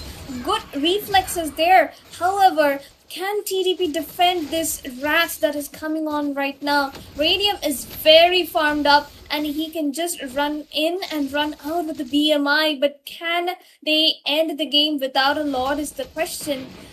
And the next Lord is going to be coming up in just 30 seconds. Yep, and they're waiting for it. The only inhibitor standing at this moment. Once again, the spatial migration. There is the coming in. Simba went for the clutch. Oh my goodness, Flicker! Throne of the Ruin into the wave. 2-man caught in the wave, but there you go. Thundering Strike. Anti falls down. He got the tier damage. That was an overextension, but this time it's going to be a pricey one for Anti. TDP managed to defend their base. They'll be waiting for the Lord here. But will they gonna contest the Lord? That's the question. Because I don't think so. Because but still, like, Anti is down, so that might be a thing that they might gonna go for that Lord. We have seen those off meta pick into the hand of Super Jenny QT with a Leslie taking out the game. But there you go, off cam kill for Avi. He finds a kill onto Sharon Skushan, and now the whole TDP is going back into the base. They just not gonna go for the Lord. They will be defending out this Lord for them. It will be an uncontested one for IQSATUL. That, and in fact, all of these players have so many years of experience. But look at Apex just trying to play so aggressively, poking out the Ascension every single time. Manshakur is going to come in onto Abhi, and now Abhi will be forced to back off. His passive has been used up. Jay tried to go in for a setup, but he's going to be backing up as well. This team, they are waiting for the Lord to charge in, and they are waiting for the Guinevere to land a proper setup, because Apex can just go in with a flicker through, But why would he take the risk? That's going to be a jump in coming in from both the teams. Jay is going to get taken down this time. Kai is caught out very, very low in the middle of two people. Abhi gets taken down. Radium is going to finish off High C, and Apex is going to get an unstoppable on Ciaron. A good setup coming in from Tarlami, but can he get the kill is the question. That's going to be a double kill for Radium from the sidelines, but Kai gets the shutdown onto him, but IQ SA2L are still not done. Apex just waiting for his region to come back online so he can jump in onto Kai. Takes a bit of the damage from the second skill, but Anti still standing strong as the frontliner. Apex probably just saying, bro, piche aaja, but Anti is like, nah, I can fight them, I can sustain this, but hey, that's gonna be a comeback coming in. Oh no, the Thunder Fist ultimate coming in at the same time. But Khalid trying to mark down the Yisun Shin, gonna be taking quite some amount of damage. The blade armor comes in. Anti with the flicker and the throne of ruin will be enough to force that kill onto Kai. The fight is not ending here. Another skirmish coming out. Dalamiji not gonna wait for it. He's going against Anti at this moment. Shundering strike onto Anti, but still Anti is sustaining. There's a tornado coming onto him. Can he go back? He went back though, but the damage dealer from IQSA2L, they are joining the fight at this moment. It is Jeho as well as Radium. So do Asuna coming in. They really want to take down the castle before the third lord. And there you go. The fight comes in. This time it will be the Cloud from Thundering Strike. And it will be Sharon going in. Finding a kill onto Asuna. He falls down there. Time for IQSA2L to retaliate back at this moment, because if they will stay a little bit longer, they will be losing out the gold.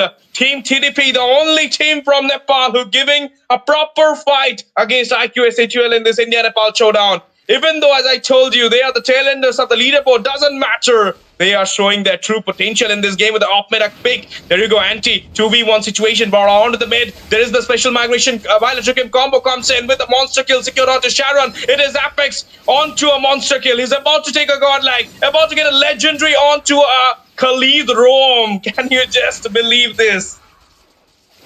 It's Apex's Khalid room for a reason. That signature Heptasis first item definitely pays a lot. But oh, okay, Jay got the jump, but he's gonna get caught out into that little bit of a chain CC right under that turret. Radium has to BMI out of that fight. He knows the Petrify can hit him hard. Apex as well got a bit of the poke and will be coming right back. Anti is still there at the fight, but they do not want to risk it without Jay, because they know that the Lord is up and losing even one member could prove to be a mistake. Especially because of the fact that TDP have a Yisun and they can just burst down the Lord if people start dying.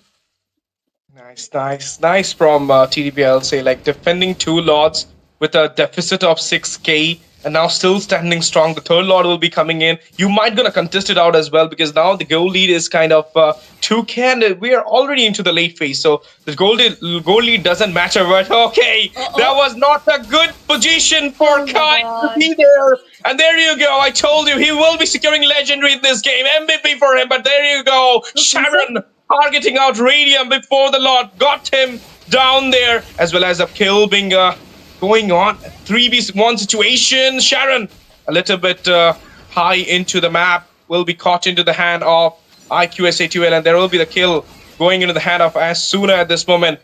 He's hiding in the bush though. Dalamizi, he might gonna go for that proper set for himself. He's going for a 1v1 situation. Rafa is being used for the defense. He will go for the flicker. And he used the bait, all the resources for Asuna, but Asuna is totally fine. Throne of the Ruin comes in there. There's a tornado in the way. There is the special migration with the Violet Requiem, and it will be a slain onto Dalamizi, and Asuna in the mid. Got down there, in the jungle, got down by Simba. A shutdown happened to Apex as well. And there is the Throne of the Ruin. Anti playing against the 4 members. Jeho falls down. He's still going in. And now look at it. This guy is in. He was still going in. That was the reason I was telling that he don't fear anything. But at this moment, they don't have the jungler. They took so many fights, so that the Lord is totally ignored. And now his team, TDP, contesting the Lord. Okay, that was a proper set onto Radium. And he goes back. He's using the win at this moment. Immortality into the way. Okay. And Radium a kill onto Heisei. They're going on to Anti. 2 members. Double kill for Heisei there. Wipe out for IQSA2L. A perfect revenge in the early phase wipeout for TDP to take it down into the late and to grab this enhanced Lord for them. A comeback from TDP is anticipated at this moment from the Nepal fans. It is the kingdom of Nepal which is still shining. Don't want to get out from the India-Nepal showdown. Absolute cinema moment for both of these teams at the moment. SHU are dominating the game since the very start, but here, oh no, Abhi will be spotted this time. The Petrify gets used up along with the rough waves. Kai takes a bit of the damage, but now he's gonna get caught in the middle of so many people. Sierron finishes it off, and now Sora will be using up the Surge Ultimate to push Apex right back. He uses up the Raging Sandstorm to try and escape, which will be successful at doing that, but now the Lord is going to come charging in the top lane. Asuna, he still has 30 seconds onto the clock till he will be back online onto the map, and TGP needs to take full advantage of that. Gushin just using up his ultimate to try and scout the bushes and also clear up the mid wave, but he needs to try and mark out the Claude if they want to win this. Radium here is going to be a very formidable opponent to take down, and he is the main damage dealer at the moment for SHUL when Asuna has been taken down. But hey, Kai, he's taking a amount of damage. Jay gets the full passive online, will get the amount of damage with the Violet Requiem, but Kai has the Rose Gold, swaps it out for another item, but the Immortality will be taken down. Winter Trunken swap comes in, he makes it out alive of that fight. Jay will be the one getting taken down instead. Anti alone taking down the Lord onto the top lane while Apex tries to delay them from reaching the Lord. But a little bit of a misplay, a little bit of an aggression, and more of a little bit of fast item switch coming in from the Yisun Shin right there. What a play from Kyle. Like, he was about to fall down, then the Black Dragon emerges, but sustaining there Jeho as well for against the 4 members. He was trying to take the kill before he died, but he couldn't do that. That was a nice escape, nice outplay from Kai, I'll say. But in the meantime, he delayed some time for his team so that they can clear up the Lord, and they just did it. Not only that, they managed to survive that tier 2 onto the mid and onto the bot as well, but into the top side as well. All the tier 2s are safe. They got the Enhanced Lord, but not a single tier 2 has been fallen down. It's just Jeho with the trade. I'm not happy with the trade for TDP at this moment, because you got the lead, you got a chance to break their structure, but you couldn't went for it because it was a Jeho who was obstructing you to go for it. But onto the top side, minions are doing their work. Another Lord coming into the way. They're waiting for the perfect opportunity. They're going on to Apex this time, raising Sandstorm for the defense. There is the Thundering Strike coming in your way. Rough whips into the 4-member scene, and Jeho falls down there with Apex going in. Kai goes down. Radium, he needs your damage. The team needs your damage, but good for Sharon's game. He will be targeting out Radium there. Double kill secured. Going for a triple at this moment. Immortality into the way. It got popped out. Anti 1v4 situation with Apex being there. He will be getting slain down as well. And now it's just Anti surviving. Can he do it? Nothing sustained. No. Apex goes down there into the hands of Sora. Darlamiji taking care of this team now. But Apex, for the revenge of Apex, it will be Asuna taking down Darlamiji with a shutdown coming on to Heisei, Anti and Asuna. The duo, the mid and EXP duo, are right now taking care of IQSHUL's game. They are carrying the game. Throne of Ruins into the way. There will be the burst. Dive in, come. Okay. It's just come.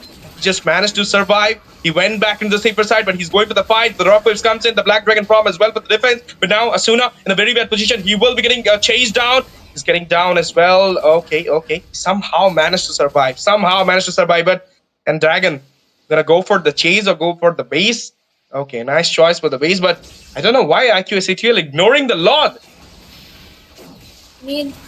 They just started it off a little bit late, and that might just give TDP a little bit of time to try and contest for it. Sierra knows the Lord is being taken, but he knows that if he goes in alone, he's just going to die. But this might just be a bait coming in from Soul, but the Lord is at half HP, and nobody from the side of TDP seems to want to contest this. So technically, a free Lord for the side of SHUL, a bit of an unfortunate situation. Abhi here, gonna be caught out, but the rough waves prematurely used up will be enough to try and escape from the situation. Apex misses the basic attack onto Kai, but now he's going to have to run, and he manages to escape at all costs. And here Dalami and Simba will be trying to hold him off so Kai can escape.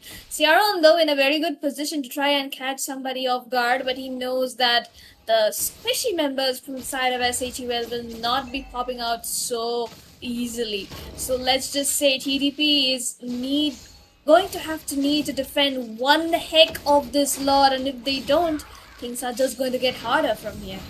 But now they're going for a fight, Divine Clave, and there you go, a kill onto Radium before the Lord approached the base. That was a needed kill for TDP. Now they might gonna defend this Lord as well. There is the dive-in comp coming in with Yuzong into the way. Lords going inside the castle. Avi falls down. 2 of the damage dealer from IQSHUL are down at this moment. I don't feel so they wanna go for the base. And that item switch from Kai, it is so fast, I would say. Like immortality when you're getting attacked, targeted down, Petri comes in. But no, I can't see this. Sharon, he goes a little bit extensive and he will be punished by Anti there. He does have the Petri. He used it onto Apex and falls down. But now, Dalami G versus Apex. He used the Winter Crown. He went for the Raising Thousand, but he will be getting caught into the hand of Dalami G. What a game it is. It is not ending. It is just proceeding forward and forward. 50-50. TDP giving hard time to IQSHUL. The game between the... Can you just believe this, Sarah? This is the game between the top versus the bottom. The number 1 versus the number 6 in the leaderboard. And the number 6 are taking the game into a 25 minutes and 45 seconds, which have not done by Hora or September 9. Insane play coming out with the pick of Agushan. That is exactly what happens when you underestimate the lower seeded teams of the leaderboard. Happened in previous tournaments with just Indian teams taking down Godel, taking down SHUL, but they didn't really qualify. And I know, Ash, who I'm talking about. But let's just say for now, TDP is the dark horse right now. I think it also has a little bit of the factor to consider that SHUL, they are like, we can chill in this game, but that chill is not letting them take a chill at this point. Radium is like, Khatam karo bhai, and he's gonna be hitting the Lord all by himself. He knows that the contest is going to come in from the side of TDP. Abhi is also a little bit careful of trying to go into the bushes. Anti is here to scout people out. Kai, not yet, has been spotted, and he needs to run back now because Apex is definitely going to be jumping in onto him every single time. But that's gonna be a man shocker. Anti gets stunned, will not be able to hit the Throne of Ruin just yet. He just catches one person, which is going to be Heisei, and he flickers out or right on time. Abhi is going to get marked down quite a lot. Petrify comes in. Heisei is the one in danger, but he takes down Abhi before dying. But Jay is going to get the kill onto Heisei this time. Ciaron trying to mark down Radium, who has the Athena shield, but Darlami G was standing at the BMI to try and finish him off, which he succeeded at. But right now, he's the one in danger as Jay and Apex is going to mark him down. Andy trying to 1v2 right at the blue ball, but Immortality getting popped off. Kai gets the kill onto him. 3 members down from the side of IQSHUL. 2 down onto the side of TDP with the jungler alive. Jungler and Roam versus jungler mid laner and EXP laner. Battle of who can burst whom out first before the Lord fight. Ciaron here will definitely trying to mark down the Guinevere. She does have a lot of defense, but can they really win? This is the question. Guy here trying to solo the Khalid. Ash, what do you think is going to happen? I don't know, like, it's more like a fun thing to say. Like, I really want to hear Radiant's call right now, this voice chat as well, because it would be more interesting than my casting. And there you go, the spatial migration, Valashrikim comes up, Winter Crown used. He's surviving there. He will be switching item. Immortality comes into the way, but this time, Kai, he will not getting survive. Even after 3 items change, he will be getting taken down by IQSHUL's jungle. That is J-Ho for sure. And without the retribution, there is no chance for the Lord for TDP. And this is a 29-minute slot. I mean, 28-minute slot. So, I mean, this one, if they're going to defend this one, we are going for a 35 minutes game or what? I mean, not 35 maybe, but definitely 32 is a given fact because right now SATUL will be able to take down the Lord pretty easily. And then it's going to spawn at 29:11. And then it takes a full 30 seconds to reach the base, so that's going to be the 30-minute, 10-second mark nearly. And by the time they push in, there's definitely going to be 33 minutes because TDP won't let them enter the base so easy. They're going in for a slow defend onto mid and bot. Only top side will be cleared away by Apex. So the lanes will take a bit of time before they are synced. The recall plays are going to come in. Sierra knows that he needs to take down the Claude if they want to win, but no, what is he doing? He just threw away the game.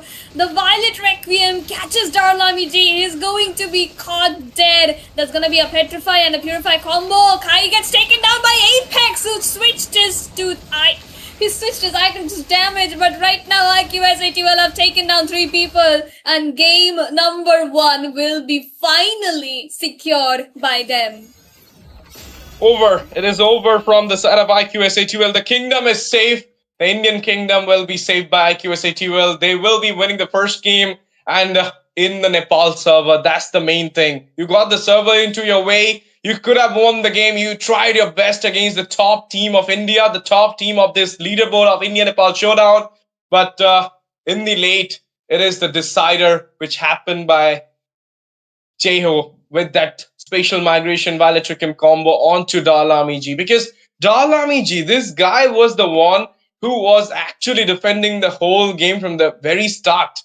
And in the end, when he falls down, the whole team goes down as well. And I believe like when the Lord got captured by the side of QSATUL, somehow Team TDP got to know like we might not gonna survive. And the ecstasy of Radium to lock down the base was like, I know what he was thinking. I know what he was saying. This, yaar, khatam karo, bhai. Please, bhai, khatam karo, yaar. 30 minutes chala gaya hai. Because that guy who only played 2 to 3 games and just roam around, you are giving him a game of 30 minutes. That's a nice game, but TDP. Padne jana hai, khatam karo. That must have been his words. Can't bet on it. But let's just say TDP, that was... I don't know, that was one of the best competitions anyone has given to SHUL in the past few weeks. But SHUL as well, they were also kind of just having fun all over the map, getting picked up one by one, engaging one by one. But end of the day, I think Anti-J and Apex, that last setup onto the Sora, and then Apex getting a solo kill onto the Yi Sun Shin right into their own base. The items have got to do a lot. These setups coming in from Jay, I mean, had these been done by my team, we would have heard something else about us. But let's just say it's Jay, so he gets the excuse. He did get caught once in a while too, but end of the day, his setups are what changed the entire game. Him and Anti both. Frontline so hard. Radium was getting caught out by the Gushin quite a lot. But somehow or the other, Apex Anti, they managed to hit the backline, sustain for long enough, and turn that fight into their favor. If this match would have won by TDP, I swear to you, Sarah, I would have never doubted on any off meta pick from now on.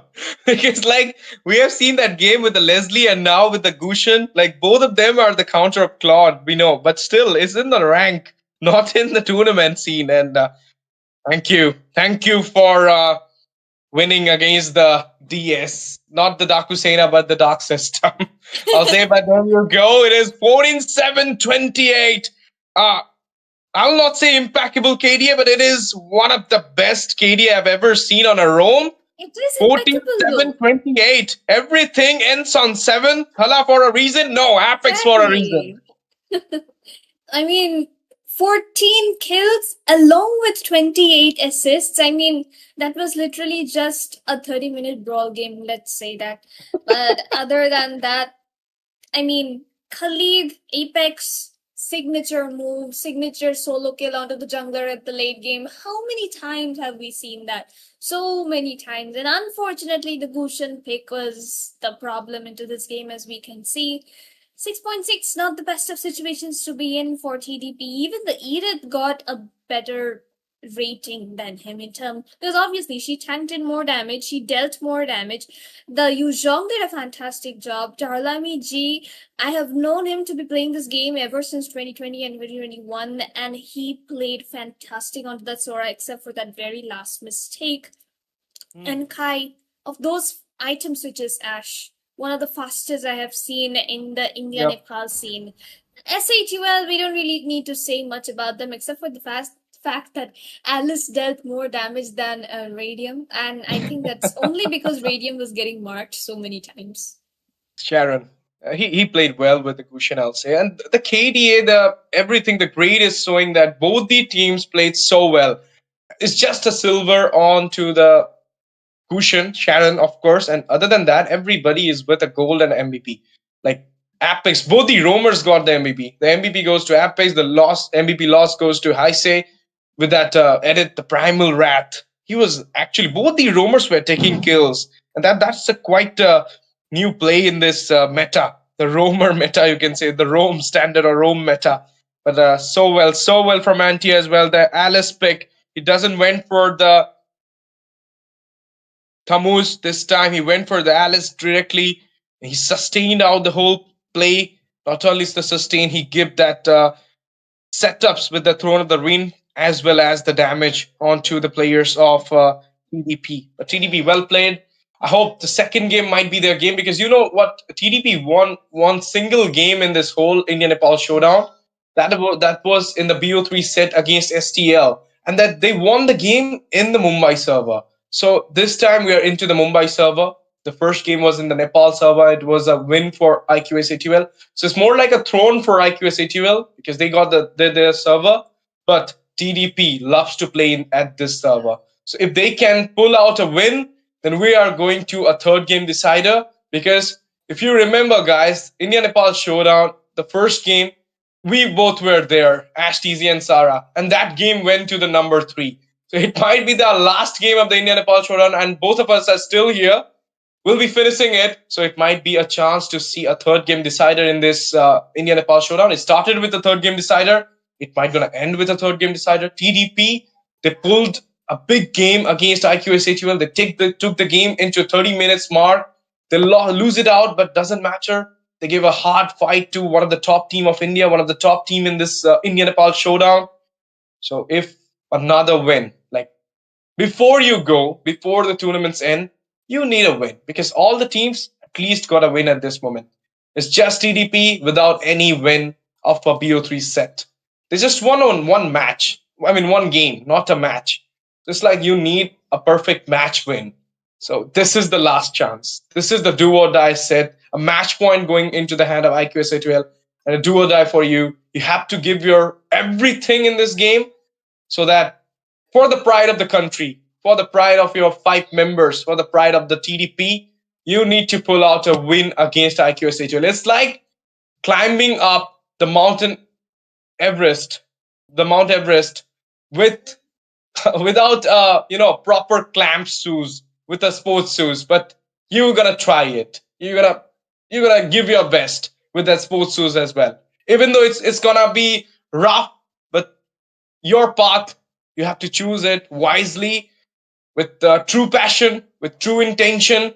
You might gonna clinch the series for your team. So let's see, guys, what will be happening if it is IQSATL with another clean sweep, because they are already hunting down those 2 teams from Nepal, the September 9 and Hora, and the last door, they knocked it onto TDP. And now the first door is already broken. Now it's the second door, the time for the second door. And if it will be broken, then TDP, without any win in this India Nepal showdown, will be staying in the bottom. And IQSH will, no doubt, nobody gonna replace them onto the top. 20,000 diamond prize pool waiting for them to be in that top position. Let's see. The draft is on though. Sarah, any respect bans, any strategy you're gonna talk about for TDP in this game number 2? Let's just say, don't pick up the cushion. No matter how much of a comfort it is, you're playing against IQSATL, who are regarded as one of the top teams, maybe even the first top team in India, your neighboring region. And you do not want to mess with the draft in a game like this, where it's a deciding factor.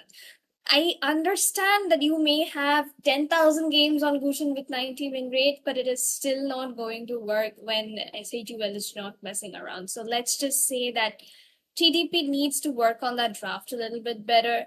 Like, even without the Gushin pick, previous game, they gave away their cards into the first pick phase itself. They picked up their Yeah. EXP and gold and also their jungler already into the first phase, which meant that their roam and mid were compromised because majority of their comfort picks were already banned out into the second banning phase by SHM. SHM, meanwhile, they took their time. They picked up very standard picks, the Claude, the Alice, and the Guinevere into the jungle and gold, which is a very standard rotation that everybody knows they follow. So this game around as well, they'll be doing the same. And take a look at the bans. TDP will be taking away the Grok, Hilda, and Sora somehow. And SHUL will be taking away the Freya Jushin. Very, very like classic, cult classic bands from SHUL. And maybe the last one might be a Kalia or something. I was thinking for a Sora pick once again into the hand of Dalami Z, but a Sora ban from the side of Team IQ SATL, but it is a little bit other kind of thing happens here where TDP banned the Sora.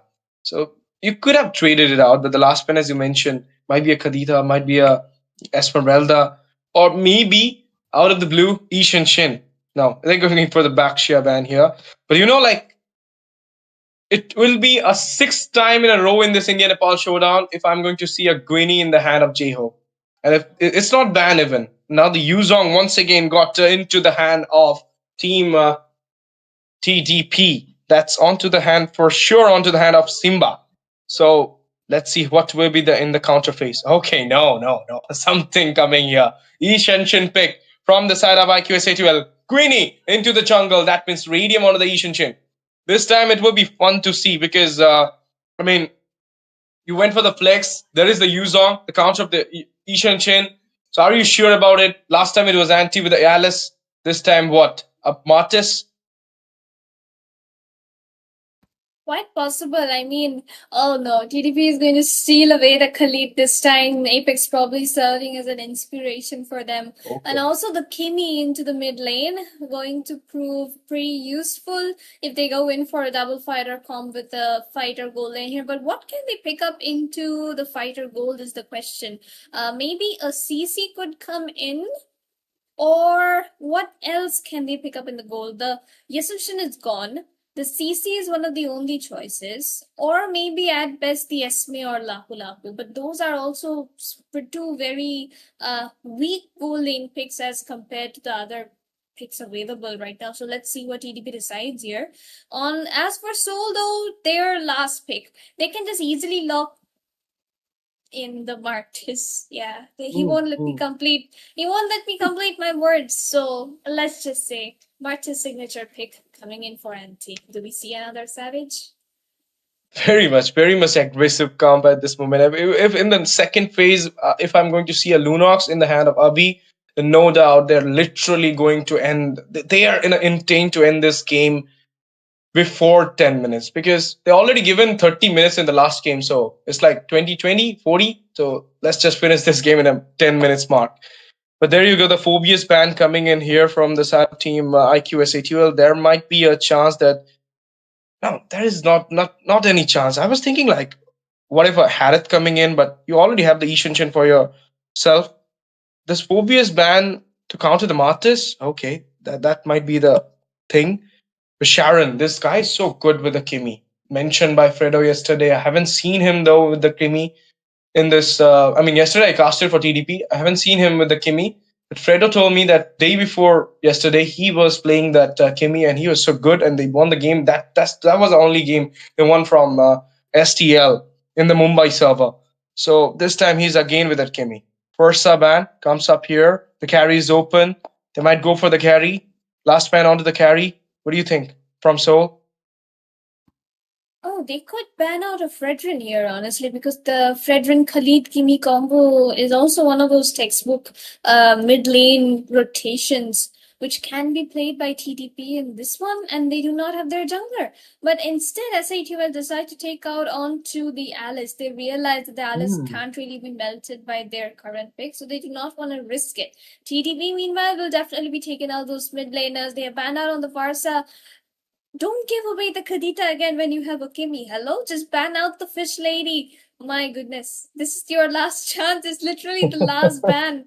So Kadita is like a 200% ban priority. And if they don't, then I have no words. Is that they have two choices. Either the Kaleyan or the Kadita. But they went for the Eve out of the blue. Because Kaleya might be a thing as well. It's gonna give the pick off to Apex.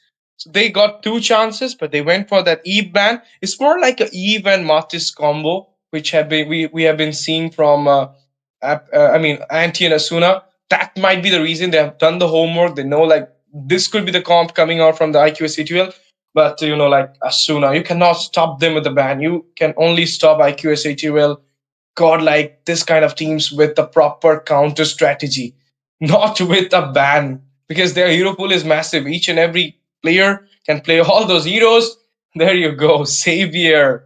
The first time entry in this India-Nepal showdown of this hero. We have seen a Kagura play from Asuna yesterday against the September 9. And today, in this second game, we're going to see him with that Xavier. Continuous stun, proper crowd control, and burst at the same time. So it's okay, but against the Kimi, you have a chance to pick that Kadita, that Kimi. Not the Kimi, that Lunox, but you went for the Xavier. Something they're cooking at this moment. But the last pick, Rome. They're yet to pick their Rome. Mincy. Okay. I told you about the friend. Martin is there. We don't have to say anything. Martis is there. Yeah. So, okay, that's a good pick.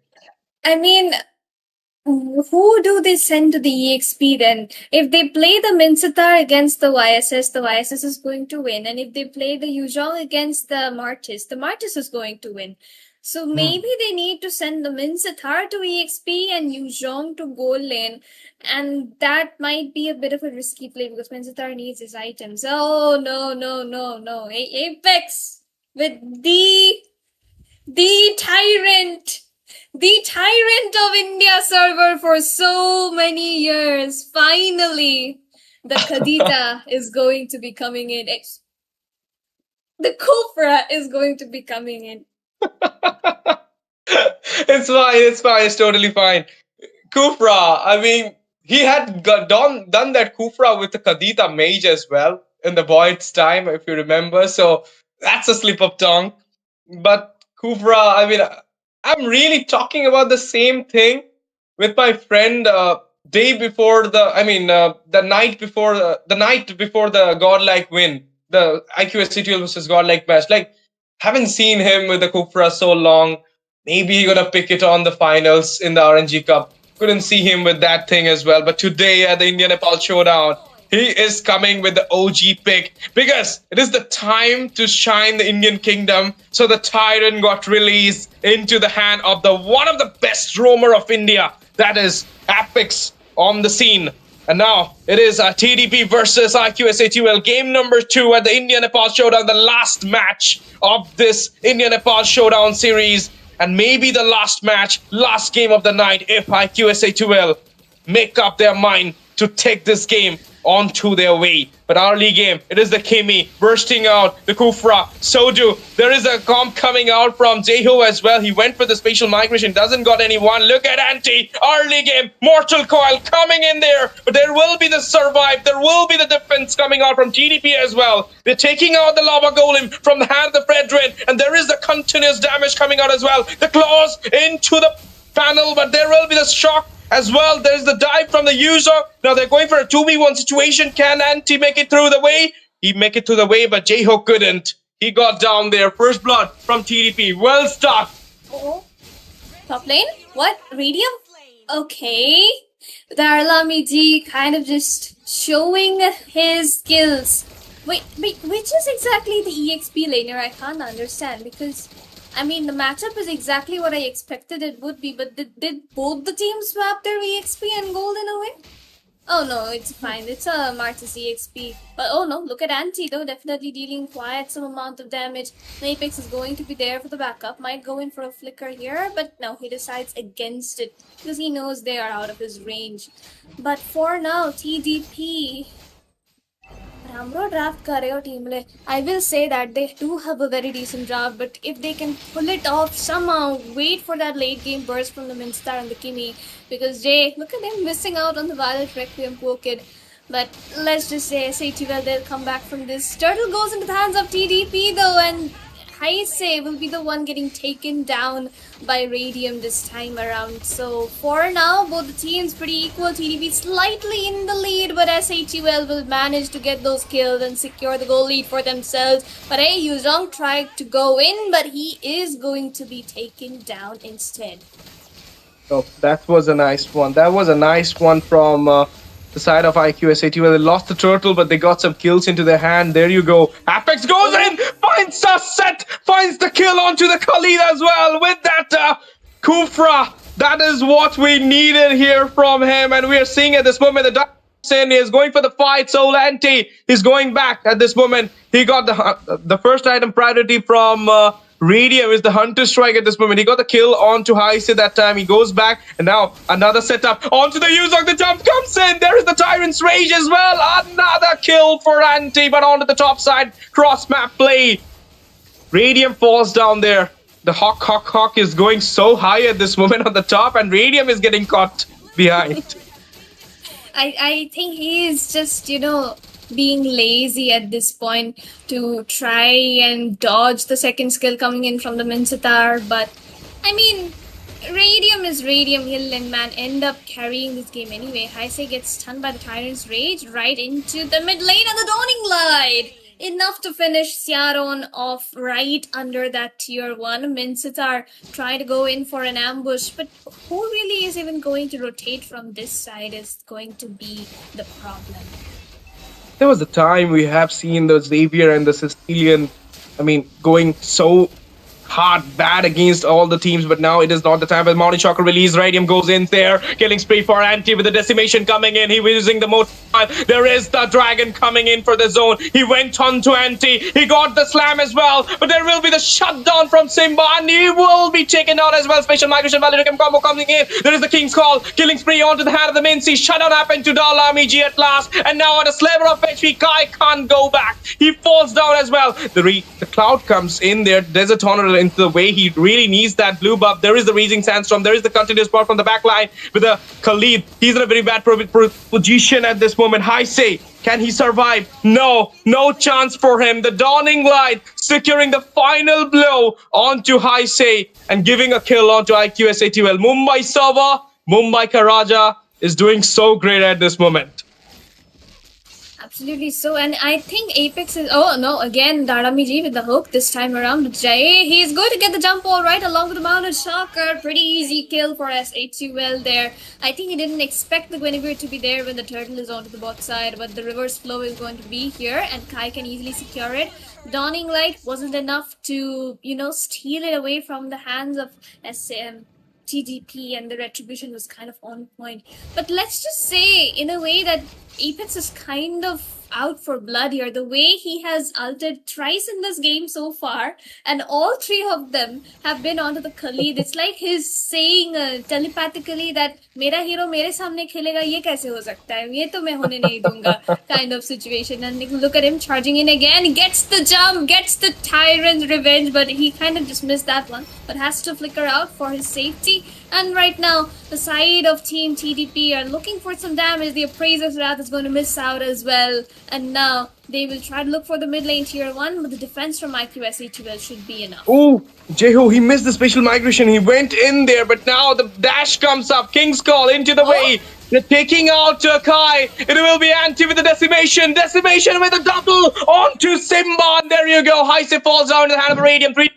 The mid totally open. The minions are coming in. It might be a chance they will be opening the map for them by taking down this tier 1 into the mid. They're trying so. Lava Golem, he took it away from the hand of Kai at this moment, and there will be no save coming out. But there you go. Another jump from Apex. He was waiting for the set, but he got cut into the hand of Darlamiji and got down. Traction Pulse comes in there. They really wants to go for the blue buff. They're chasing down the IQSATL member. But it will be a fine escape. Look at the dawning light. Simba falls down there. Asuna got the kill, and at the straight moment he got down as well. But now Jeho, can he survive? 3 members chasing him down as well. The taunts comes in, and there is the rescue from Anti. But what had just happened onto the top? King's Call once again coming in with the second skill of Mincy. But onto the top side, that was a nice set. Radium was running away, but I say just keep the pace on and find skills onto Radium. Exactly. So Jay is going to find the kill onto Darlami as well, and now Kai is going to be left alone at that turtle along with Ciaron. Jay is actually marking down Ciaron, trying to zone him away, but there's going to be Attraction Pulse and Engage coming in onto Jay, who's going to get taken down. Finally, a shutdown for the Yuzhong as Kai secures the retribution. Apex, he did try to mark down Ciaron, but thankfully he had that first kill to try and escape from that, the pressure which Apex was creating onto her. Right now, Radium is definitely just going in for that side split. Heise tries to get the Raging Sandstorm on, but he is going to miss because Essential has an insane amount of movement speed when he uses up the ultimate. Apex again in a very good position. The amount of vision he's providing to his team right now is just really it's peaks. And oh no, and the Mincetar kind of just spotted him into that bush and pulled him while he was charging his first kill. So let's just say friendly blows right now between Mincetar and Apex. But SHUL, they are leading with 2000 gold, and TGP, they do not have much range except for the Kimmy, and the Kimmy needs at least the Holy Crystal to try and get some kills for herself. SHUL, meanwhile, they have got so much setup, so much scaling, and then they have got anti on Martis, which is feared not only in India, but right now in a lot of places in the world. So let's just see how TDP decide to answer this. Black Dragon form. Okay, the Black Dragon coming in, and we saw a 4-man gang. The traction falls into the way. Kai will be surviving, but there will be no chance for Anti this time. He got a slain onto him by Darlamiji. He falls down into the hand of Apex. There you go, Zeo going in. Hot Zeo. Okay, Simba will be getting down as well into the hand of Radium, but there will be redemption coming out from the side of GDP. They got the kill onto Radium. And you saw that Thunder Belt on a Cupra for Apex. He's really intent to get the kills for himself. The damage, Kufra. And there you go, Special Migration, Valatricum inside the tier 2. This will be a kill on Tukai. A Fedrin, one of the tankiest jungler, will be getting down by a Guinevere comp. That was a totally beautiful combo from Jeho, I'll say, and the set from Apex to get the damage onto the tier. Everything so properly done by the side of Team IQ. But now the King's Call with the Traction Pulse. This combo was totally and not anticipated by IQ. There you go, Darlamiji, he falls down. Heise onto the hand of Radium. He got the double, but now he's getting burst. He got the immune. He got a triple. Can he go for Maniac? But no, a one-shot hit. He was at a sliver of HP. He goes down. Simba goes in for the fight. 2 members are going into him, and it will be a double for Simba. But is Anti going to go in is the question. He gets taunted though. Appraiser's Wrath is going to come in, and no, Simba gets a triple. So both Radium and Simba got a triple out of that fight. So let's just say it was a very fair trade between the two teams. Again, the deja vu of the first game where TDP started coming back towards the late phase. Ciaron does have the Sky Piercer, and if he manages to keep stacking up, look at Heise though, so desperate to mark down the Xavier in this game, just like Apex was in the first. But here TDP will be pressuring out on the Lord.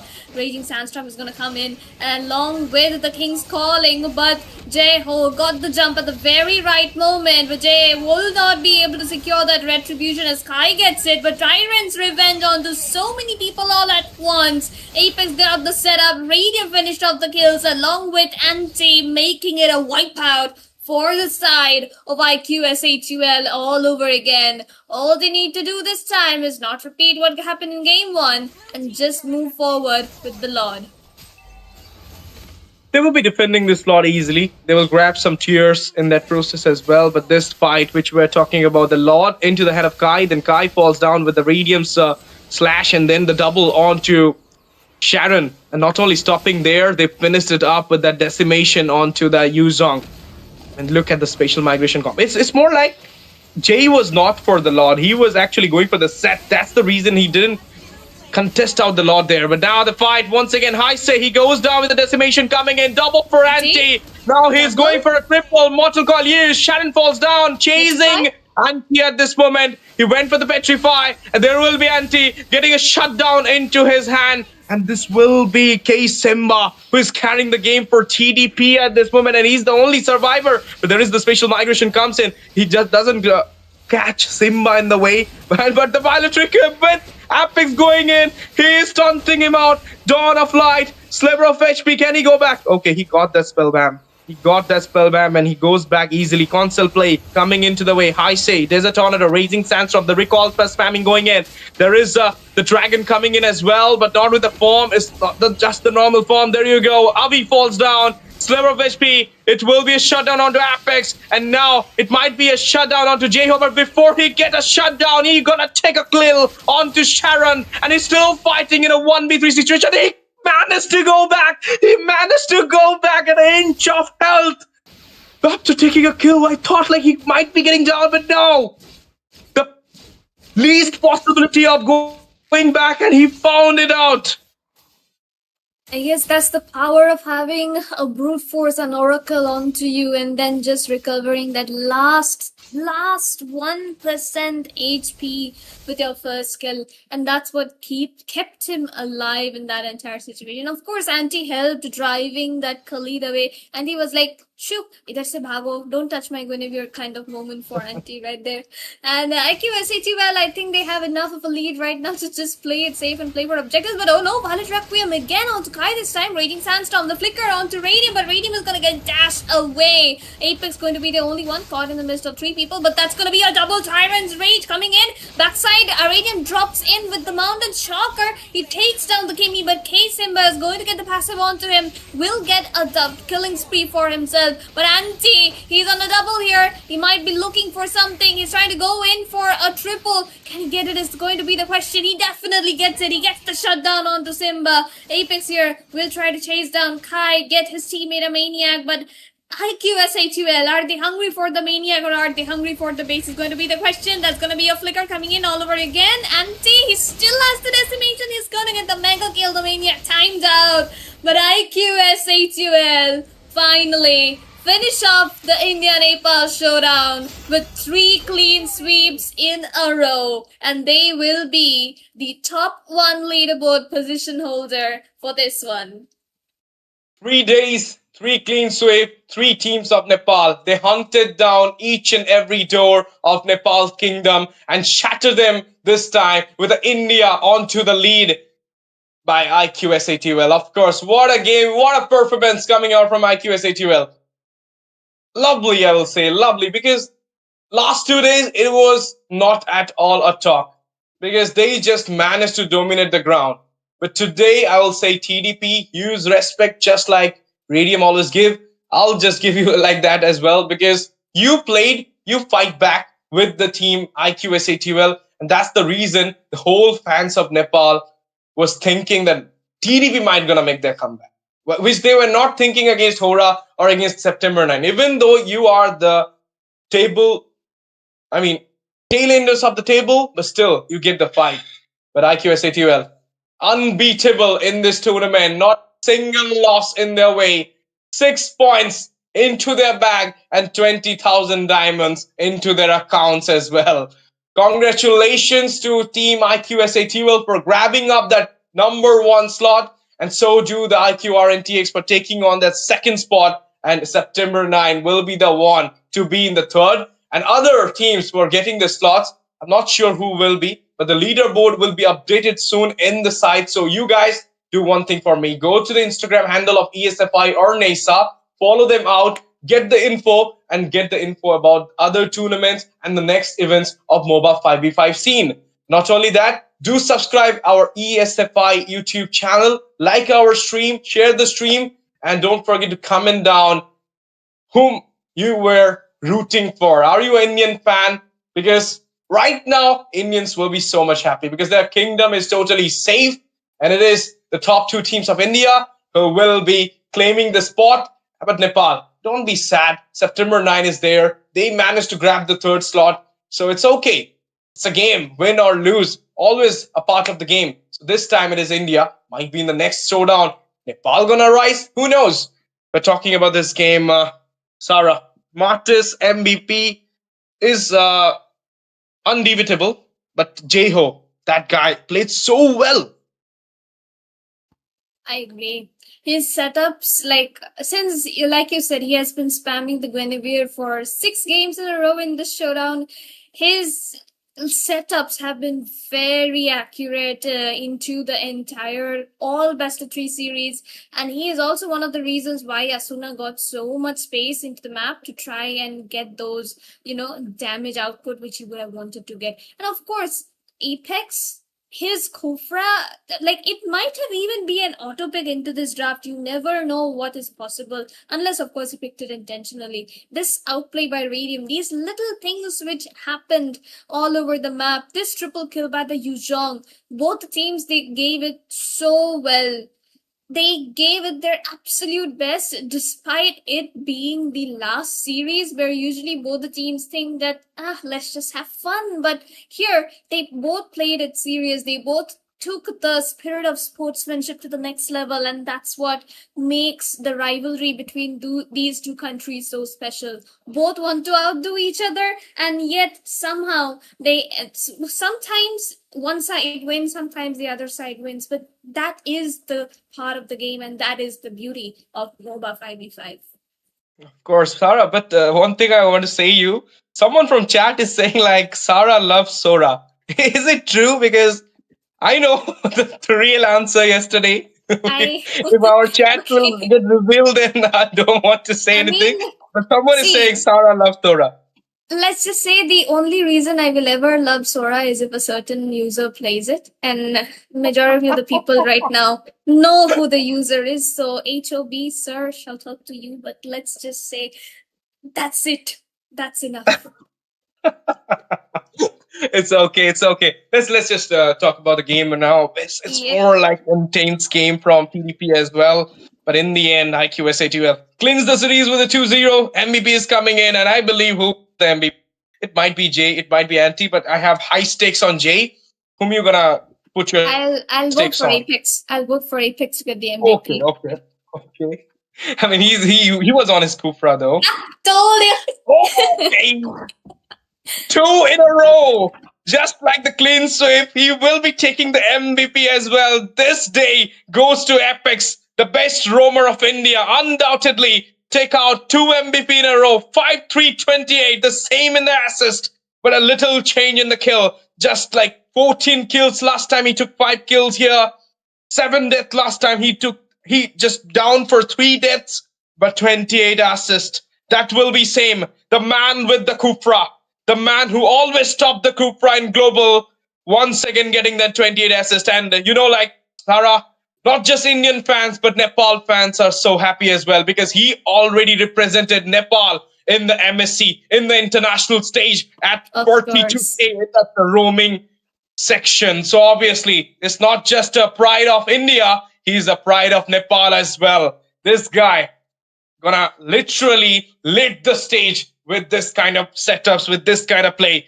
A big salute to Apex and their team, IQSA2L, for winning the game, as well as hard luck for TDP. They tried their best. Simba, my boy, with a 10-8-3 MVP loss. He's the one carrying his team with his dragon's foot. But what can I say? One man cannot take the game for the team. It is the whole team coordination, whole team preparation, intent, which gonna give them the game. So they might gonna come back stronger in the India Nepal Showdown season 2 if it will happen, and then they might gonna take the series for them. They might gonna take the top slot for them. But what a game! What a intent from IQSA2L. 6 games, 6 wins, and Apex 2 games to MVP. Congratulations, guys, for the win. Definitely well done by the side of IQ Seoul for winning this series, for winning all the series so far. They took down September 9, they took down Hora Esports, and now they have taken down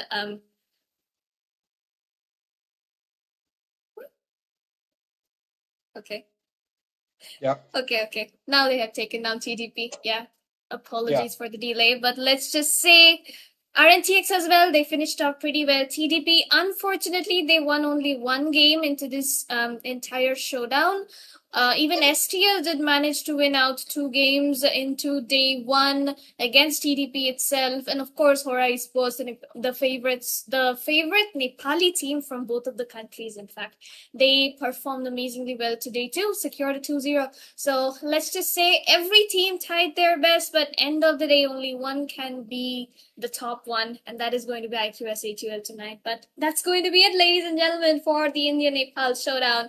This was me, Sarah, on the casting desk, alongside, of course, one of the best typecasters, Ash TZ. But for now, we'll be taking our leave. We'll see you in the next season. We'll see you in future tournaments. So make sure to support ESFI and NESA onto their YouTube channels and Instagram pages. But for tonight, everyone, have a good night and take care.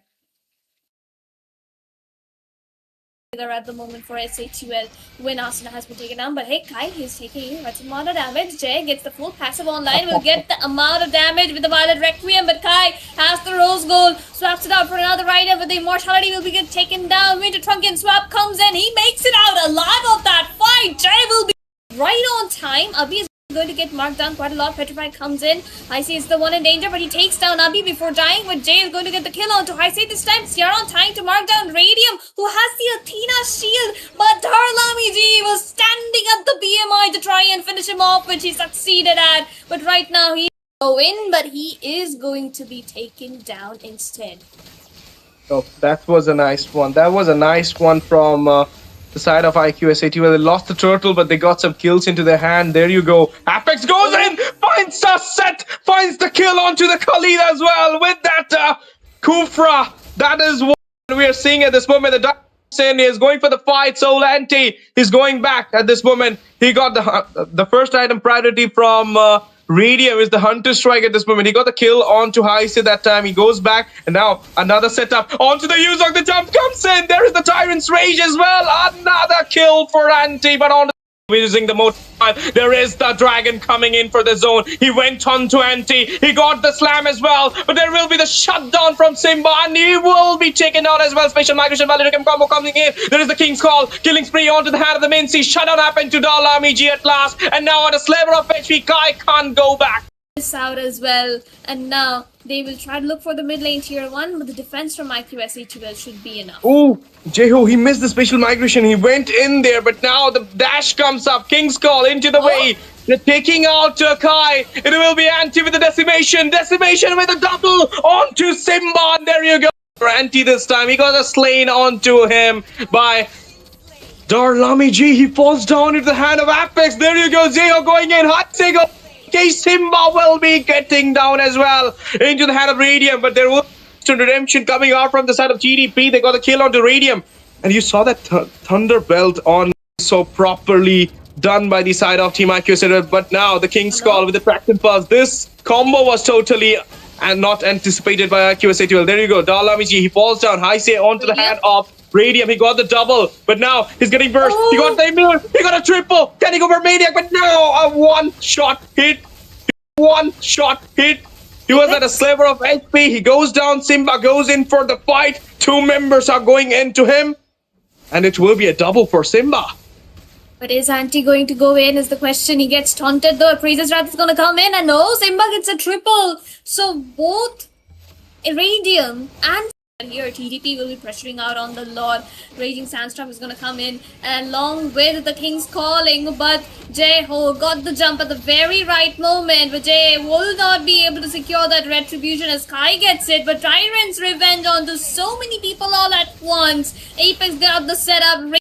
Wait for the set. That's the reason he didn't contest out the Lord there. But now the fight once again. Heisei, he goes down with the decimation coming in. Double for Anti. Now he's going for a triple. Mortal Coil. Yes, Sharon falls down, chasing Anti at this moment. He went for the Petrify, and there will be Anti getting a shutdown into his hand. And this will be well, but not with the form. It's not just the normal form. There you go. Avi falls down. Sliver of HP. It will be a shutdown onto Apex, and now it might be a shutdown onto Jeho, but before he get a shutdown, he gonna take a kill onto Sharon, and he's still fighting in a 1v3 situation. He managed to go back. He managed to go back.